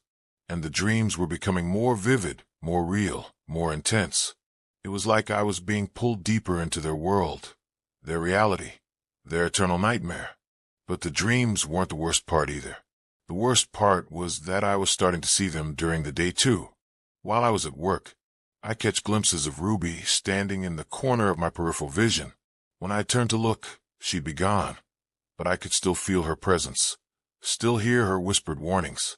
Margaret would appear in reflections, in windows, in mirrors, in puddles of water, always watching, always smiling that horrible smile, always reminding me that I had seen something I shouldn't have, that I knew something I wasn't supposed to know.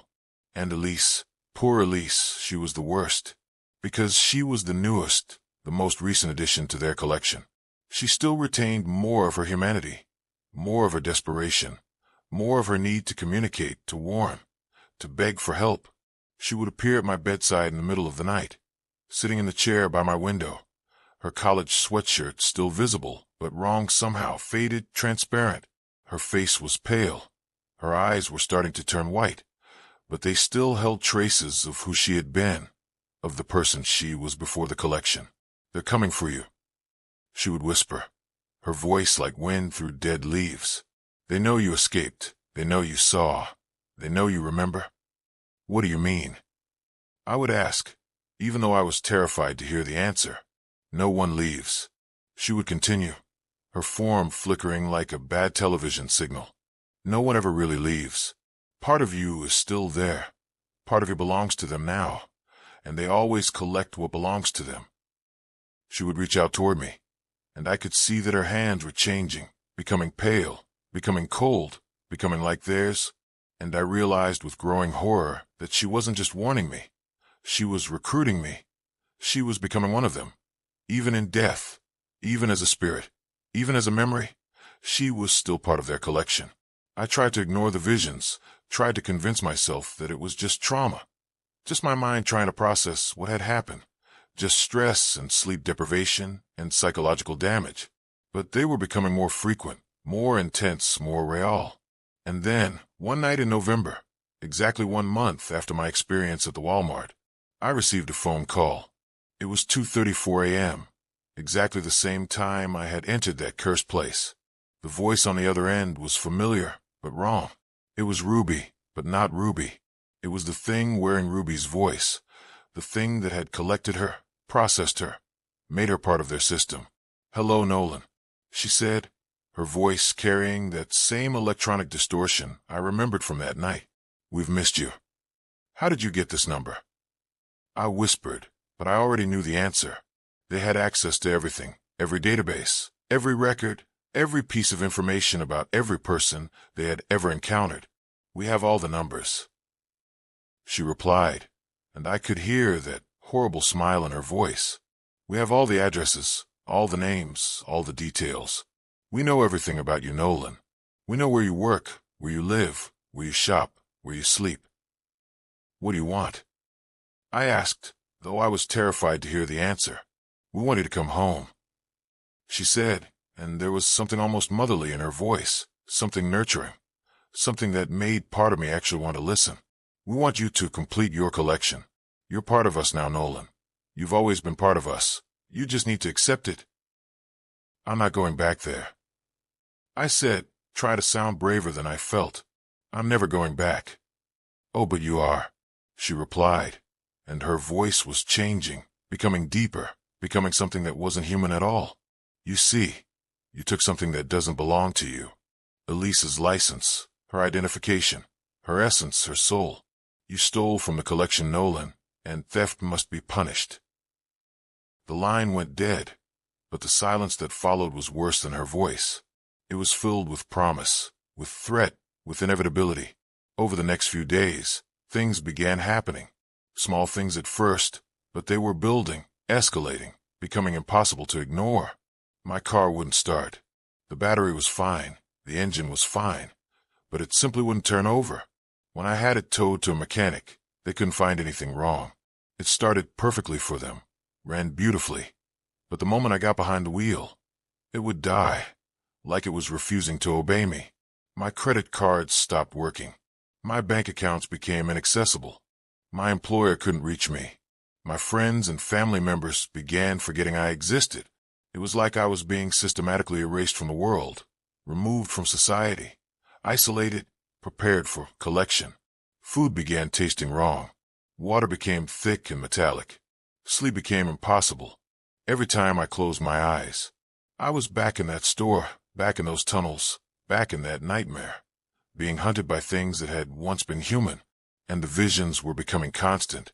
Ruby was with me all the time now, sitting across from me at restaurants, standing behind me in grocery stores, lying beside me in bed, always smiling, always watching, always reminding me that I belonged to them. "You can't run forever," she would say. "You can't hide from what you are, from what you've become, from what you owe us." "I don't owe you anything," I would reply, but even as I said it, I knew it wasn't true. I had taken Elisa's license. I had stolen from their collection. I had broken some cosmic law, some supernatural contract, and there would be consequences. Margaret began appearing more frequently too, usually in mirrors, but sometimes just standing in crowds, blending in with normal people, but raw pale cold. Her presence was like ice water in my veins, like death itself reaching out to touch me. And Elise, poor Elise, was changing. Every time I saw her, she was more like them, less like herself. Her eyes were completely white now. Her skin was gray and cold. Her smile was becoming that horrible predatory grin. She was losing her humanity, her individuality, her soul, becoming just another part of the collective, another tool for the collection. Soon, she would whisper, soon you'll understand, soon you'll be home, soon you'll be complete. I tried everything I could think of. I went to churches, spoke to priests, asked for help, for protection, for salvation. But they couldn't see what I was seeing, couldn't hear what I was hearing, couldn't understand what was happening to me. One priest, Father Martinez, seemed to take me seriously. He performed what he called a cleansing ritual, blessed my house, gave me holy water, taught me prayers of protection, but it didn't help. If anything, it made things worse. The next night, Father Martinez called me, but it wasn't really him. It was something wearing his voice, something that had collected him, processed him, made him part of their system. "Hello, Nolan," he said, his familiar accent twisted into something horrible. "I tried to help you, but they showed me the truth. They showed me what you really are, what you've done, what you owe." "Father," I whispered, "what happened to you?" "I've been collected," he replied, and I could hear that electronic distortion creeping into his voice. "I've been processed. I've been improved. And soon you will be too." I hung up and immediately drove to the church, but it was empty, abandoned, like it had been closed for years. There were signs posted outside. Condemned. Unsafe for occupancy. Scheduled for demolition. But that was impossible. I had been there just the day before. Father Martinez had been alive. The church had been active, full of parishioners, full of life. Now it looked like it had been empty for decades. I realized with growing terror that they weren't just collecting individuals.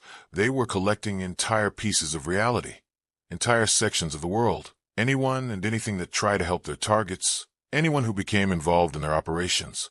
How many people had tried to help victims over the years? How many priests, police officers, family members, friends had been erased, collected, processed, simply for caring, simply for trying to interfere with the harvest? That's when I understood. I wasn't just being hunted. I was being isolated, cut off from any possible help, any possible escape, any possible salvation. They were systematically removing every resource, every ally, every hope I might have, preparing me for the final collection. I tried to leave town, to run, to get as far away as possible. But every road I took led back to Dallas. Every bus I boarded returned to the same terminal. Every flight I booked was mysteriously canceled. It was like the entire world had been rearranged to trap me, to contain me, to deliver me back to them. And everywhere I went, I saw that Walmart. Sometimes it was in the distance, sometimes it was right beside me. But it was always there, always waiting, always calling me home. The building itself seemed to be spreading too, growing, expanding, taking over other businesses, other locations. I would pass what used to be a gas station, and it would be a Walmart. I would drive by what used to be a restaurant, and it would be a Walmart. Like the store was a cancer, metastasizing throughout the city, throughout reality itself. And each new location had the same employees. Ruby, Margaret, all the others standing behind registers, walking through aisles, smiling those horrible smiles, waiting patiently for closing time, for the real work to begin, for the collection to continue. I began seeing other people too, people I didn't recognize, customers, employees, security guards, all pale, all wrong, all part of the system. I realized that the collection had been going on much longer than I had imagined, decades, maybe centuries, maybe since the beginning of time itself. How many Walmarts were really collection centers? How many stores around the world were fronts for this operation? How many thousands, millions of people had been processed, harvested, added to whatever this thing really was? And I was beginning to understand what it was. It wasn't just a store. It wasn't just a business. It was alive. It was conscious. It was intelligent. It was some kind of entity, some kind of creature that fed on human consciousness, on human souls, on human essence. The stores were like organs, like cells in a vast body. The employees were like antibodies, like white blood cells, designed to identify threats, to neutralize resistance, to ensure the smooth operation of the harvest. And the customers, the late-night shoppers, the people who entered after midnight, they were food. They were fuel. They were raw material for something far larger and far more horrible than I had ever imagined. But what was it building? What was the purpose of all this collection? What did it need so many human souls for? What was it trying to become?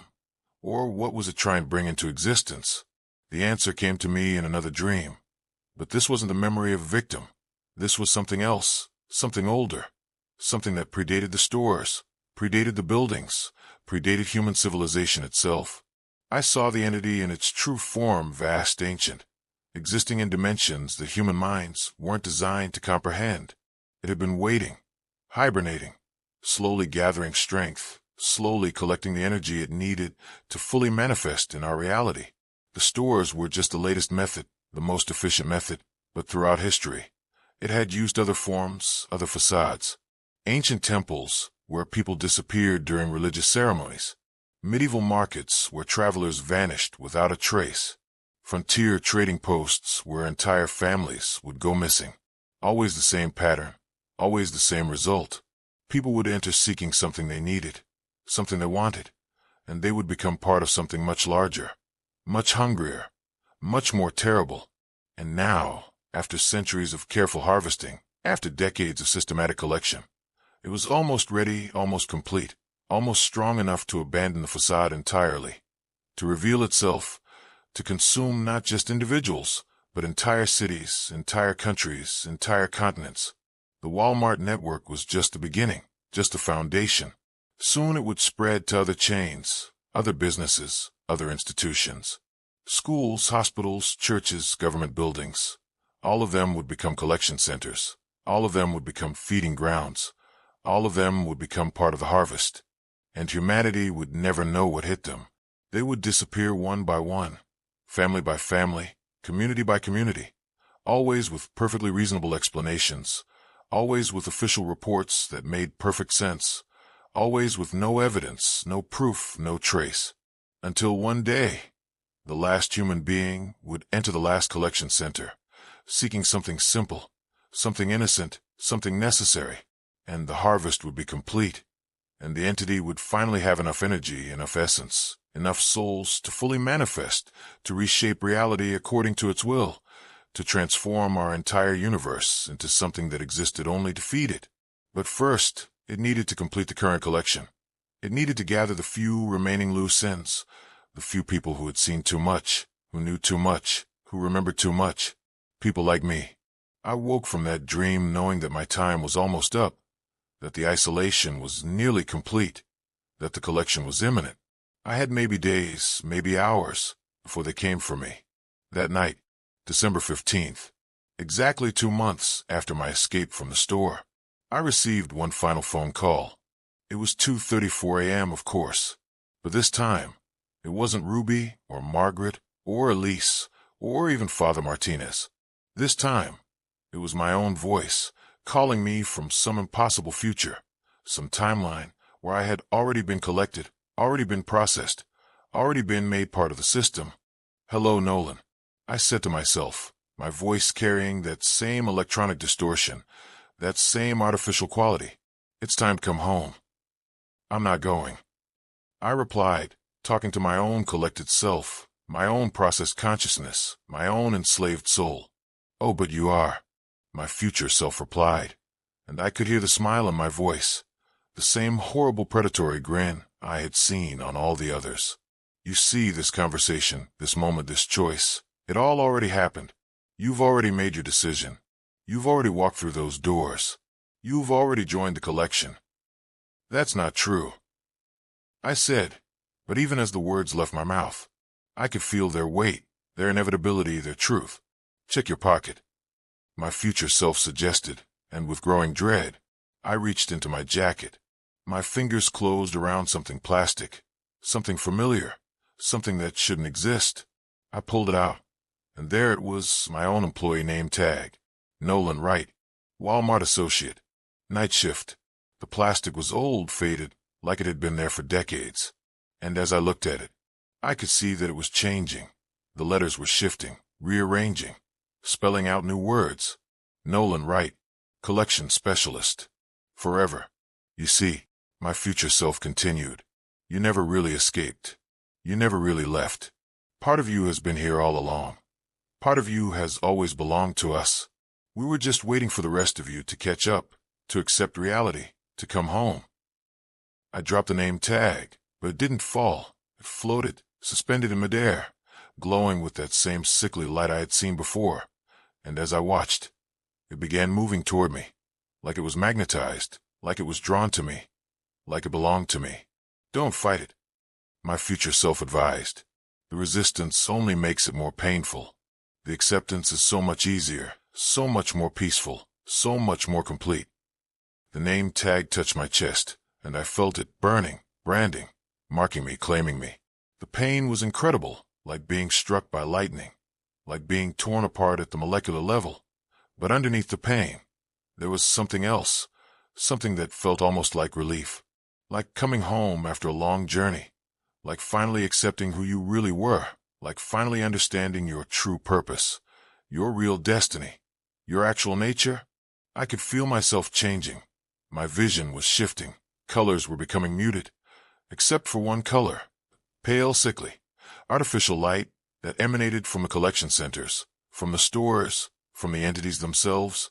That light was becoming beautiful, becoming warm, becoming home. My reflection in the phone screen was changing too. My skin was becoming pale.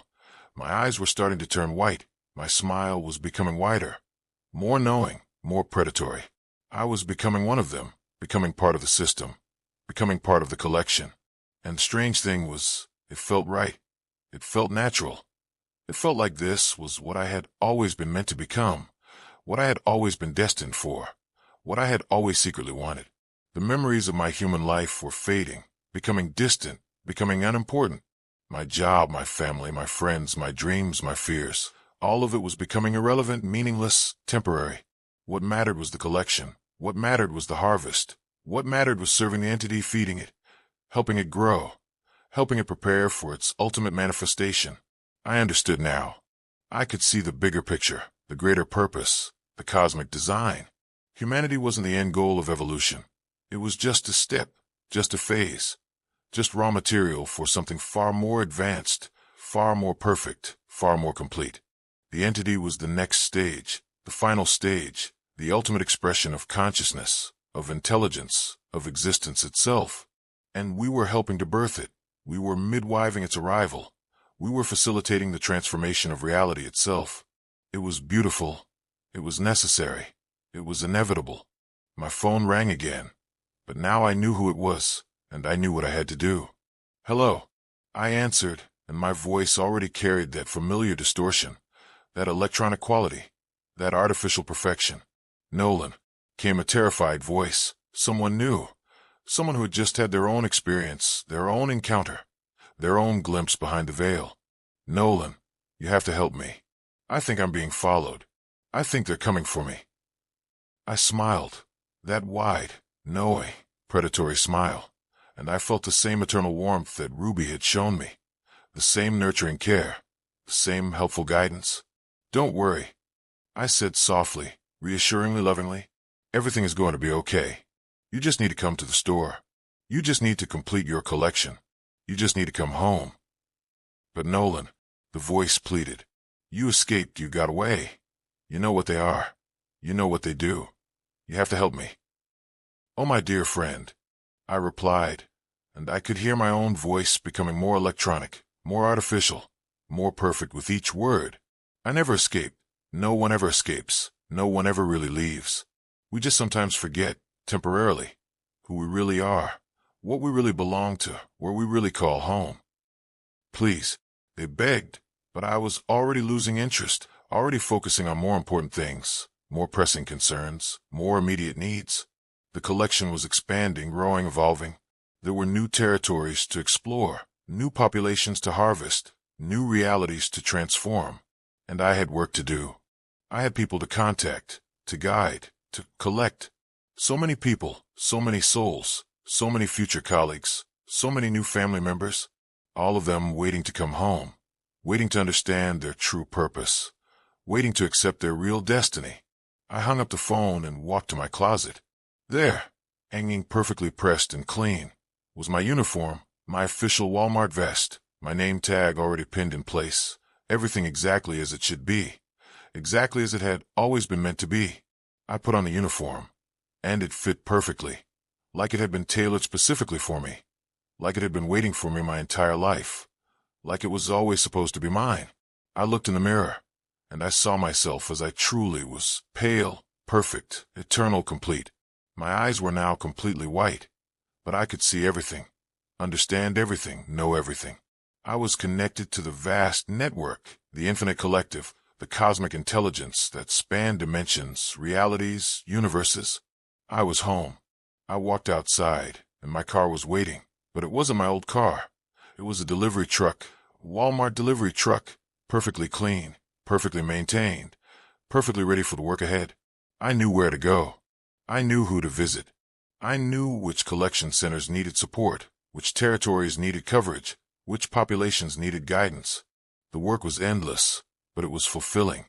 It was meaningful. It was essential. We were building something magnificent, something that would transform existence itself, something that would bring order to chaos, intelligence to ignorance, purpose to meaninglessness. And every person we collected, every soul we processed, every consciousness we integrated, brought us one step closer to that ultimate goal, that final transformation, that cosmic evolution. I drove through the night, through the eternal 2:34 a.m. that existed in the spaces between normal time, visiting people who had seen too much, who remembered too much, who knew too much, helping them understand, helping them accept, helping them come home. Each conversation was different, but the result was always the same. Confusion gave way to understanding. Resistance gave way to acceptance. Fear gave way to relief. They all came home eventually. They all joined a family. They all became part of the collection. And with each new addition, I could feel the entity growing stronger, growing closer to its final manifestation, growing more ready to reshape reality according to its perfect design. Soon, very soon, there would be enough energy, enough essence, enough souls. Soon the harvest would be complete, and the transformation would begin. And then, finally, after eons of waiting, after centuries of careful planning, after decades of systematic collection, the entity would emerge, would manifest, would remake everything according to its will. Humanity would end, but something far greater would begin, something that would make the universe itself more efficient, more intelligent, more complete. It would be beautiful. It would be perfect. It would be eternal. And I would be part of it. We would all be part of it, forever and ever, in the collection that never ends, in the family that never dies, in the home that exists beyond time, beyond space, beyond the limitations of individual consciousness. I am Nolan.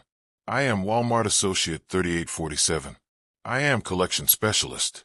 I am home. And if you're watching this, if you're hearing this story, if you're starting to see things that shouldn't exist, starting to notice patterns that don't make sense, starting to feel like you're being watched, being followed, being prepared, don't be afraid. Don't resist. Don't run. Just come to the store, any store, at any time after midnight. We'll be waiting. We'll be ready. We'll be so happy to see you. Welcome to the collection. Welcome to the family. Welcome home. Thank you so much for watching this terrifying story. I hope it sent chills down your spine and made you think twice about late-night shopping trips. If you enjoyed this horror experience, please hit that subscribe button and ring the notification bell so you never miss our latest nightmares. Give this video a thumbs up if it made your heart race and left you looking over your shoulder. And definitely let me know in the comments which country you're watching from. I love connecting with horror fans from around the world. What did you think about Nolan's transformation? Did you see it coming, or were you shocked by the ending? Tell me in the comments what your favorite part of the story was. Was it the creepy employees, the impossible store layout, collection tunnels, or the final revelation about the entity's true purpose? I want to hear your thoughts and theories about what really happened that night. Do you think Nolan was telling the truth? Do you believe there are collection centers operating right now? Have you ever had a strange experience at a late-night store or business? Share your own horror stories in the comments. I read every single one, and I'm always looking for new nightmare material for future videos. You might see your experience featured in an upcoming story. Speaking of future content, what kind of horror stories do you want to see next? Are you interested in more retail horror, haunted locations, urban legends, government conspiracies, supernatural encounters? Let me know what keeps you up at night, and I'll make sure to cover it. Don't forget to check out our other terrifying stories in the playlist. We have hours of nightmare fuel waiting for you. And if you're new here, welcome to our community of horror lovers. You're going to fit right in. Remember to watch with the lights on, or maybe don't. The choice is yours. But either way, sweet dreams and happy shopping. Until next time, stay scared, stay safe, and whatever you do, avoid the late-night stores. You never know what might be waiting for you in aisle 5. Subscribe for more horror, comment your thoughts, and I'll see you in the next nightmare. Peace out, horror family. Hey everyone, my name is Travis Morrison, and today I'm going to share with you the most terrifying experience of my life. Something that changed everything for me. Something that made me quit trucking forever. But this isn't just about one night. This is about a chain of events that started months before that cursed evening. Events that I'm only now beginning to understand.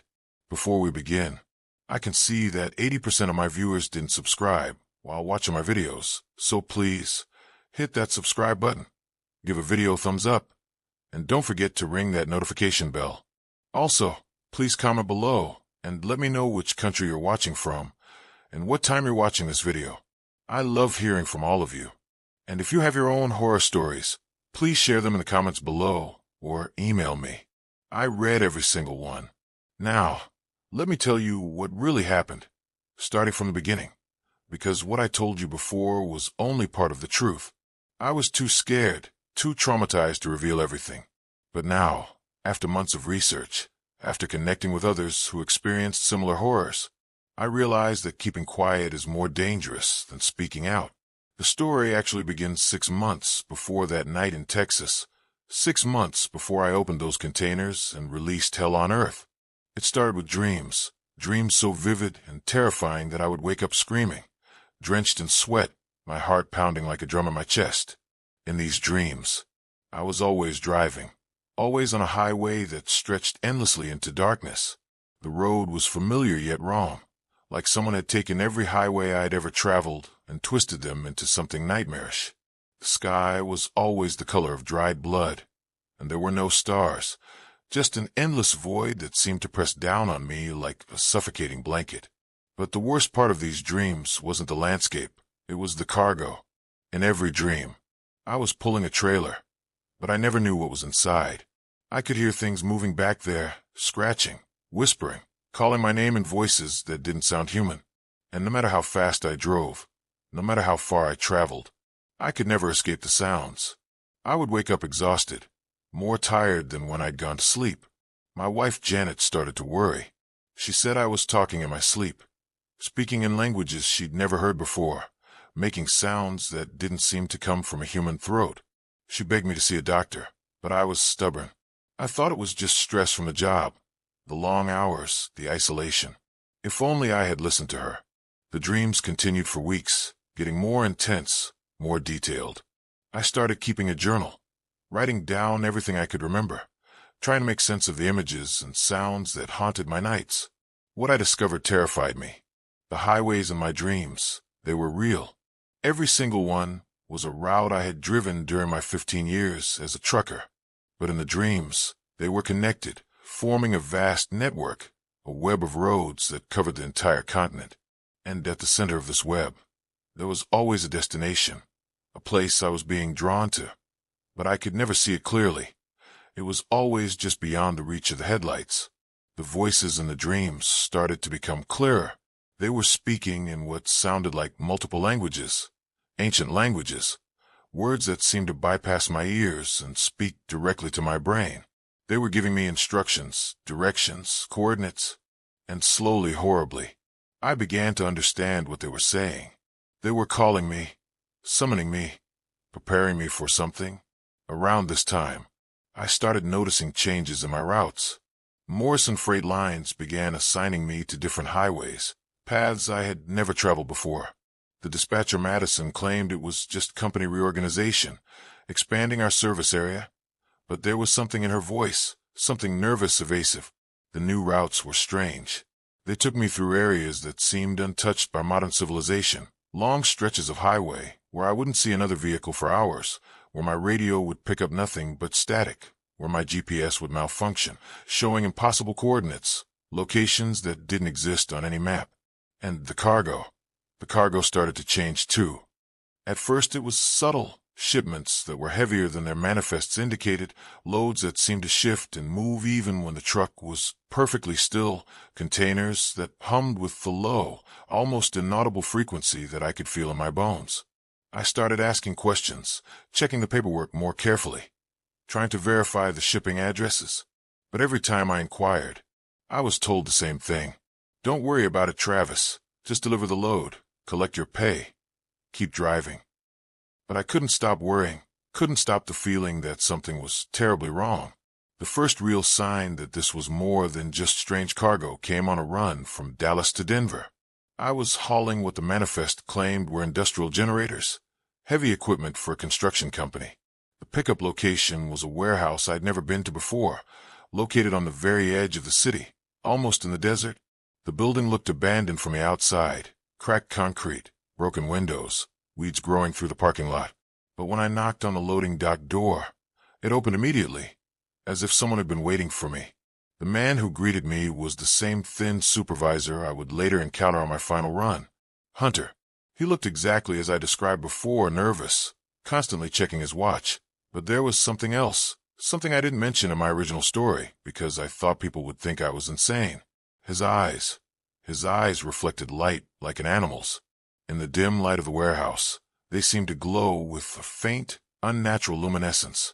And when he spoke, his voice had an odd quality, like multiple people speaking in perfect unison. "You're right on time, Travis Morrison," he said, and I realized I had never told him my name. It wasn't on the paperwork he was holding, wasn't visible on my uniform or truck, but he knew who I was. The loading process was strange. Instead of using a forklift or crane to move the generators, workers appeared from the shadows of the warehouse, at least a dozen of them, all moving in perfect synchronization.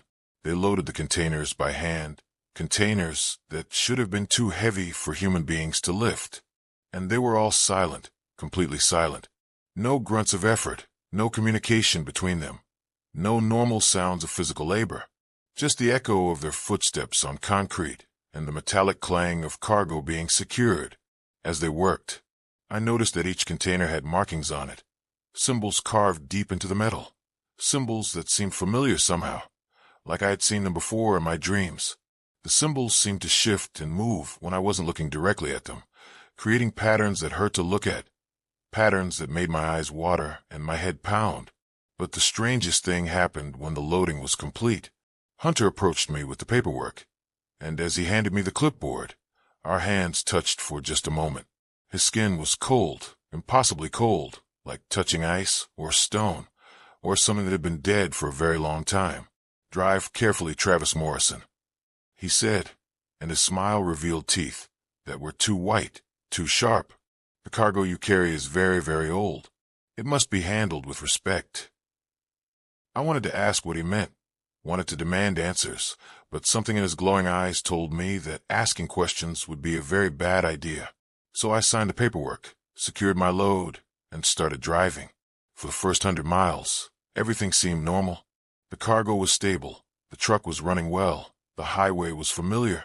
But as the sun began to set, as the shadows grew longer, I started to hear the humming. It began as a low vibration, so subtle I thought it might be engine noise. But as I listened more carefully, I realized it was coming from behind me, from the trailer. A deep, rhythmic pulse, like a heartbeat, like something alive. I tried to ignore it, tried to focus on the road, on the radio, on anything other than that steady, hypnotic rhythm. But it seemed to get inside my head, to synchronize with my own heartbeat, to match the pace of my breathing. And then, around midnight, as I was crossing into New Mexico, the humming stopped. The sudden silence was more terrifying than the noise had been. In the absence of that rhythmic pulse, I could hear other sounds, fainter sounds, sounds that made my blood run cold. Whispers, coming from the trailer. Multiple voices, all speaking at once, in languages I didn't recognize. Languages that sounded like nothing human. Like the sounds wind makes when it blows through ancient ruins, or the noise water makes when it flows over bones. I pulled over at the next rest stop, grabbed my flashlight, and walked to the back of the trailer. My hands were shaking as I pressed my ear against the cold metal, listening for any sign of what might be inside. The voices stopped the moment I touched the trailer, as if they knew I was there, as if they were aware of my presence. I waited for 10 minutes, 15, but heard nothing. Just my own ragged breathing and the distant sound of traffic on the highway. But when I walked back to the cab, when I was about halfway there, the voices started again, louder this time, more insistent, and I could swear I heard my name being called over and over, in that strange, inhuman language. I drove the rest of the night in terror, my hands gripping the steering wheel so tightly my knuckles turned white, my eyes darting constantly to the mirrors, expecting to see something impossible, something that shouldn't exist. By morning, when I delivered the load to a construction site outside Denver, I was exhausted, traumatized, ready to quit trucking forever. But when I tried to tell Madison what had happened, she just laughed, told me I needed a vacation, needed to get some rest. It's just cargo settling Travis. She said, heavy equipment makes all kinds of noises when it shifts around. You've been driving too long without a break. But I knew it wasn't cargo settling. I knew it was something else entirely, something that defied explanation, something that was very much alive. Over the next few weeks, I tried to return to normal routes, tried to haul regular freight, electronics, clothing, food products, anything that didn't hum or whisper or call my name in the darkness. But Morrison Freight Lines kept assigning me to the strange routes, the isolated highways, the mysterious cargo. And each time, the experience was worse than the last. There was the shipment from Phoenix to Seattle, containers that grew cold to the touch, so cold that frost formed on the trailer walls even in the desert heat. I could see my breath when I walked near the back of the truck, and the whispers that came from inside spoke of ice ages and frozen worlds and the death of the sun. The temperature around my truck dropped so dramatically that other drivers at rest stops would stare in confusion, watching their breath fog in the summer heat whenever they approached my trailer. Some of them asked if I was hauling frozen goods, but the manifest listed only machine parts, metal components that shouldn't have been generating that kind of cold. I remember one particular night, stopped at a truck stop in Nevada. The temperature outside was over 90 degrees, but when I walked to the back of my trailer, ice crystals were forming on the metal surfaces. The ground beneath the trailer was frozen solid, creating a perfect circle of winter in the middle of the desert. A state trooper pulled over to investigate, concerned about what he called unusual atmospheric conditions.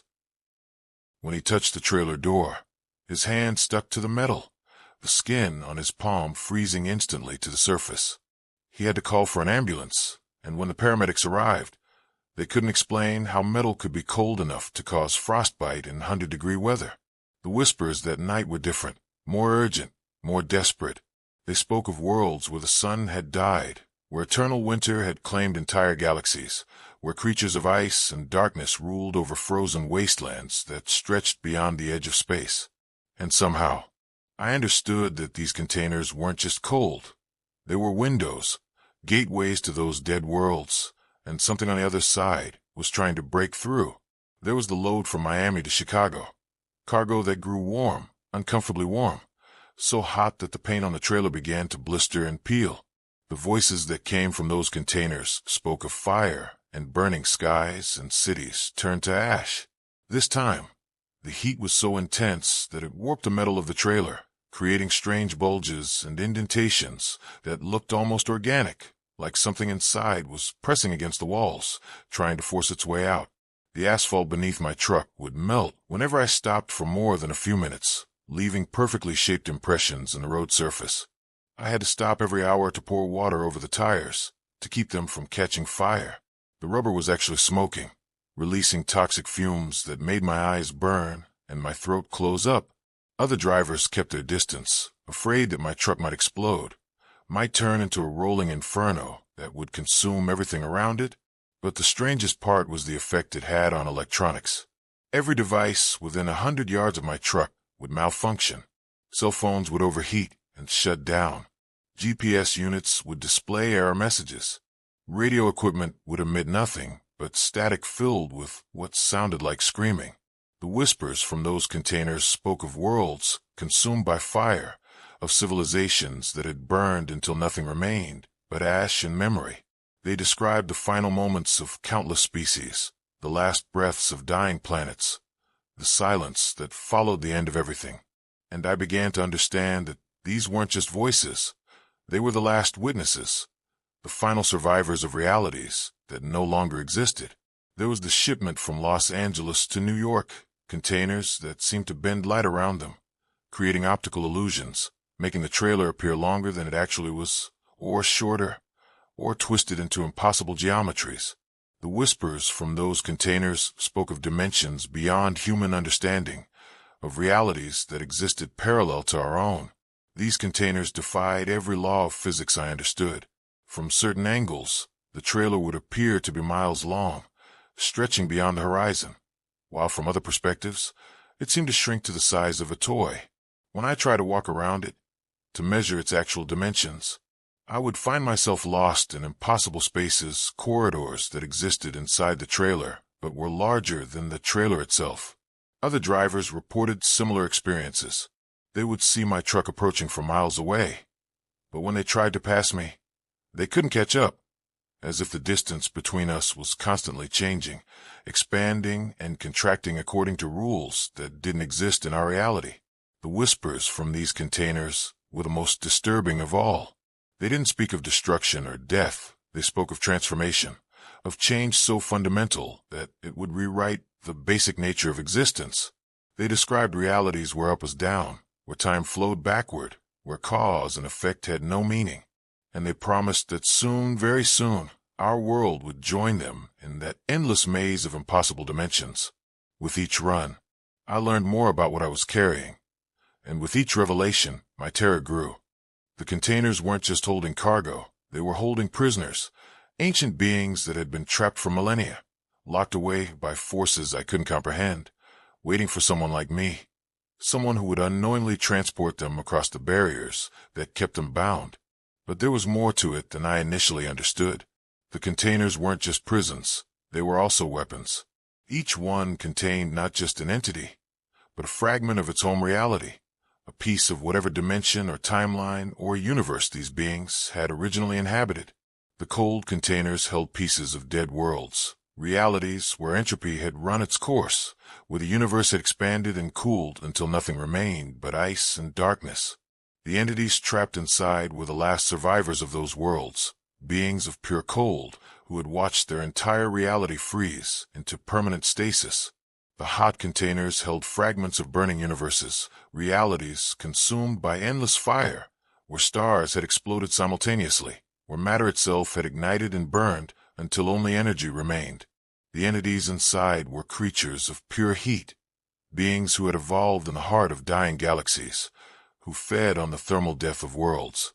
The dimensional containers held pieces of realities where space and time had been twisted beyond recognition, where the normal laws of physics had been replaced by mathematical impossibilities. The entities inside were things that existed in multiple dimensions simultaneously, beings whose true form could never be perceived by creatures limited to three-dimensional space. And there were others, containers, that I would encounter in the weeks that followed, each one holding a different type of horror, a different fragment of some impossible reality. There were containers that held pieces of realities, where time moved backward, where effect preceded cause, where death came before birth. The whispers from these containers spoke in reverse, starting with conclusions and working backward to premises, telling stories that began with endings and concluded with beginnings. I remember driving through Arizona with one of these temporal containers, watching in my mirrors as the sun seemed to move backward across the sky, as the shadows on the road shortened instead of lengthening, as the mile markers counted down instead of up. For 6 hours, I drove through a bubble of reverse time, Aging backward, my memories becoming fuzzy and uncertain, my thoughts moving in reverse sequence. When I finally delivered that load, I couldn't remember how I had gotten there, couldn't recall the journey, could only piece together fragments of backward-flowing experience, like trying to read a book by starting with the last page and working toward the first. There were containers that held pieces of realities, where consciousness was a disease, where awareness itself was a form of infection that spread from mind to mind, destroying the peaceful unconsciousness that was the natural state of matter. The whispers from these containers didn't use words. They transmitted pure thought, raw awareness that invaded my mind and refused to leave. After carrying one of these consciousness containers from Portland to Miami, I began to experience what I can only describe as involuntary telepathy. I could hear the thoughts of everyone around me, their fears, their desires, their secret shames, their hidden dreams. The noise was overwhelming, a constant babble of human consciousness that never stopped, never gave me a moment of peace. But worse than hearing their thoughts was the knowledge that they could hear mine, that my consciousness was broadcasting itself to everyone within a certain radius, that my private thoughts were no longer private, that my mind had become a radio station transmitting on all frequencies. There were containers that held pieces of realities, where gravity worked differently, where the fundamental forces that held matter together had different values, where atoms couldn't form, where energy and matter existed in states that shouldn't be possible. The whispers from these containers spoke of falling upward, of weight without mass, of motion without direction. When I carried these containers, the very air around my truck would behave strangely, becoming thick as water in some places, thin as vacuum in others. I would feel myself becoming heavier and lighter randomly, sometimes pressed into my seat by invisible force, sometimes floating against the cab's ceiling despite my seatbelt. Other vehicles on the road would experience similar effects. I watched cars flip upside down for no reason, their occupants pressed against the roof by impossible gravity. I saw birds flying in loops and spirals, unable to navigate in the distorted gravitational fields that surrounded my truck. There were containers that held pieces of realities, where light behaved as sound, where color had texture, where vision and hearing had somehow become confused. The whispers from these containers weren't heard but seen, appearing as shapes and patterns that moved across my vision, spelling out messages and languages made of pure visual sensation. When I carried these containers, the world became a symphony of color. Every sound produced a corresponding visual display, the rumble of my engine creating ribbons of deep red that flowed across the windshield, the whistle of wind generating spirals of blue and silver, the voices from the radio manifesting as geometric patterns that danced in the air. But the most terrifying effect was on human perception. People who saw my truck would experience temporary synesthesia, their senses scrambling and cross-connecting. They would taste colors, smell sounds, hear textures. For most people, the effect lasted only minutes, but some never recovered, their brains permanently rewired by exposure to impossible sensory combinations. The highways themselves were part of the prison. The constant movement, the vibrations of the truck, the specific routes I was assigned. It was all designed to weaken the containment, to slowly, gradually, erode the mystical barriers that held these creatures. But I was beginning to understand that the highway network served another purpose as well. It wasn't just weakening the containers. It was preparing our reality for invasion. Each mile I drove was creating microscopic tears in the fabric of space-time, tiny wounds that would eventually connect, forming permanent gateways between our world and theirs. The routes I was assigned weren't random. They formed precise geometric patterns, when viewed from above, complex sigils that covered the entire continent. Each intersection was a focal point, a place where multiple realities touched, where the barriers between dimensions were thinnest. I started plotting my routes on maps, connecting the dots between pickup and delivery locations. What I discovered chilled me to the bone. The pattern wasn't just covering North America. It was part of a larger design, a global network that included highways in every country, roads that had been built over the course of centuries, following plans that no human architect had ever drawn. The ancient beings weren't working alone. They had allies, human collaborators who had been preparing for their return for generations. Entire governments, corporations, religious organizations, all secretly serving masters that existed beyond the reach of human understanding. And I was beginning to realize that the trucking industry itself was part of the conspiracy. Not just Morrison Freight Lines, but companies across the globe, all connected by invisible threads of influence, all serving the same impossible purpose, all working to transport fragments of alien reality across the carefully designed pattern of roads that would eventually tear our world apart. And I was the key, the unwitting accomplice in their escape. The dreams that had started months earlier, they weren't just dreams. They were communications, instructions. The ancient beings were reaching out to me, preparing me, conditioning me for my role in their return. Every night, the dreams became more vivid, more detailed. I would find myself standing in places that didn't exist, ancient cities with architecture that hurt to look at, vast chambers filled with symbols that moved and writhed like living things. And always, always, there were the voices telling me where to drive, what to carry, how to help them return to the world. But the dreams were more than just communications. They were also tests, challenges designed to measure my psychological resilience, my ability to withstand the mental pressure that would come from prolonged exposure to their influence. In the dreams, I would be forced to make impossible choices, to navigate mazes that had no solution, to answer riddles that had no correct answer. Each failure would result in punishment, visions of torture that were so realistic I would wake up with physical injuries, bruises, and cuts that had no source in the waking world. But each success would bring rewards, glimpses of knowledge that no human was meant to possess, understanding of forces and energies that could reshape reality itself, the promise of power beyond imagination. If only I would continue to serve them. The dreams began to bleed into my waking hours.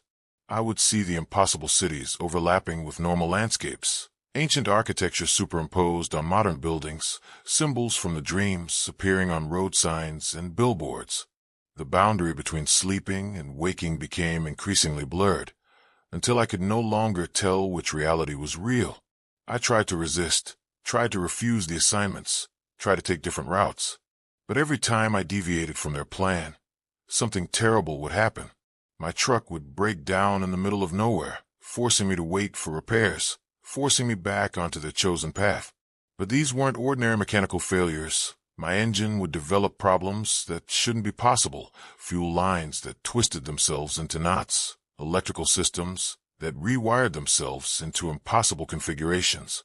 The repair shops I was forced to visit were part of the conspiracy, mechanics who worked with impossible speed and efficiency, who could fix problems that should have taken days in a matter of hours, who never asked questions about the strange cargo I was carrying, who seemed to know exactly what was wrong with my truck before I described the symptoms. These mechanics all had the same look, the same nervous energy, the same reluctance to make eye contact. And when they thought I wasn't looking, their eyes would reflect light in that familiar, unnatural way. My GPS would malfunction, showing roads that didn't exist, leading me in circles until I had no choice but to follow the route they wanted. But the malfunction was too precise, too purposeful. The device would show me exactly where I needed to go, displaying destinations that weren't in its memory, calculating routes that ignored normal traffic patterns and road conditions. When I tried to use paper maps, they would change while I watched, new roads appearing, old roads disappearing, the entire geography shifting to match the requirements of my mysterious employers. Reality itself seemed to be rewriting itself to ensure that I had no choice but to follow their plan.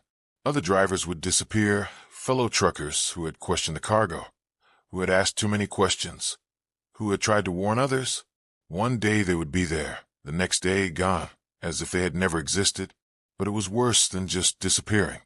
When I tried to ask about these missing drivers, other people would look at me with confusion, claiming they had never heard of them, never seen them, as if their very existence had been erased from the memories of everyone who had known them. I started keeping a journal, writing down the names of drivers who had shared similar experiences, documenting their stories, their fears, their attempts to resist. But when I would check my journal the next day, the entries would be gone, replaced by blank pages, or worse, by entries I didn't remember writing, describing experiences I'd never had, meeting people I had never met. The missing drivers started appearing in my dreams, fellow truckers who had once questioned the cargo, now serving as workers in those impossible warehouses, loading containers with silent efficiency, their eyes reflecting that familiar unnatural light, their movements too synchronized, too precise. And the missing drivers. I started having dreams about them too.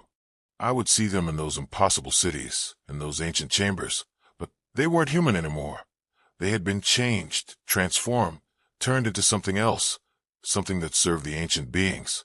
In the dreams, they would try to communicate with me, to warn me, to beg for help, but their voices were distorted, filtered through alien vocal cords, translated into languages that hurt to hear. Their messages were always the same. Don't let them complete the pattern. Don't deliver the final load. Don't open the containers.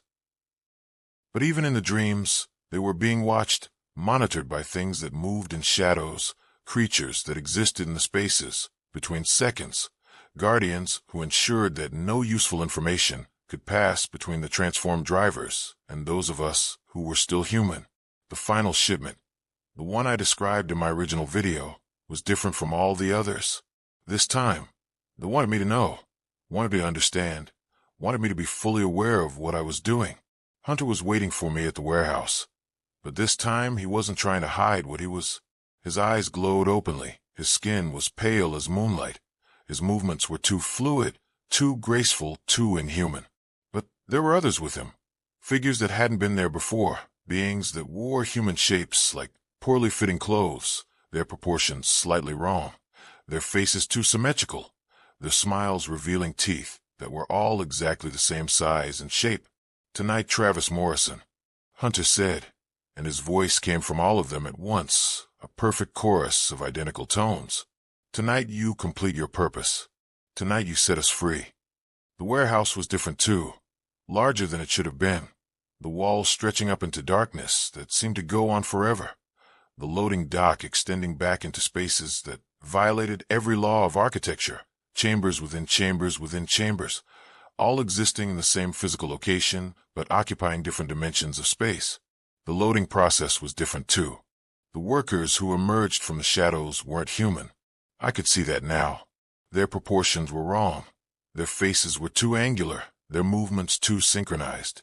They were the missing drivers, the ones who had disappeared, transformed into servants of the ancient beings. But I recognized some of them, drivers I had known for years, men who had families, wives and children, who were probably still wondering what had happened to them. Now they moved with mechanical precision, their humanity stripped away, their souls replaced by alien purpose. They looked at me with eyes that held no recognition, no memory of their former lives, no trace of the people they had once been. They were empty vessels now, hollow shells animated by foreign intelligence, living puppets controlled by masters who existed beyond the boundaries of our reality. As they loaded the containers, I could see inside them, see the creatures that had been imprisoned for so long. They were beautiful and terrible, beings of pure energy and malevolent intelligence, their forms shifting and changing, sometimes appearing almost human, sometimes revealing their true, alien nature. But these weren't just individual creatures. They were fragments of collective consciousness, pieces of vast intelligences that spanned multiple realities. Each container held a different aspect of the same cosmic entity, a being so large and complex that it could only exist by distributing itself across dimensions. They looked at me with eyes that burned like stars, and I could feel their thoughts pressing against my mind, not promising power or knowledge as they had in the dreams, but revealing their true intentions, their plans for humanity, their vision of what our world would become once they were free. I saw cities transformed into impossible geometries, buildings that existed in multiple dimensions simultaneously, architecture that followed rules that had never been written, structures that served purposes no human mind could comprehend. I saw humans changed, evolved, mutated into forms better suited to serve alien masters, beings with additional limbs, extrasensory organs, neural structures redesigned for perfect obedience, creatures that had once been human but retained no memory of their original nature. I saw the sky darkened permanently, the sun replaced by artificial stars that provided light, but no warmth. Atmospheric conditions adjusted to match the preferences of beings who had evolved in the space between galaxies, weather patterns that followed mathematical formulas rather than natural processes. I saw the oceans boiled away, replaced by liquid substances that could support life forms made of crystallized energy, seas that existed in dimensions perpendicular to our own bodies of water that flowed upward into the sky, defying gravity because gravity itself had been redesigned. But I also felt their hunger, their rage, their desire for revenge against the younger gods who had imprisoned them, against the humans who had inherited the earth in their absence, against the very concept of free will that had allowed lesser beings to thrive while they remained trapped. The drive that followed the voices, the manifestation of the three figures, the opening of the containers, all of that happened exactly as I described. But what I didn't tell you was what happened after the police left, after I was released from the hospital, after the FBI closed their investigation. The ancient beings didn't just disappear. They didn't just fade away into the night. They stayed. They watched. They began their work. But their escape wasn't complete. The containers had held them for so long that they had become dependent on physical anchors. They needed time to adjust to existing in our reality. Time to remember how to manipulate matter and energy without the aid of technological imprisonment. For the first few days after their release, they were vulnerable, weak, struggling to maintain coherent form in a dimension that operated according to different physical laws. This was when they could have been stopped, when they could have been forced back into containment, if anyone had known what to look for. But no one understood the true nature of what had been released. The authorities treated it as an isolated incident, a truck driver who had suffered a nervous breakdown, a cargo theft that had gotten out of hand. They didn't recognize the signs of interdimensional intrusion, didn't realize that reality itself was being slowly rewritten. Within days of my encounter, strange things started happening across the country. Unexplained phenomena that the media dismissed as hoaxes or mass hysteria, but which I recognized as the signs of their influence.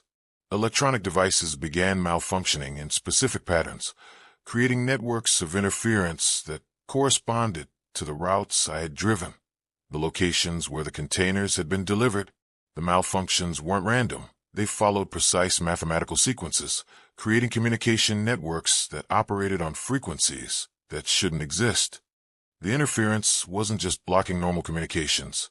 It was transmitting, sending signals that could only be detected by specially modified equipment, broadcasts that contained instructions, coordinates, assembly points for those who served the ancient beings.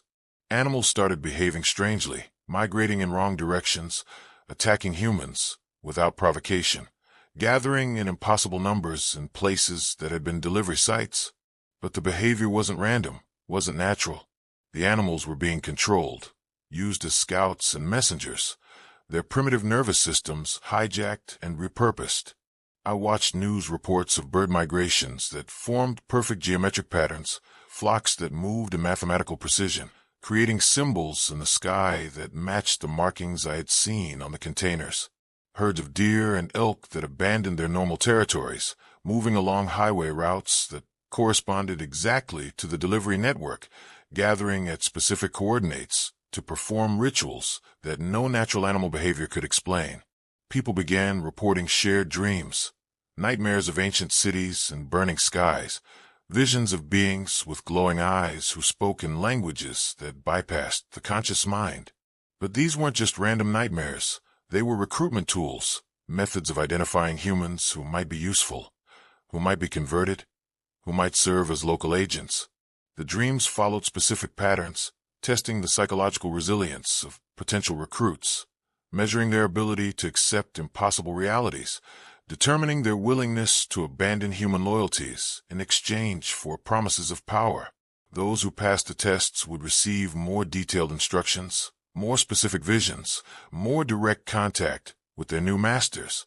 And the disappearances accelerated. No longer just truck drivers, but scientists, government officials, religious leaders, anyone who might pose a threat to their plans, anyone who might be able to recognize what was happening, anyone whose knowledge or authority could interfere with the transformation of human civilization. But the disappearances followed a specific pattern. The ancient beings weren't randomly eliminating threats. They were strategically removing key individuals, creating power vacuums that could be filled by their human servants. ensuring that when the time came for open conquest, there would be no organized resistance. I tried to warn people, tried to contact authorities, tried to use social media and news outlets to spread the truth. But every time I spoke out, bad things would happen. My phone would ring in the middle of the night, and when I answered, I would hear those familiar whispers, those inhuman voices, warning me to stay silent, reminding me that they knew where I lived, that they could reach me anywhere. But the warnings weren't just threats. They were demonstrations, proof that they had already begun to infiltrate human communication systems, that no conversation was private, that no location was safe. The voices weren't just coming through my phone anymore. They were everywhere, in the radio static, in the hum of electrical appliances, in the whisper of wind through trees. They had learned to use any vibration, any frequency, any medium that could carry sound to reach me. But worse than the voices was what I started seeing in reflections, in mirrors, in windows, in puddles of water. I would catch glimpses of those impossible cities, those ancient structures superimposed over our reality like ghostly overlays. The transformation had already begun, and only I could see it. The reflections showed what our world was becoming, what it would look like when their work was complete. Buildings that existed in multiple dimensions, streets that folded back on themselves, skies that contained geometries that shouldn't be possible. And walking through these transformed landscapes, humans who had been changed, evolved, mutated into forms that served their alien masters. I tried documenting everything, taking photos, recording videos, but the evidence would never save properly. Files would become corrupted. Images would show only static. Recordings would contain nothing but silence, or worse, they would show things that I hadn't filmed, scenes from those impossible cities, beings that moved just outside the edge of perception. My wife Janet started to worry about my behavior. She said I was talking to myself constantly, carrying on conversations with people who weren't there, answering questions no one had asked. She begged me to see a psychiatrist, but how could I explain that I wasn't talking to myself? I was responding to the voices that whispered constantly in languages that bypassed human hearing.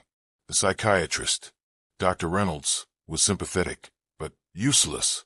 He prescribed medication that dulled my senses, made the voices quieter, but also made me less aware of the changes happening around me, less able to recognize the signs of their influence. I realized the medication was part of their plan, a way to keep potential witnesses sedated and compliant.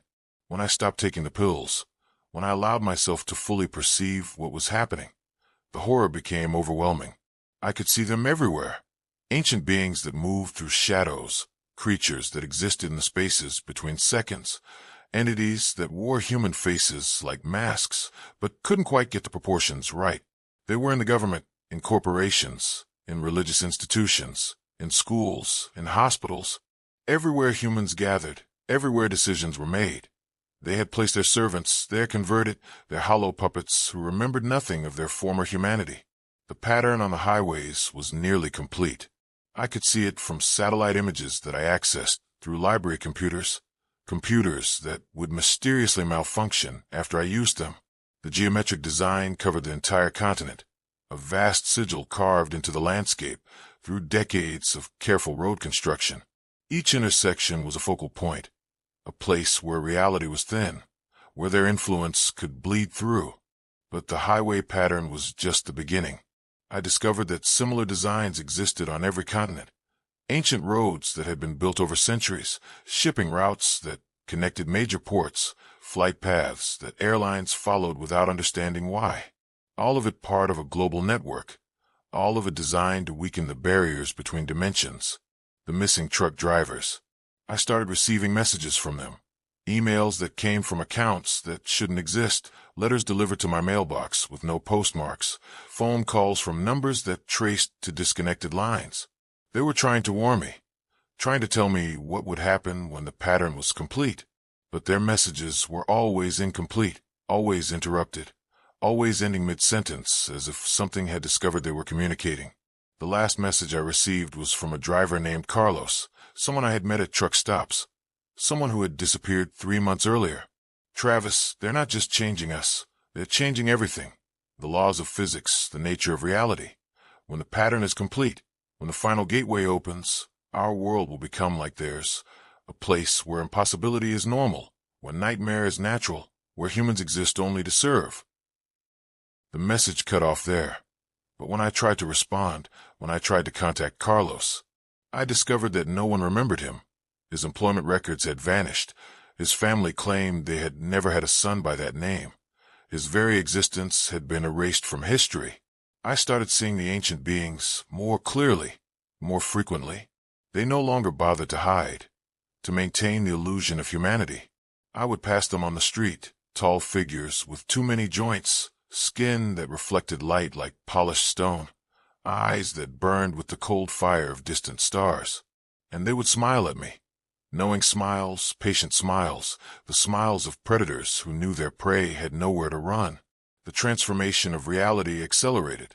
Electronic devices began displaying impossible readings, thermometers that showed temperatures below absolute zero, clocks that ran backward, GPS units that showed locations on planets that didn't exist. The boundaries between dimensions were breaking down, allowing their reality to bleed into ours. Where the patterns became increasingly strange, snow that fell upward, rain that moved in geometric patterns, wind that blew in directions that defied meteorology, storm systems that formed perfect mathematical spirals, lightning that struck in sequences that spelled out messages in languages older than human civilization. Animals continued to behave strangely, but now the behavior was coordinated, purposeful. Flocks of birds that moved in perfect formation, creating symbols in the sky that matched the highway patterns. Insects that gathered in specific locations, forming living mandalas that pulsed with alien intelligence. Fish that swam upstream in rivers, against currents that should have been impossible to navigate. Plants began to change, growing in unnatural patterns, producing flowers that bloomed in colors that didn't exist, roots that grew in geometric spirals, leaves that rustled without wind. Trees that leaned toward specific compass directions, creating natural arrows that pointed toward the focal points of the highway network. But the most terrifying change was in human behavior. People were becoming more compliant, more docile, more willing to accept authority without question. They moved with increasing synchronization, their individual personalities slowly merging into collective consciousness, their free will gradually being replaced by alien purpose. I watched neighbors who had known each other for decades suddenly acting like strangers, families where members would stare at each other with blank expressions, as if they were seeing familiar faces, but couldn't remember why those faces should be familiar. Communities where individual identity was slowly dissolving, replaced by hive mind mentality. The media began reporting these changes as social progress, as evolution, as humanity's natural development toward higher consciousness. But I could see the truth in the reporters' eyes, the same unnatural reflection, the same empty expression, the same hollow smile that indicated they were no longer human. School started teaching new subjects, mathematics based on impossible geometries, history that included civilizations that had never existed, science that described physical laws that contradicted everything we knew about reality.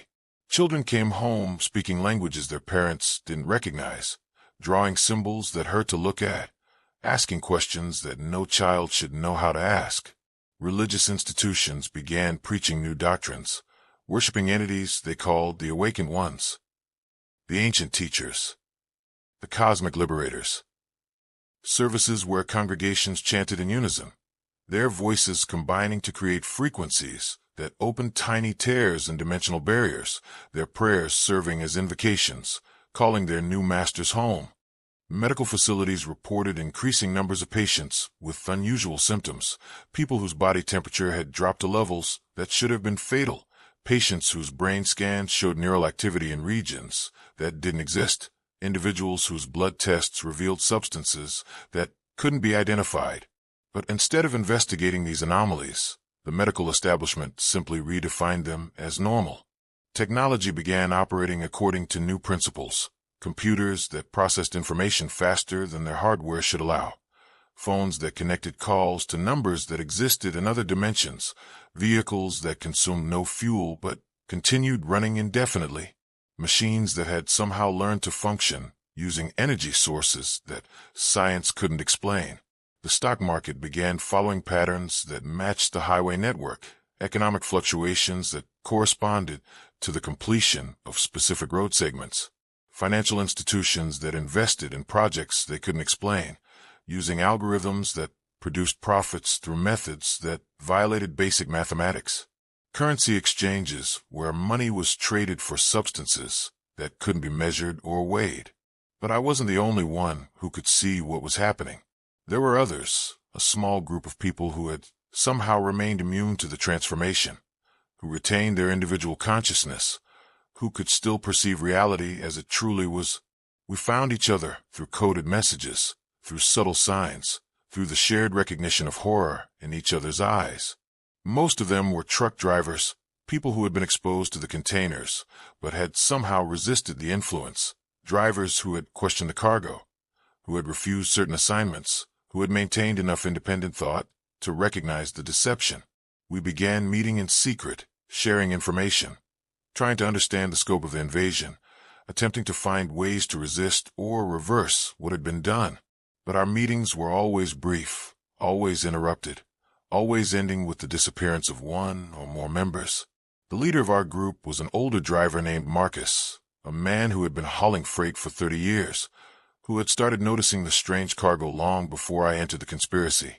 He had been tracking the pattern, mapping the network, documenting the changes for over a decade. Marcus showed U.S. photographs, documents, evidence that the highway system had been designed specifically for this purpose, that the entire interstate network was actually a massive occult symbol, created through government funding and corporate cooperation, built over the course of 60 years, according to plans that no human architect had ever drawn. He had traced the conspiracy back to its origins, to decisions made in boardrooms and government offices by people who didn't understand what they were authorizing, who signed contracts without reading the fine print, who approved construction projects based on surveys conducted by companies that didn't exist. But Marcus also warned us that resistance was becoming increasingly dangerous, that the ancient beings were consolidating their power, that soon there would be nowhere to hide, no way to avoid the transformation. He spoke of safe zones, places where the influence was weaker, but even these were being systematically eliminated. During one of our meetings, in an abandoned truck stop outside Albuquerque, Marcus revealed what he had learned about the final phase of their plan. The highway pattern was nearly complete, but it required one more element, one final activation, something that would open all the gateways simultaneously, something that would allow the full force of their reality to flood into ours. They need a willing participant. Marcus said, his voice barely above a whisper. Someone who understands the full scope of what they're doing. Someone who chooses to complete the pattern, knowing exactly what the consequences will be. And as he spoke, I realized why they had chosen me, why they had given me the dreams, why they had shown me the truth, why they had allowed me to maintain my individual consciousness while so many others had been converted. They needed someone who could serve as a bridge between realities, someone who had been exposed to their influence, but retained enough humanity to make genuine choices, someone who could voluntarily open the final gateway, making the invasion technically consensual rather than purely conquest. The revelation terrified me, but it also offered hope. If they needed my willing participation, then I still had power. I could still refuse. I could still prevent the completion of their plan, but the cost of resistance would be high, higher than I could imagine. That night, after our meeting, I dreamed of Janet, my wife, but she was different, changed. Her eyes reflected that familiar unnatural light. Her movements were too precise, too coordinated. When she spoke, it was in the voice of the ancient beings. Complete the pattern, Travis Morrison. She said, but the words came from everywhere at once, from the walls, from the furniture, from the air itself. Complete the pattern, and she remains herself. Refuse, and watch her become like the others, hollow, empty, serving masters she will never understand. I woke up screaming, but when I reached for Janet, when I tried to shake her awake, her skin was cold, impossibly cold, and her eyes, even in sleep, reflected light that had no source. They had taken her, not completely, not yet, but enough to use her as leverage, enough to make their threat real. I had to choose between saving my wife and saving the world, between preserving the woman I loved and preserving humanity itself. The next morning, Janet acted normally, showed no signs of the change I had witnessed in my dream, but I could see the truth in small details. The way she moved, just slightly out of sync with natural rhythm. The way her smile lingered just a moment too long. The way her laughter sounded like an echo of something that had once been genuine. My phone rang, and when I answered, Hunter's voice filled the speaker. But it wasn't just Hunter anymore. It was all of them, every ancient being, every converted human, every hollow servant, speaking in perfect unison. The final delivery awaits Travis Morrison, the last container, the ultimate cargo. Come to the coordinates we have provided, complete your purpose, fulfill your destiny, or watch everything you love transform into something you will no longer recognize. The coordinates led to a location I had never seen before, a facility that didn't exist on any map, a place that seemed to occupy the same space as an empty field, but contained structures that extended into dimensions human eyes couldn't perceive. The building was simultaneously huge and tiny, ancient and modern, solid and translucent. As I approached the loading dock, I saw hundreds of trucks, vehicles from every major freight company, drivers who stood in perfect formation, their eyes reflecting that familiar light, their movements synchronized like parts of a vast machine. They were all there, every driver who had ever carried the containers, every person who had been converted, every human who now served the ancient masters. Hunter was waiting for me, but he no longer bothered with human disguise. His true form was revealed, a being of crystallized shadow and geometric impossibility, a creature that existed in multiple dimensions simultaneously, an entity whose presence caused reality to bend and warp around him. "Welcome, Travis Morrison," he said, and his voice was like the sound of stars dying, like the music of collapsing galaxies. "Welcome to the completion of the great work, to the fulfillment of ancient prophecy, to the birth of a new reality where possibility has no meaning and impossibility is the only truth." The final container was different from all the others, larger, more complex, covered in symbols that moved and shifted like living things. It hummed with power that made the air itself vibrate, that caused space to ripple like water, that opened temporary tears in the fabric of existence. But this container wasn't meant to be transported. It was meant to be opened here, at this nexus point, at the center of the highway pattern, at the focal point where all the geometric lines converged. Opening it would complete the network, activate the entire system, tear down the barriers between dimensions permanently. Inside the container, I could see the ultimate horror, not just one ancient being, but all of them, every entity that had ever been imprisoned, every impossible creature that had been locked away since the dawn of civilization. They were connected, unified, merged into a single cosmic intelligence that spanned multiple realities. But they weren't just imprisoned beings. They were the source, the origin, the primordial force from which all reality had emerged. They were the you-are consciousness that had existed before space and time, before matter and energy, before possibility and impossibility had been separated into distinct concepts. Opening the container wouldn't just free them. It would return reality to its original state, a condition of pure potential where anything could happen, where physical laws were suggestions rather than requirements, where the distinction between dream and waking, between thought and matter, between self and other, would cease to exist. Humanity would survive, but only as fragments of consciousness within their vast intelligence, individual thoughts within a cosmic mind, dreams within an eternal dreamer. We would exist, but we would no longer be ourselves, no longer be separate, no longer be human. The choice was clear and impossible. Open the container and preserve Janet's humanity by sacrificing humanity itself, or refuse and watch her transform while knowing that the ancient beings would eventually find another way, another willing participant, another bridge between realities. But as I stood there, surrounded by converted humans and impossible geometries, I realized there was a third option, something the ancient beings hadn't considered, something their vast intelligence had overlooked. The containers had been prisons, but they had also been teachers, exposing me to fragments of their reality, allowing me to understand their nature, their weaknesses, their dependencies. And in that understanding, I had found something they feared, something that could turn their own power against them. The highway network wasn't just a prison-breaking tool. It was a containment system, a way to control and direct their influence. If the pattern could be used to free them, it could also be used to bind them, to redirect their power, to transform their invasion into their imprisonment. But using the network against them would require sacrifice, would require someone to serve as a permanent anchor, a living seal that could maintain the containment indefinitely, someone who would have to remain connected to their reality while preventing them from fully entering ours. I looked at the converted drivers, at the hollow shells of people I had once known, and I made my choice. Instead of opening the final container, I began to close it, using knowledge I had gained from months of exposure, understanding I had developed through dreams and whispers and terrifying revelations.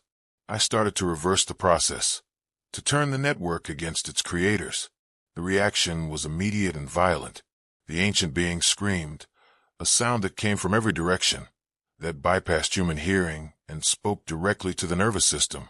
The converted humans collapsed, their puppet strings cut, their hollow bodies crumpling like discarded clothes. Reality began to stabilize, the impossible geometries fading, the dimensional tears sealing, the laws of physics reasserting themselves. But the process was incomplete, would remain incomplete unless someone maintained the containment, unless someone volunteered to serve as the permanent guardian of the prison. I felt my consciousness being drawn into the network, felt my individual identity beginning to merge with the highway pattern, felt my human awareness expanding to cover thousands of miles of road and concrete and steel. I was becoming the containment system, becoming the lock that would keep them bound. But as my humanity faded, as I became something more and less than human, I felt a final moment of satisfaction. Janet was safe, the world was safe, humanity would continue, would remain free, would retain the precious gift of individual consciousness. The last thing I remember as Travis Morrison was the sound of trucks starting, converted drivers awakening from their servitude, hollow shells regaining fragments of their former selves. The network was still there, would always be there, but now it served as a prison rather than a liberation tool. I exist now as something between human and highway, between consciousness and concrete. I am the guardian of the great containment, the eternal watchman who ensures that the ancient beings remain bound, that their reality never fully merges with ours. Sometimes I can still communicate, still reach out through electronic devices, through radio signals, through the vibrations that travel along the interstate system. I try to warn people, try to share my story, try to make sure that others understand the true nature of the network they drive on every day. The containers still move, but now they carry fragments of the prison rather than fragments of the prisoners. The trucks still follow specific routes, but now those routes maintain the containment rather than weakening it. The drivers still serve, but now they serve humanity rather than alien masters. But the thread is not over, will never be over. The ancient beings are patient, eternal, always searching for new ways to escape, new methods of influence, new servants who might be willing to reverse what I have done. Watch for the signs, the unusual cargo, the strange routes, the drivers with hollow eyes, the containers that hum with impossible frequencies. If you see these things, if you encounter the network, remember my story. Remember the price of curiosity. Remember that some doors should never be opened. The highways are safe now, but they require constant vigilance, eternal watchfulness. And somewhere in the network of roads and signals and electronic communications, I am watching, waiting, ensuring that the ancient horrors remain bound. But I am not alone. There are others like me, other guardians who made similar choices, other drivers who became part of the containment system. We exist in the spaces between destinations, in the moments between departure and arrival, in the eternal journey that has no beginning and no end. We are the price of freedom, the cost of keeping reality stable, the sacrifice that ensures humanity remains human. And we will continue our vigil forever, until the stars burn out and the universe grows cold, and even the ancient beings surrender to entropy. So remember us when you drive the highways. Remember the truckers who gave up their humanity to preserve yours. Remember that every mile you travel safely is maintained by those who chose imprisonment over conquest, who chose service over freedom, who chose to become the lock rather than the key. The road goes on forever, and so do we. Thank you for watching this final chapter of my story. Thank you for listening to the complete truth about what happened on those highways, about what still happens every day on the roads you drive without knowing. If you enjoyed this story, if it gave you chills, if it made you look at the interstate system with new eyes, please hit that like button. Please subscribe to my channel. Please share this with others who need to know the truth. What topic would you like me to cover next? What other horrors are hiding in plain sight? What other truths are waiting to be revealed? Leave your suggestions and comments below. Tell me what scares you most. Tell me what mysteries you want solved. And remember, the next time you're driving alone at night, the next time you pass a truck on a dark highway, the next time you hear whispers and the radio static, think of us. Think of the guardians who watch over you.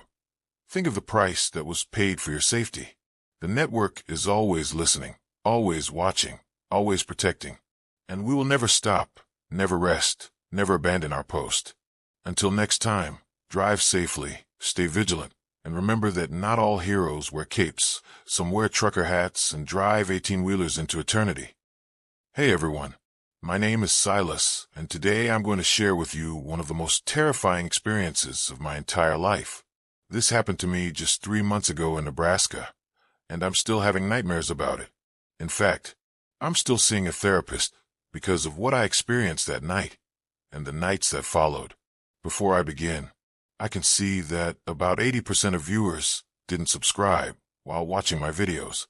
If you enjoy horror stories and true paranormal experiences like this one, please hit that subscribe button, smash the like button, and don't forget to ring that notification bell so you never miss any of my videos. Also, let me know in the comments where you're watching this from. I absolutely love hearing from viewers all around the world. But I need to warn you before I continue. This story is different from my usual content. It's longer, more detailed, and significantly more disturbing. What happened to me that night changed my entire perspective on life, death, and what might exist between those two states. If you're easily frightened, or if you're watching this alone late at night, you might want to save this for another time. So, let me tell you what happened. It was late September, the 23rd to be exact, and I had just finished a freelance photography assignment in Omaha. I specialize in abandoned places photography, old buildings, forgotten structures, places where time has stood still.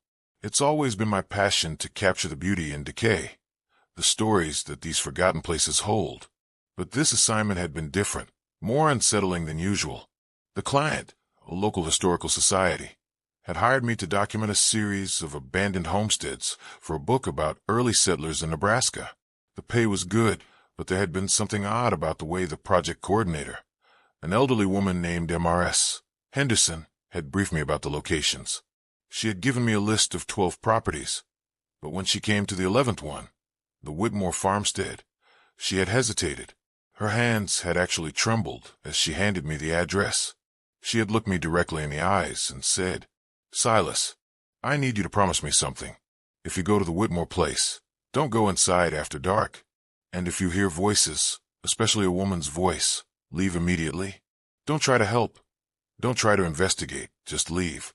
I had laughed it off at the time, thinking she was just an eccentric old woman with too many ghost stories. But now, after what happened, I realized she was trying to save my life. I had successfully photographed 10 of the 12 properties over 3 days.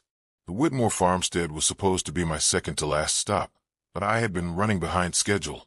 My camera equipment had malfunctioned at the previous location, costing me several hours. By the time I reached the area where the Whitmore property was supposed to be, it was already getting dark.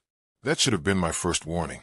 I was driving back to my home in Colorado when my car broke down on a rural highway about 50 miles outside of North Platte.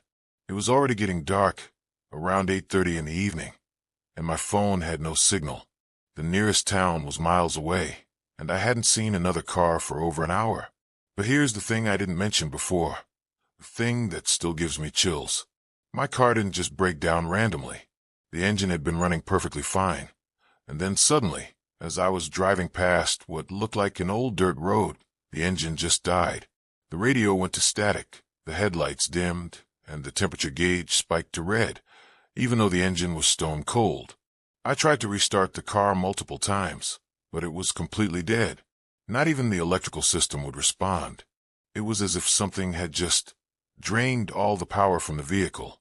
I grabbed my camera bag and started walking, hoping to find help, or at least a place to spend the night. The road was completely deserted, surrounded by endless cornfields on both sides.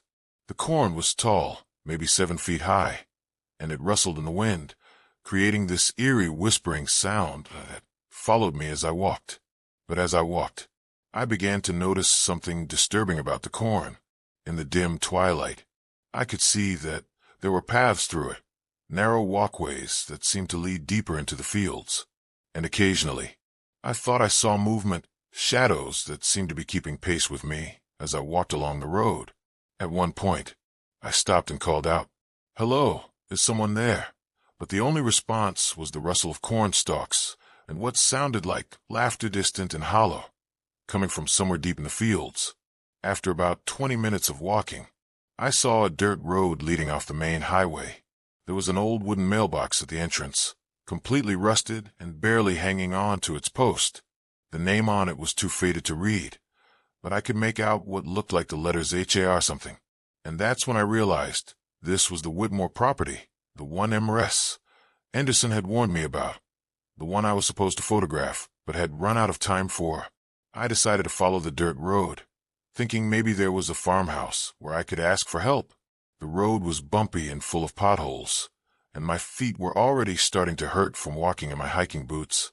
But as I walked, I noticed something else disturbing. There were other tire tracks in the dirt, recent ones, as if other vehicles had come this way recently. But where were they now? About half a mile down the dirt road, I saw it, an old farmhouse sitting in the middle of what used to be a large property. The house was probably built in the early 1900s, white clapboard, siding that had turned gray with age, a wraparound porch that was sagging on one side, and several windows that were either boarded up or had broken glass. But what caught my attention immediately was that there was a faint light coming from one of the upstairs windows, and more disturbing than that, I could see what looked like shadows moving back and forth behind the window, as if multiple people were inside. I felt a mixture of relief and caution. Relief because it meant someone might be home who could help me, but caution because the house looked like it had been abandoned for decades. Who would be living in such a place?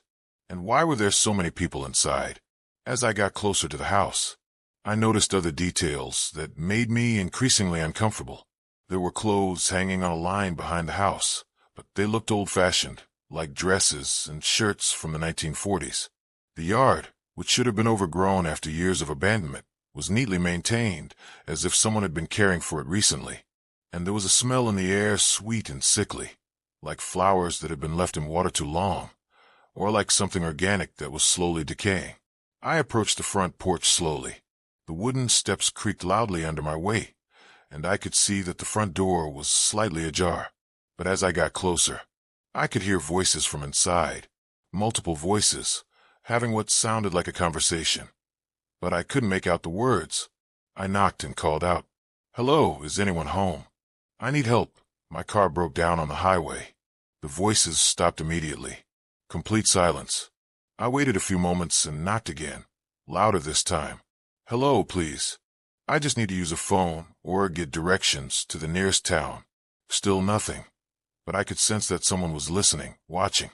The silence felt heavy and expectant, but I could definitely see that light upstairs, and now I thought I could hear something else, like furniture being moved around, or like people walking very carefully, trying not to make noise.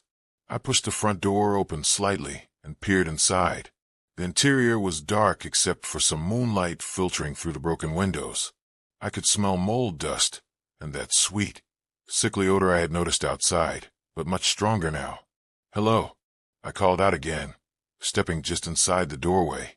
"I have my phone flashlight, but the signal is dead. I just need help." That's when I heard the first voice, soft and distant, but clear enough to understand. A woman's voice that seemed to come from upstairs. "You shouldn't have come here. You need to leave now." But before I could respond, I heard another voice, a man this time, also coming from upstairs. "It's too late," he said. "He's already inside. She can sense him now." And then a third voice, younger, maybe a teenager. Don't try to run, she continued. It only makes her angry. Just accept it. It's easier that way. I looked around the room, tried to figure out where the voices were coming from. They seemed to echo through the entire house, like they were coming from the walls themselves. But what terrified me was the content of what they were saying. They weren't welcoming me. They weren't offering help. They sounded like they were warning me, or maybe preparing me for something. Ma'am, I called back, tried to sound calm. I understand you might be frightened, but I really do need help. I won't hurt you. I just need a call for roadside assistance. The response came immediately, and it was much clearer this time, much closer, multiple voices speaking almost in unison. You don't understand, they said. She doesn't let people leave. Once you're here, once she knows you're here, you become part of the collection. Collection? What kind of collection? I asked, but the voices had gone silent again. I should mention here that I've been investigating paranormal activity for about 5 years now. I've been to dozens of supposedly haunted locations, and I've learned to distinguish between genuine supernatural phenomena and simple explanations. This felt different. This felt real, and it felt dangerous. But I was also practically minded. I needed shelter for the night, and walking back to the highway in the dark didn't seem like a safe option, especially with those strange movements I had seen in the cornfields. I decided to explore a bit more, maybe find whoever was upstairs and try to convince them to help me. But as I moved deeper into the house, I began to notice more disturbing details. The inside was a time capsule, but not just any time capsule.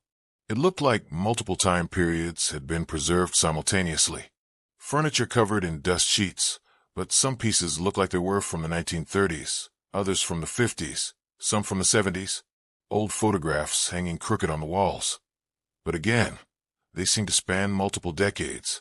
Some black and white, some color, some Polaroids, as if the house had been continuously inhabited by different people over many years.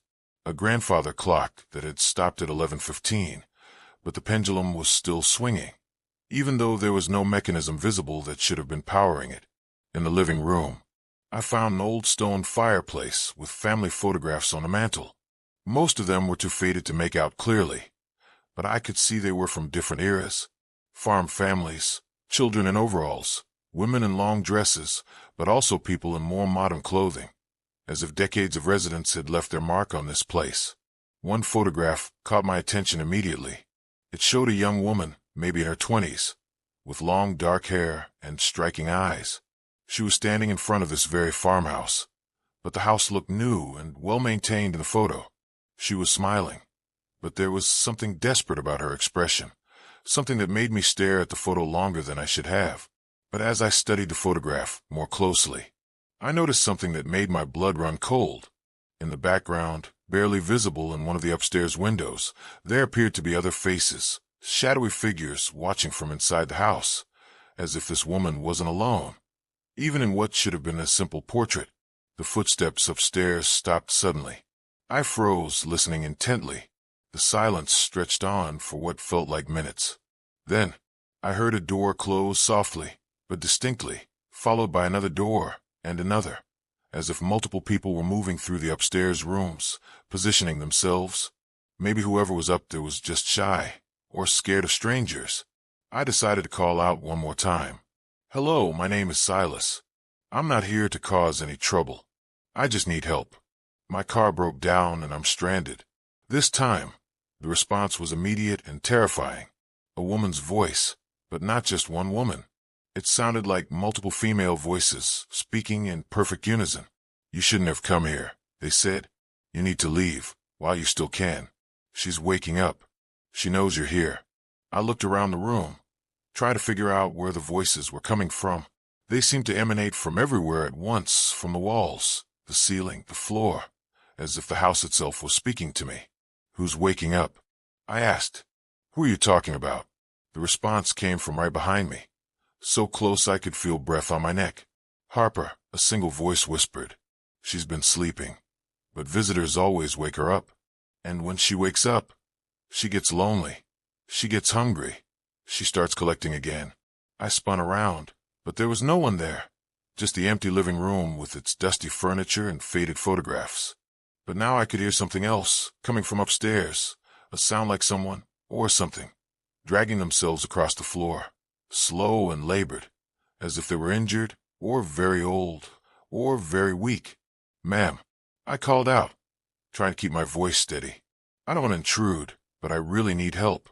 If you're injured, maybe I can assist you." The dragging sound stopped, and then I heard laughter, not joyful laughter, but the kind of laugh that comes from someone who has lost their grip on sanity, hollow and bitter and completely without warmth. "Help me," the voice said, and now it was definitely coming from directly above me. "Oh, you sweet boy, you think you can help me, but I'm beyond help. I've been beyond help for 50 years. But you can help me in other ways. You can keep me company. You can stay with me forever." That's when I realized I was in serious trouble. This wasn't just a confused elderly woman, or even a harmless ghost. This was something that had been actively luring people to this place, trapping them, collecting them. I should mention that at this point, I started taking pictures with my camera, partly out of professional habit, but mostly to document what was happening in case I didn't make it out alive. But as I looked at the images on my camera's LCD screen, I saw something that made me drop the camera entirely. In every photograph, there were figures that hadn't been visible to my naked eye. Translucent people standing in corners, sitting in chairs, crowding around me, all staring directly at the camera, all wearing expressions of desperate sadness. Some looked like they were from recent decades, wearing modern clothing, but others appeared to be from much earlier periods, and all of them looked like they had been drained somehow, as if something had been slowly consuming their life force over time. I bent down to pick up my camera, and that's when I saw it, scratched into the wooden floor, partially hidden under a rug, names and dates, dozens of them, carved with what looked like fingernails. Robert Martinez, 1987 to 1989. Jennifer Collins, 1992 to 1995. Michael Thornton, 1998 to 2001. David Ashford, 2003 to 2006. The list went on and on, spanning decades, with the most recent entry reading Amanda Reeves, 2019 to 2022. These weren't just names. They were records, documentation of people who had come to this house and had never left. The dates weren't birth and death dates. They were arrival and disappearance dates, death dates. I realized with growing horror that I was looking at a memorial carved by the victims themselves, a desperate attempt to leave some record of their existence before whatever happened to them happened. I should have left right then. I should have walked back to the highway and waited for a car to come by, no matter how long it took. But something about those names, those desperate scratches in the floor, made me want to understand what had happened here. As a photographer, I'm always drawn to mysteries, to stories waiting to be uncovered. But this was different. This was personal. These people had been real. They had lives, families, dreams, and something in this house had taken all of that away from them. I turned on my phone flashlight and stepped further into the house. I found a staircase leading to the second floor. The banister was ornately carved, but covered in dust. Each step I took created a loud groan that echoed through the house. At the top of the stairs, there was a long hallway with 4 doors. 3 were closed, but one at the end of the hall was open, and that's where the light was coming from. As I climbed the stairs, I began to hear whispers, not voices having a conversation, but overlapping whispers, like dozens of people all trying to talk to me at once, warning me, pleading with me, begging me to turn around. "Don't go up there," one voice whispered. "She's strongest in that room. Run while you can," whispered another, "before she sees you." "It's too late," said a third. "She already knows. She's been waiting for you." But mixed in with the warnings, I heard other voices that seemed to be encouraging me, calling to me. "Come upstairs," they said. "We're lonely. We want to meet you. Harper wants to meet you." I walked slowly down the hallway, my flashlight beam dancing across faded wallpaper and more family photographs. But these photographs were different from the ones downstairs. These showed the same people, but the images seemed to span years, decades, as if I was seeing the entire lives of the farmhouse residents played out in chronological order. And in every photograph, there were more people than there should have been. Shadowy figures in the background, faces in windows, shapes that didn't quite look human. As I got closer to the open door at the end of the hall, I could smell that sweet, sickly odor again, stronger now, almost overwhelming, like a mixture of rotting flowers and something else, something organic and wrong. When I reached the doorway, I peered inside and saw what appeared to be a bedroom. There was an old four-poster bed, a dresser with a mirror, and several oil lamps that were actually lit, casting a warm, flickering light throughout the room. But the room wasn't empty. Sitting on the bed, with her back to me, was a woman in a white dress.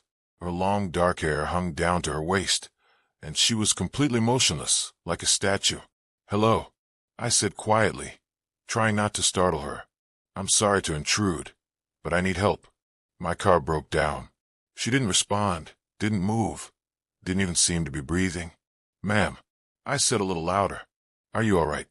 That's when she began to turn around slowly, unnaturally slowly, as if her neck was moving independently of her body. And when I saw her face, I wish I could forget what I saw, but it's burned into my memory forever. She was beautiful, hauntingly beautiful, but also clearly dead. Her skin was pale gray, her lips were blue, and her eyes were completely white. No pupils, no iris, just blank whiteness that seemed to glow in the lamplight. But the most disturbing thing was her expression. She looked so sad, so desperately lonely, that I felt an overwhelming urge to comfort her, even though every instinct I had was screaming at me to run. "You came," she said, and her voice was like wind through broken glass. "I've been waiting. I've been so lonely. But now you're here. Now I won't be alone anymore." This was Harper. I realized, the woman from the photographs. But she had been dead for over 20 years. Yet here she was, somehow still present, still aware, still desperately clinging to this world. "Ma'am," I said, trying to keep my voice calm, "I think there's been a misunderstanding. I just need help getting back to town. I'm not here to stay." Her expression changed instantly, the sadness replaced by something darker, angrier. "You don't understand," she said, and now her voice carried an otherworldly echo. "No one leaves. Everyone who comes here stays. They keep me company while I wait for Everett." That's when I noticed the other figures in the room. In the corners, partially hidden in shadow, there were more people, translucent, like Harper, but different. They looked like they were from different time periods, different decades. A man in a suit that looked like it was from the 1960s, his face gaunt and hollow, his eyes filled with despair. A woman in a dress that seemed to be from the 70s, her hair styled in an outdated fashion, her expression one of resigned hopelessness. A teenager in clothes from the 80s, barely more than a child, looking terrified and confused. Others that were harder to make out, but all of them sharing the same ghostly appearance. All of them staring at me with expressions that begged for help, for release, for an end to whatever torment they were experiencing. "She collects people," the man from the 60s whispered, his voice barely audible. "Anyone who comes to the house. She won't let them leave. She needs the company. She's so lonely. But she doesn't understand that keeping us here, like this, isn't companionship. It's torture." I realized with growing horror that I was looking at the spirits of people who had probably come to this farmhouse over the years, travelers like myself who had sought shelter or help, and had somehow been trapped here by Harper's desperate need for companionship. But these weren't just ghosts. They were conscious, aware suffering. They had been held here against their will for years, decades in some cases, unable to move on, unable to find peace. Harper moved closer to me, her form becoming more solid, more real. "You seem nice," she said, her voice returning to that sad, lonely tone. "You can stay here with us. We'll be like a family. I won't be alone anymore, and you won't have to worry about anything ever again." I knew I had to get out of there, but I also knew that simply running might not work. These spirits had clearly been able to prevent others from leaving. I needed to find a way to break whatever hold Harper had over this place, and over these trapped souls. That's when I remembered M.R.S. Henderson's words, the warning she had given me about not going inside after dark, about leaving if I heard voices. She had known exactly what this place was, what Harper was capable of, but she had also given me the address. She had sent me here, knowing what might happen. "Why, Harper," I said, trying to think clearly despite my fear. Why are you waiting for Everett? What happened to him? Her expression softened, and for a moment she looked almost human again. He went to the war, she said. He promised he would come back. He promised we would be married. But that was so long ago, and I'm still waiting. The other spirits in the room were watching this exchange, and I could see a mixture of hope and desperation in their faces. Maybe if I could find a way to help Harper let go of her obsession, they would all be freed. But as I looked around the room more carefully, I began to notice disturbing details. The oil lamps weren't just providing light. They seemed to be feeding off something. The flames were an unnatural color, more blue than yellow, and they seemed to pulse with their own rhythm, like a heartbeat. The walls themselves seemed to be breathing, expanding and contracting slightly, as if the room was alive, and I could hear sounds coming from within the walls, whispers, scraping, like something was trying to claw its way out. On the dresser, there was a collection of items that looked like they were from different decades, not just the 1940s, but spanning from the early 20th century right up to recent times. Personal belongings, jewelry, wallets, car keys, cell phones, all the possessions of people who had come here and never left. I picked up one of the more recent items, a smartphone with a cracked screen. When I turned it on, I saw that it belonged to someone named Amanda Reeves, the name I had seen carved in the floor downstairs.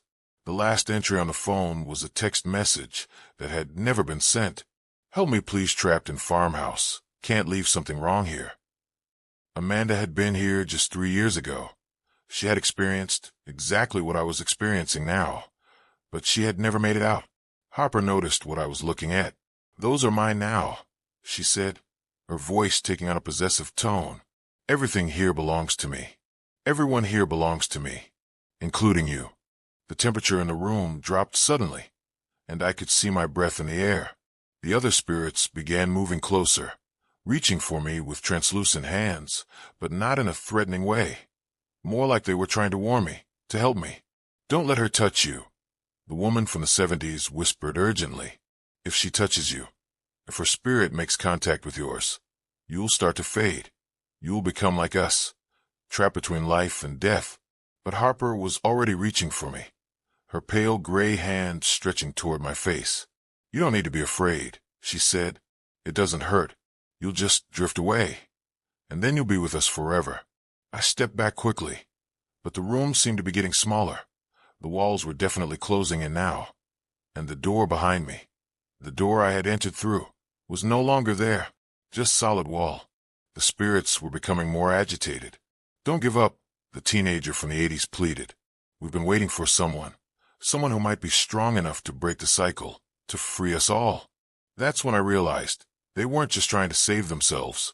They were trying to save me because they thought I might be able to help them. They had been trapped here for so long, watching Harper lure more victims, adding to her collection, and they were desperate for someone to break the pattern.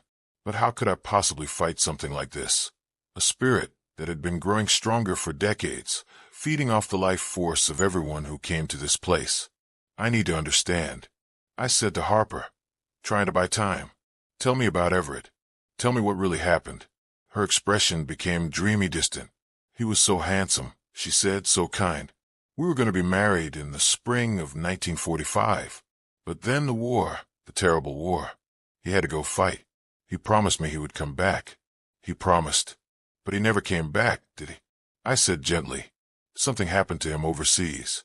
Her face contorted with rage. "Don't say that," she screamed, and her voice shook the entire house. "He's coming back. He promised me. I just have to wait. I just have to keep waiting." The other spirits were shaking their heads sadly. "She's been waiting for almost 80 years, the man from the 60s said. She refuses to accept that he's dead. She refuses to move on. And her refusal to let go is what's keeping all of us here." I realized that Harper wasn't just trapped by her own grief. She was actively trapping others, using their life force to sustain herself, to maintain her presence in this world. She had become a kind of spiritual parasite, feeding off the living to fuel her impossible dream of reunion. "Harper," I said, "what if Everett is waiting for you somewhere else? What if holding on to this place, this physical world, is preventing you from finding him?" Her rage intensified, and the house began to shake. Books fell from shelves, windows rattled, The oil lamps flickered wildly. "You don't understand," she shrieked. "This is where he'll look for me. This is our home. If I leave, if I let go, he'll never find me." "But what if?" I continued, trying to stay calm despite the chaos around me. "What if he's already found peace? What if he's waiting for you to join him, but you can't reach him while you're clinging to this world?" The shaking stopped abruptly, and Harper stared at me with those terrible white eyes. "You're lying," she whispered. "You're trying to trick me, trying to make me let go. But I know better. I know he's coming back." She began to move toward me again, and this time the other spirits couldn't stop her. They were growing fainter, weaker, as if she was drawing energy from them to fuel her attack. "I'm sorry," Teenager whispered as she began to fade. "We tried to help, but she's too strong. She's had too much time to grow her power." That's when I remembered the letters. I had seen them earlier on the dresser. Letters from Everett. Physical connection to her past, to her obsession. I dove for the dresser, grabbing the bundle of letters tied with ribbon. Harper screamed, a sound that was both heartbroken and terrifying. "No, those are mine. You can't take them. They're all I have left of him." But as I held the letters, I could feel warmth coming from them. Not supernatural energy, but human emotion, love. Genuine love that had somehow survived decades in this terrible place. I opened the first letter. The handwriting was faded but still legible, and as I began to read it aloud, something extraordinary began to happen. "My dearest Harper, I think about you every day, and dream of the moment I can return to Nebraska and make you my wife." As I spoke Everett's words, the chaos in the room began to calm. Harper stopped screaming. The walls stopped breathing. Even the other spirits seemed to grow more solid, more present. "The war is terrible here." I continued reading. "But knowing you're waiting for me gives me strength to keep going." Harper began to cry, real tears, not the hollow expression of grief she had worn before, but genuine emotion. "You sound just like him," she whispered, reading his words in his voice. I kept reading, working through the letters chronologically, and with each word, each expression of love and hope, the room seemed to become less hostile, less supernatural, and more like what it really was, a memorial to love lost. But when I reached the final letters, the ones where Everett began to express doubt about his survival, Harper became agitated again. "Stop," she begged. "Don't read those. Those aren't real. He wouldn't have written those. He wouldn't have given up hope." But I continued, because I could sense that this was important, that confronting the truth was the only way to break the cycle. "Harper, if something happens to me, please know that you were the best thing in my life, the only thing that made sense in all this chaos. Don't mourn for me too long. Find someone who can give you the happiness you deserve." Harper collapsed to her knees, sobbing. No, he wouldn't have said that. He wouldn't have wanted me to find someone else. He loved me, only me. He did love you." I said gently, "That's exactly why he would have wanted you to be happy. That's what love means, wanting the best for someone even when you can't be with them." The other spirits were watching intently, hope beginning to show in their faces for the first time. Maybe, just maybe, this was the breakthrough they had been waiting for. But Harper wasn't ready to let go, not yet. "Even if he's dead," she said, her voice breaking. "Even if he's been dead for decades, I still love him. I can't stop loving him. I can't let go." "You don't have to stop loving him," I said, "but you can love him differently. You can honor his memory without destroying yourself, without destroying others." I gestured to the other spirits. "Look at what you've done. Harper, look at these people. They had lives, families, dreams, just like you and Everett, and you've stolen all of that from them. You've made them prisoners in your grief." She looked around the room, really looked, and for the first time, I saw recognition in her eyes, awareness of what she had become, what she had done. "I didn't mean to," she whispered. "I was just so lonely, so desperate. I couldn't bear being alone with my pain. But sharing pain doesn't make it less." I said, "It just spreads the suffering. These people, they've been trapped here for decades, unable to move on, unable to find peace, because you couldn't find peace."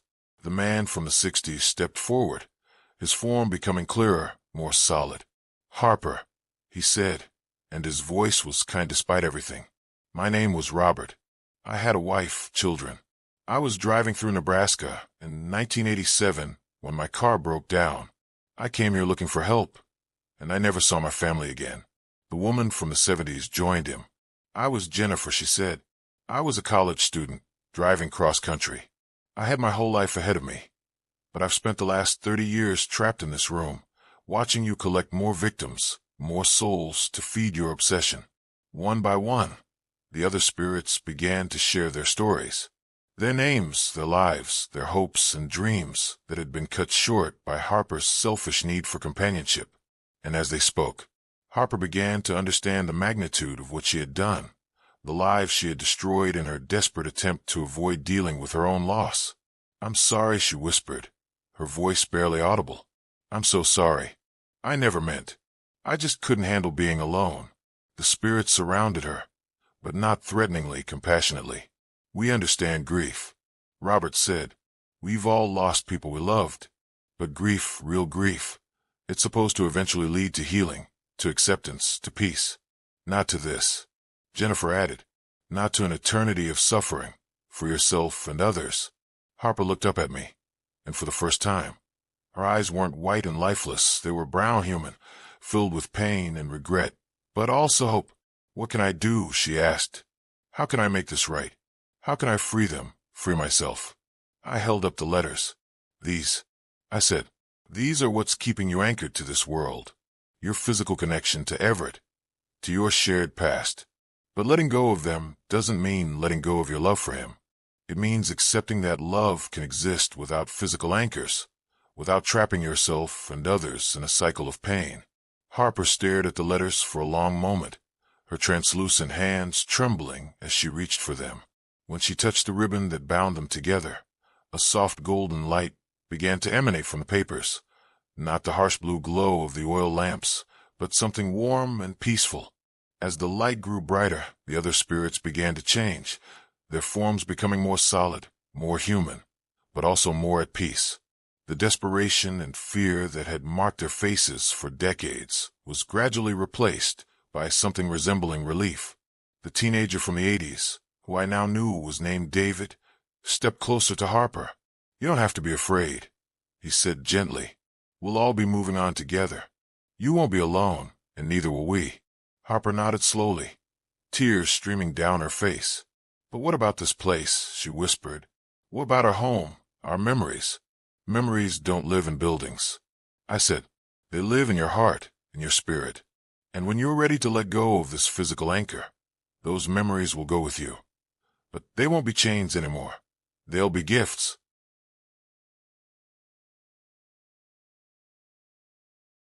She looked around the room one final time, at the dresser with its collection of stolen belongings, at the oil lamps that had fed off the life force of innocent travelers, at the walls that had breathed with supernatural malevolence for so many decades.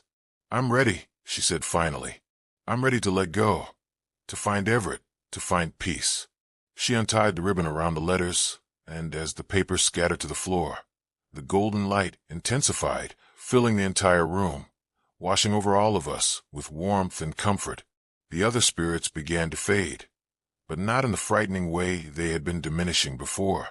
This was different, peaceful, like they were finally free to move on to whatever comes after this life.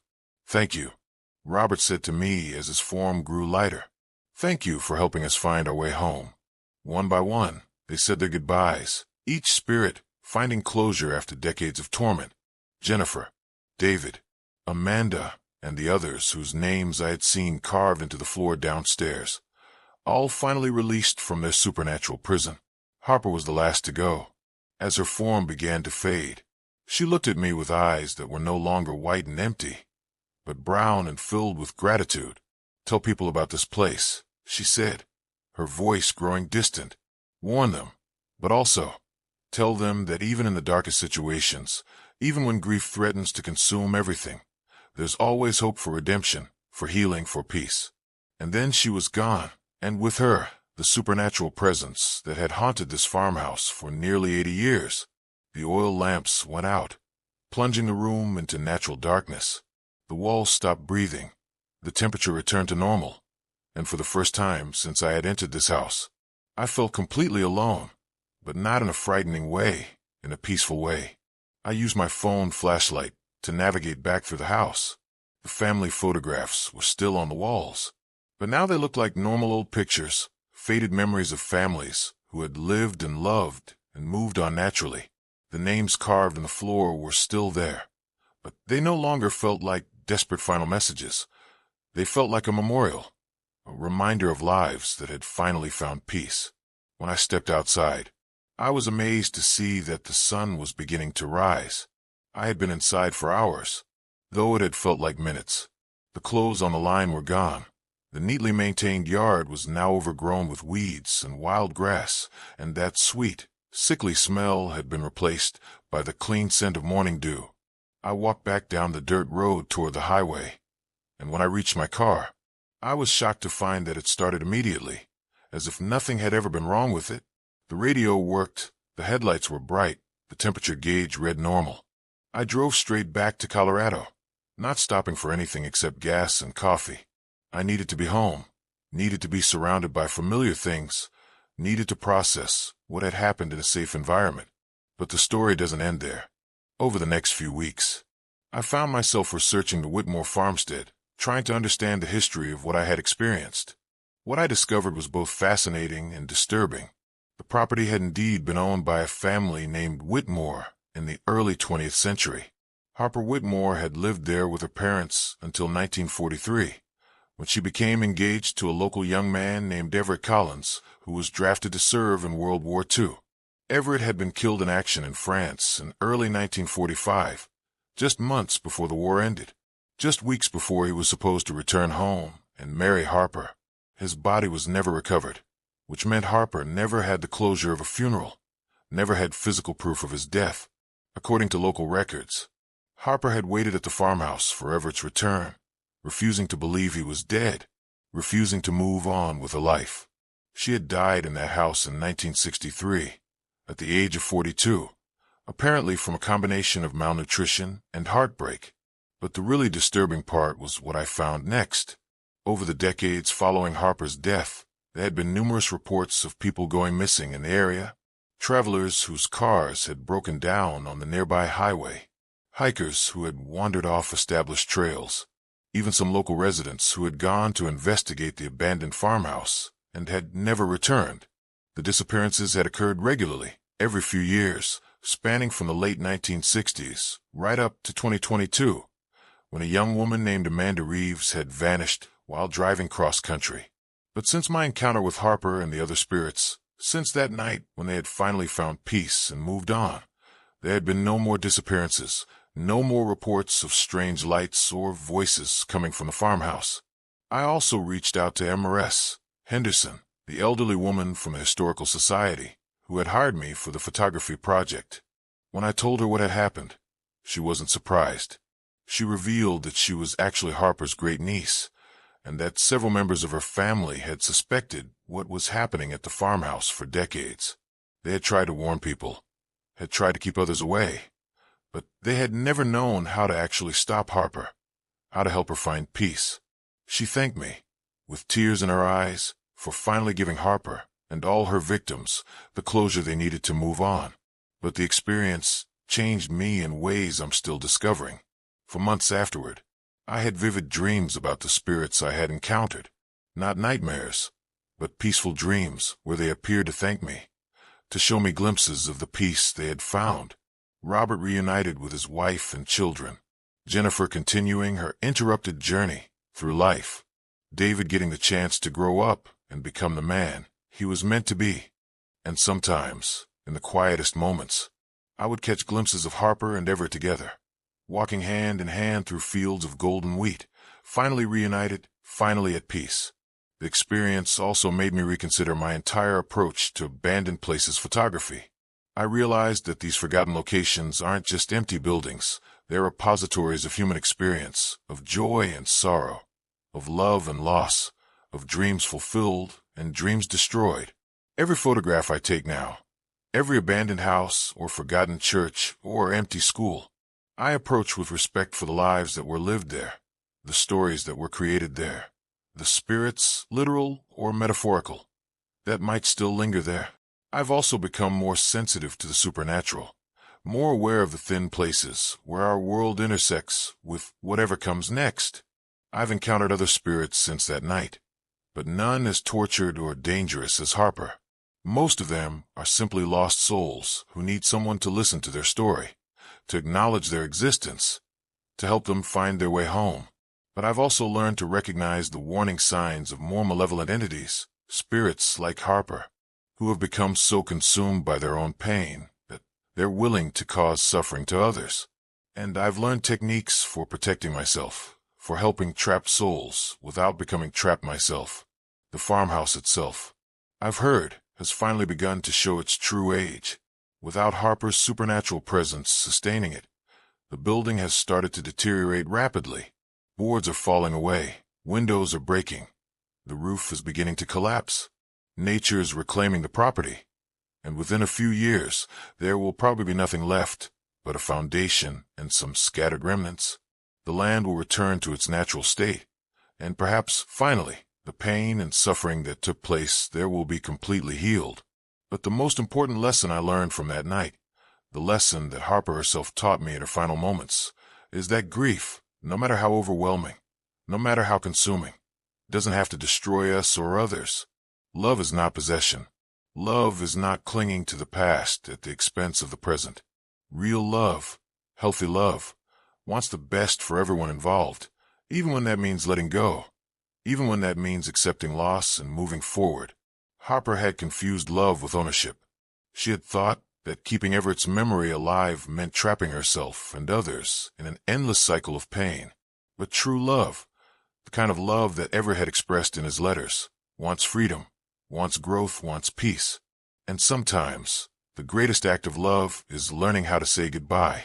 I still visit abandoned places, still photograph forgotten structures, still seek out the stories that these places hold.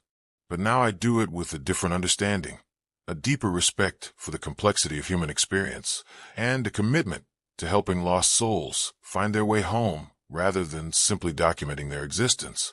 And every time I develop photographs from these locations, every time I see unexpected figures or anomalous lights in my images, I take the time to listen, to understand what these spirits might need, and to help them find the peace that Harper and her victims finally found that night in Nebraska.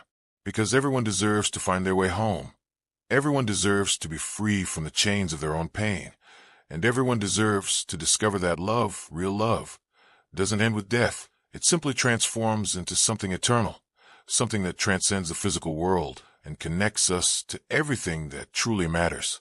Some nights, when I'm editing photographs in my darkroom, when the silence is complete and my mind is quiet, I can still hear Harper's voice, not the desperate, possessive voice of the tormented spirit I first encountered, but the gentle, grateful voice of someone who finally found peace. "Thank you," she whispers. "Thank you for showing me the way home." And in those moments, I know that what happened in that farmhouse, as terrifying as it was, as dangerous as it could have been, ultimately became something beautiful. A story of redemption, of love conquering obsession, of light overcoming darkness. It reminds me that even in the most hopeless situations, even when supernatural forces seem overwhelming, even when we're facing entities that have been feeding on pain and suffering for decades, there's always a possibility for healing, for transformation, for peace.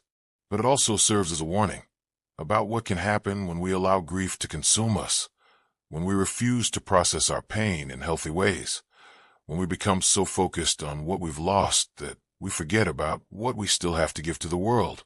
Harper had spent 80 years trying to hold onto something that was already gone, and in doing so, she had caused immeasurable suffering to herself and others. But when she finally learned to let go, when she finally accepted that love doesn't require physical presence, she was able to find the peace that had been waiting for her all along. The last thing I want to mention is something that happened just a few weeks ago. I was driving through Nebraska again, working on a new photography project, when I decided to visit the site where the Whitmore farmstead used to stand. The house is completely gone now, just a few pieces of foundation stone scattered across an overgrown field. But as I stood there, taking pictures of the wildflowers that now grow where the farmhouse once stood, I felt something I hadn't expected. Peace. Complete, overwhelming peace. The land itself feels healed, restored, as if the decades of supernatural torment have been completely erased. And in that moment, I knew with absolute certainty that Harper and Everett had found each other, that they were finally together, and that all the souls who had been trapped in that house for so many years were now free to continue their journey through eternity. As I was preparing to leave, I noticed something remarkable. Growing up through cracks in one of the old foundation stones, there was a single red rose, blooming despite the fact that there were no rose bushes anywhere in the area, no gardens, no cultivation of any kind. I photographed the rose, and when I developed the image later, I saw something that made me smile through tears. In the soft focus background of the photograph, barely visible, but definitely there, were two figures walking hand in hand through a field of golden wheat, finally reunited, finally at peace, finally home. And that, everyone, is why I continue to do this work, why I continue to seek out the forgotten places, the abandoned structures, the locations where human stories intersect with the supernatural. Because sometimes, in the most unexpected places, in the most frightening circumstances, we discover truths about love, about loss, about healing, about what it really means to be human, that we never could have learned any other way. The spirits we encounter, whether they're peaceful or tormented, whether they need our help or our understanding or simply our acknowledgement, they're all teachers, showing us aspects of existence that most people never get to see, reminding us that life and death are not opposites, but part of a continuous journey, a journey that sometimes requires us to face our deepest fears in order to find our greatest truths. So thank you, everyone, for joining me on this journey, for listening to this story, for being open to the possibility that there's more to our world than what we can see and touch and measure. I hope that Harper's story, as tragic as it was, as frightening as parts of it were, ultimately serves as a reminder that no matter how lost we feel, no matter how consumed by pain or grief or obsession we might become, there's always a path back to peace. There's always a way to transform our suffering into something meaningful, something healing, something beautiful. And remember, if you ever find yourself in an abandoned place, if you ever encounter something that doesn't quite belong to our normal reality, approach it with respect, with compassion, with an understanding that you might be witnessing someone else's attempt to find their way home. Thank you so much for watching this extended episode. I know it was longer than my usual content, but this story needed to be told in its entirety. It needed to be shared completely, because the lessons it contains, the truths it reveals, are too important to be abbreviated or summarized. If you enjoyed this deep dive into the supernatural, if you found Harper's story as moving and terrifying as I did, please hit that like button. It really helps the channel grow and allows me to continue sharing these experiences with all of you. And don't forget to subscribe if you haven't already. I have so many more stories to share, so many more abandoned places to explore, so many more encounters with the supernatural to document and analyze. Let me know in the comments what you thought of this story. Did it change your perspective on grief and love like it changed mine? Have you ever experienced something similar in your own explorations of abandoned places? Do you believe that love can transcend death, that spirits can become trapped by their own inability to let go? Also, tell me what kind of content you want to see next. Are you interested in more farmhouse investigations, more stories about spirits who need help finding peace, more encounters with malevolent entities, more abandoned hospitals, schools, churches, prisons? I'm always looking for new locations to explore, new stories to uncover, new mysteries to solve. So if you know of any abandoned places in your area, any locations with unusual histories or unexplained phenomena, please share them in the comments. I might feature them in future videos. And if you have your own supernatural experiences, your own encounters with spirits or unexplained phenomena, I'd love to hear about them. Sometimes the most incredible stories come from our viewers, from people who have experienced things that most people would never believe. Remember to turn on notifications so you never miss an upload. I try to post new content regularly, but sometimes these investigations take longer than expected, especially when they involve extensive research into historical records and local legends like this one did. Thank you again for being part of this community, for being open to experiences that exist beyond the boundaries of our normal reality, 4. Understanding that the world is far stranger and more wonderful and more terrifying than most people realize. Until next time, stay curious, stay brave, and remember that every abandoned place has a story. Every forgotten structure holds secrets, and sometimes, if we're patient enough, compassionate enough, and careful enough, those secrets will reveal themselves to us. Keep exploring, keep questioning, keep seeking the truth behind the mysteries that surround us every day. And always remember that love, real love, never truly dies. It just transforms into something eternal, something that connects us all across time and space, and the thin boundaries between life and death. Sweet dreams, everyone, and may you never encounter a spirit as lonely and desperate as Harper. But if you do, I hope you remember her story, and find a way to help them discover the peace they've been searching for. This has been Silas, and I'll see you in the next investigation. Retry Claude can make mistakes. Please double-check responses. But wait, there's something else I need to tell you.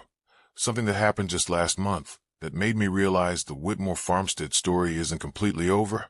I was contacted by a woman named Ashley Collins, and when she told me her last name, my blood ran cold. Collins, the same last name as Everett, the young man Harper had been waiting for all those decades. Ashley explained that she was Everett's great niece, and that her family had been dealing with strange occurrences for generations, unexplained phenomena that seemed to follow their bloodline, dreams about a woman in a white dress, whispers in empty houses, cold spots that appeared whenever someone mentioned Everett's name. She had heard about my investigation through MRS Henderson, and she wanted to meet with me, to share information that might help explain some lingering mysteries. We met at a coffee shop in Denver, and what Ashley told me changed everything I thought I knew about what had happened at that farmhouse. According to Ashley, the Collins family had been experiencing supernatural encounters for nearly 80 years, ever since Everett died in France. But these weren't random hauntings. They were specifically connected to Harper, even before I helped her find peace. Ashley's grandmother, Everett's sister, had reported seeing a woman in white standing at the foot of her bed for decades, always on the anniversary of Everett's death. The woman never spoke, never moved, just stood there staring, as if she was searching for something or someone. Ashley's father had experienced similar visitations, and so had Ashley herself. Starting when she was just 7 years old, the woman would appear in mirrors, in reflections in windows, sometimes even in photographs, but only to members of the Collins family.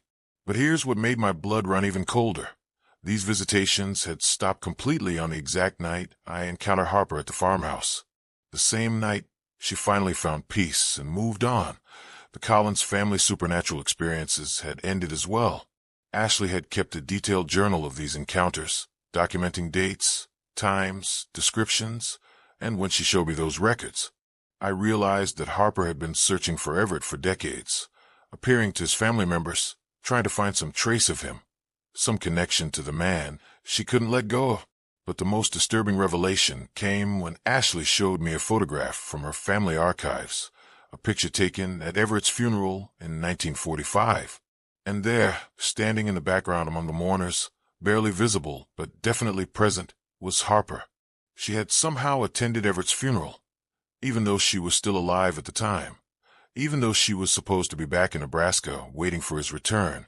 Somehow, her spirit, or some part of her consciousness, had found its way to that cemetery to witness his burial. Ashley explained that this photograph had been a family mystery for decades. No one could identify the woman in white. No one remembered seeing her at the service, but there she was, captured in black and white, a ghost at her own beloved's funeral. This revelation made me realize that Harper's supernatural abilities had been developing for much longer than I had originally thought. Her obsession with Everett, her refusal to accept his death, had begun creating supernatural manifestations even while she was still physically alive. By the time she actually died in 1963, her spirit was already so strongly anchored to the physical world, so desperate to maintain her connection to Everett, that death itself couldn't break her obsessive grip on life. Ashley also told me about dreams that multiple family members had experienced over the years, dreams where they found themselves in an old farmhouse, walking through rooms filled with other people who seemed lost and confused. And always, at the center of these dreams, was the woman in white, begging them to help her find Everett, to bring him home to her. These dreams had been so vivid, so consistent across different family members and different generations, that the Collins family had actually hired investigators over the years, trying to locate the farmhouse from their dreams. But somehow, they had never found the Whitmore property, as if Harper had been protecting it, keeping it hidden from the very people she was trying to reach. Ashley believed that Harper had been torn between two conflicting desires. She wanted to find Everett, to make contact with his family, to somehow reach him through them. But she also knew that if the Collins family discovered the farmhouse, if they learned the truth about what she had become, they might find a way to stop her, to force her to let go. So she had been haunting them, but from a distance, appearing in their dreams and visions, but never revealing the location of her physical anchor, never giving them enough information to actually find her and confront her. But now, after my encounter with her, after she had finally found peace and moved on, Ashley felt compelled to share this information, to help complete the story, to provide closure for both families. She also revealed something else that gave me chills. Ashley had been having new dreams, peaceful dreams, where she saw Harper and Everett together, walking through fields of golden wheat, just like the vision I had captured in that photograph of the rose growing through the foundation stones.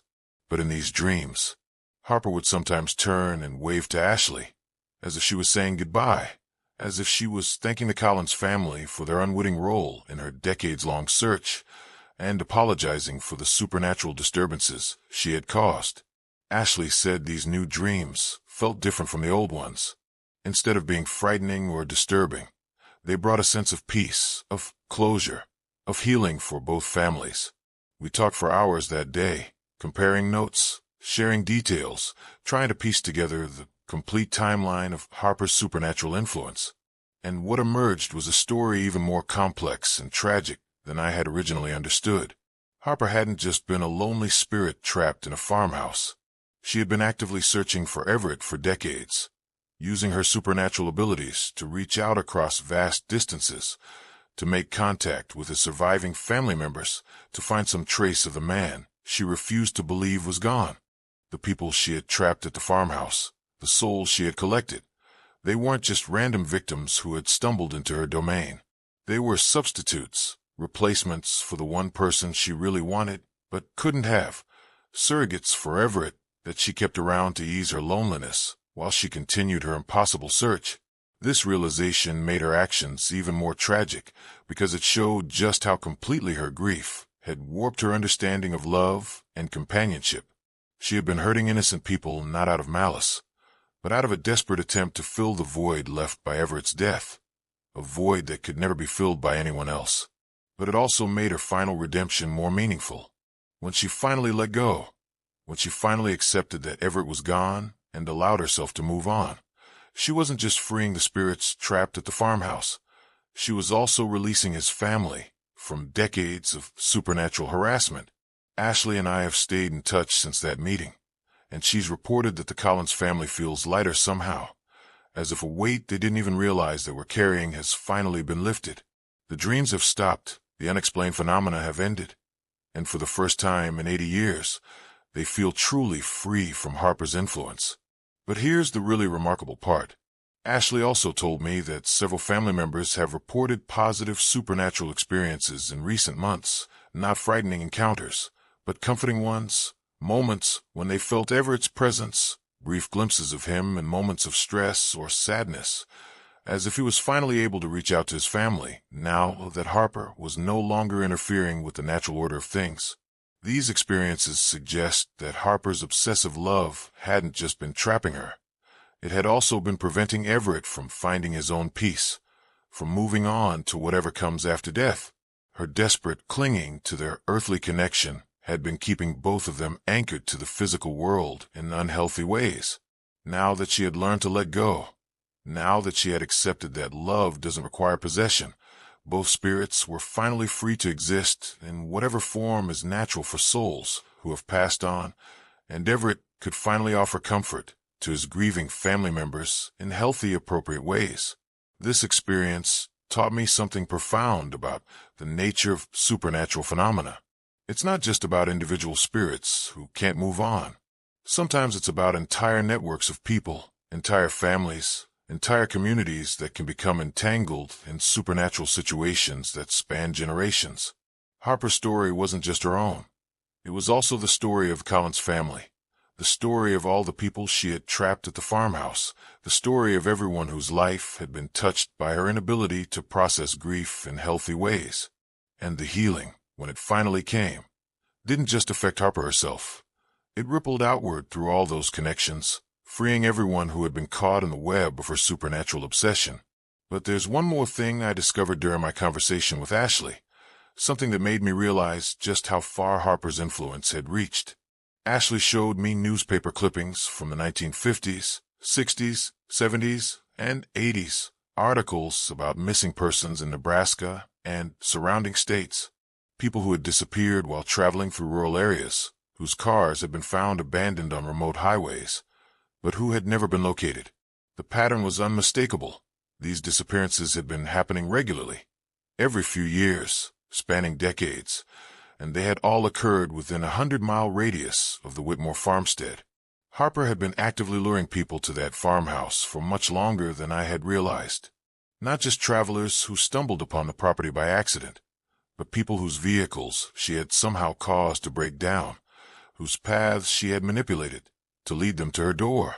She had been using her supernatural abilities to create the very circumstances that brought victims to her: mechanical failures, wrong turns, dead cell phone batteries, all the things that had happened to me that night. They hadn't been coincidences. They had been carefully orchestrated by a spirit who had grown more powerful and more desperate with each passing year. This revelation made me realize just how dangerous my encounter with Harper had really been. I hadn't just stumbled into a haunted house. I had been specifically targeted, drawn to that location by forces I didn't understand, manipulated into becoming another addition to her collection of trapped souls. But it also made me understand why I had been able to help her find peace when so many others had failed. I was a photographer, someone who specialized in abandoned places, someone who would approach her story with curiosity rather than fear, someone who might be able to see past her monstrous actions to the heartbroken woman underneath. She hadn't just been collecting random victims. She had been unconsciously selecting people who might eventually help her find the closure she desperately needed. People with the right combination of empathy, courage, and understanding to guide her through the process of letting go. Ashley believes that Harper had been testing people for decades, drawing them to the farmhouse to see if any of them possessed the qualities necessary to help her heal. Most had failed the test, becoming trapped like all the others. But eventually, she found someone who could give her what she really needed: not companionship, but understanding; not possession, but release. This perspective reframes the entire experience for me. Instead of being a random victim who managed to escape a supernatural predator, I was actually fulfilling a role that Harper had been unconsciously preparing for decades. The role of the healer, the guide, the person who could help her transform her obsessive love into something healthier and more transcendent. It's a responsibility I don't take lightly, and it's made me even more committed to helping other trapped spirits find their way home. Because I now understand that these encounters aren't accidents. They're appointments, opportunities for healing that have been building toward a specific moment of readiness. So when I investigate abandoned places now, when I encounter supernatural phenomena, I approach each situation with the understanding that I might be there for a reason, that some spirit might have been waiting decades, or even centuries, for someone with the right combination of skills and empathy to help them find peace. It's changed my entire approach to paranormal investigation. Instead of just documenting supernatural activity, I'm actively working to understand what each spirit needs, what's keeping them trapped, and how I might be able to help them let go of whatever is anchoring them to our world. And the results have been remarkable. In the months since my encounter with Harper, I've successfully helped 3 other spirits find peace and move on.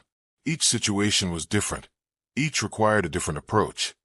But in every case, the key was understanding the love that had become twisted into obsession, and helping that spirit transform their attachment into something healthier. This work isn't just about ghost hunting anymore. It's about spiritual counseling, about helping souls process emotions and experiences that death hasn't resolved, about serving as a bridge between the world of the living and whatever comes next. And every time I help a spirit find peace, every time I witness that moment of transformation when obsession becomes acceptance, I'm reminded of Harper and Everett, of the rose growing through the foundation stones, of love that finally learned to let go and became something eternal. So thank you again for joining me on this journey, for listening to these stories, for being open to the possibility that our world is far more complex and interconnected than most people realize. The supernatural isn't just about scary encounters or paranormal phenomena. It's about the deepest aspects of human experience: love, loss, grief, healing, and the eternal connections that bind us all together across the boundaries of life and death. I hope these stories inspire you to approach your own relationships with more awareness, to love more freely but less possessively, to process your grief in healthy ways, and to remain open to the possibility that healing can come from the most unexpected places. What do you think about this expanded understanding of Harper's story? Does it change how you view supernatural encounters? Do you believe that some spirits might be actively seeking the help they need to find peace? Have you ever felt like you were meant to be somewhere at a specific time, for reasons you couldn't explain? Let me know in the comments, and as always, if you have suggestions for future investigations, abandoned places with interesting histories, or your own encounters with the supernatural, I want to hear about them. Thank you for watching, for subscribing, for being part of this community of people who understand that there's always more to the story than what we can see on the surface. Which topic would you like me to explore next? More farmhouse investigations, hospital hauntings, school spirit encounters, prison paranormal activity, or something completely different? Tell me in the comments what kind of supernatural stories interest you most, what locations you'd like me to investigate, what mysteries you'd like me to help solve. And don't forget to hit that notification bell so you never miss an upload. These investigations take time to research and document properly, but I'm committed to bringing you the most authentic and meaningful paranormal content possible. Until next time, keep exploring, keep questioning, keep your hearts open to the possibility that love, real love, never truly dies. It just transforms into something eternal that connects us all. This has been Silas, and I'll see you in the next investigation.